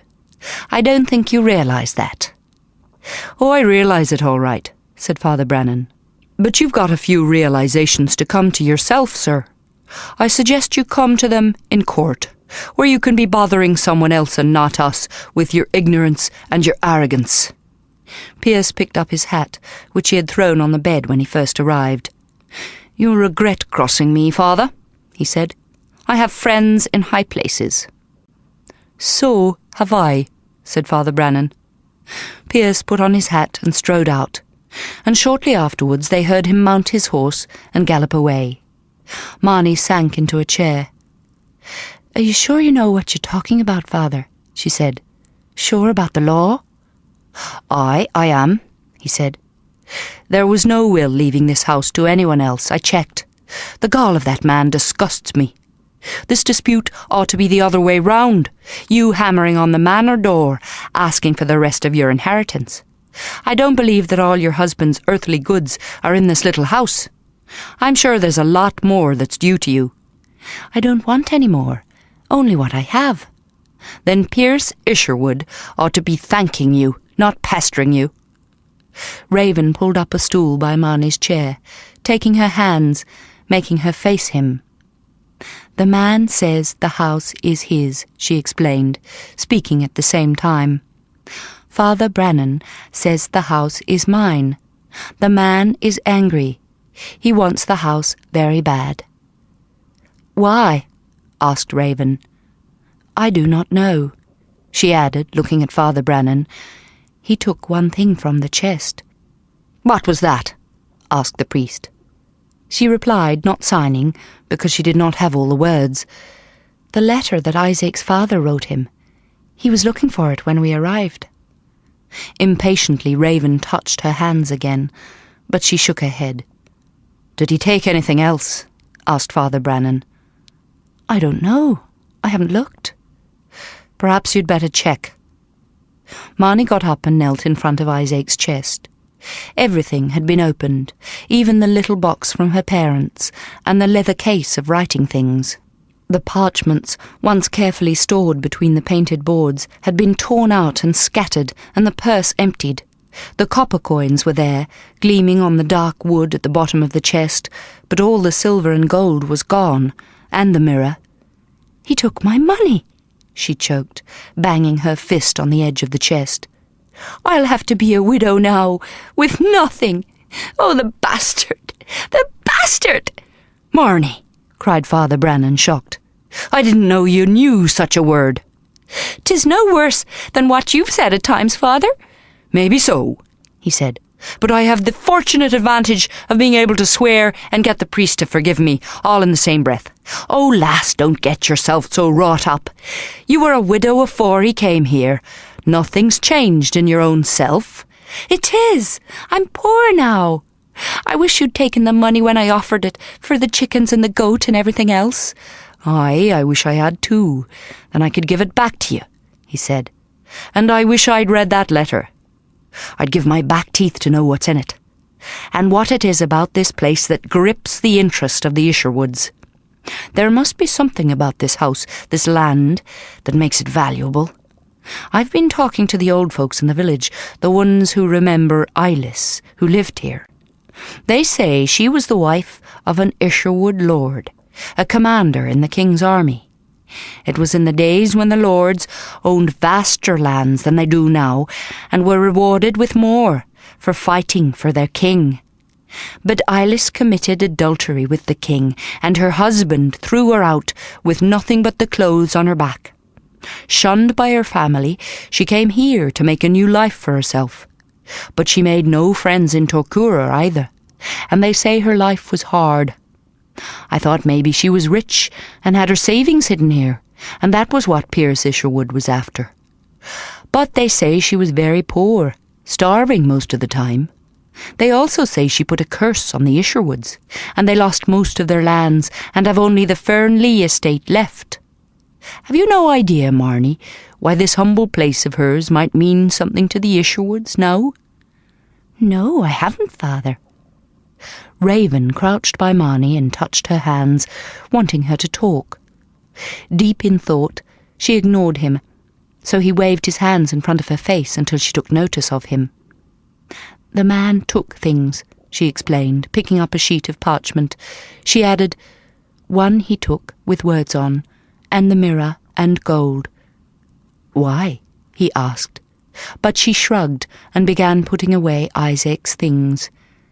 When she closed the chest, she sat at the table facing Father Brannan and asked, "Will he really take us to court, Father?" "I strongly doubt it." Raven banged the table with his knuckles, but Marnie signed that she would talk to him later. He sighed and went and sat on the doorstep facing the sea. "But Pierce spoke true when he said he has friends in high places," Marnie continued. "He knows the judge who travels around these parts to decide about the most serious complaints. The judge came to Fernley once when a man was accused of stealing an ox, and he stayed at the manor house and feasted with them. He's Pierce's friend. He'll get him to judge against me, and I won't have a chance." "You've got more than a chance. Pierce Isherwood knows very well that the law will never support his claim. That's why he came here, to frighten you away." Clearly, he had no idea of the kind of challenge he was taking on. Father Brannan grinned and drank some of the ale Pierce had poured for him. "Now, can I have a bit of this bread and cheese here? Raven fetched me all the way in from a fishing boat, and I haven't had a morsel since dawn. And my body's still trembling after running all this way, thinking you were being harmed." Raven's mighty eloquent when he wants to be. I don't understand a word of all your flutterings, but I knew there was a man here, and that you were needing help. This hand talk of yours, it's ripened into something rather cunning, hasn't it? We've made up a lot more words since you were here last. So I see. Show me some of them. Slow, so I can see them properly. She did, and he shook his head, astounded. Some are almost the same, he said. Just a flick of the finger for one word, a flick of 2 or 3 for different words. How on earth do you remember them? Remembering is easy. I use them all the time. The hardest part is understanding Raven's words, because I'm seeing them from the other side, and he's quick and I miss a lot.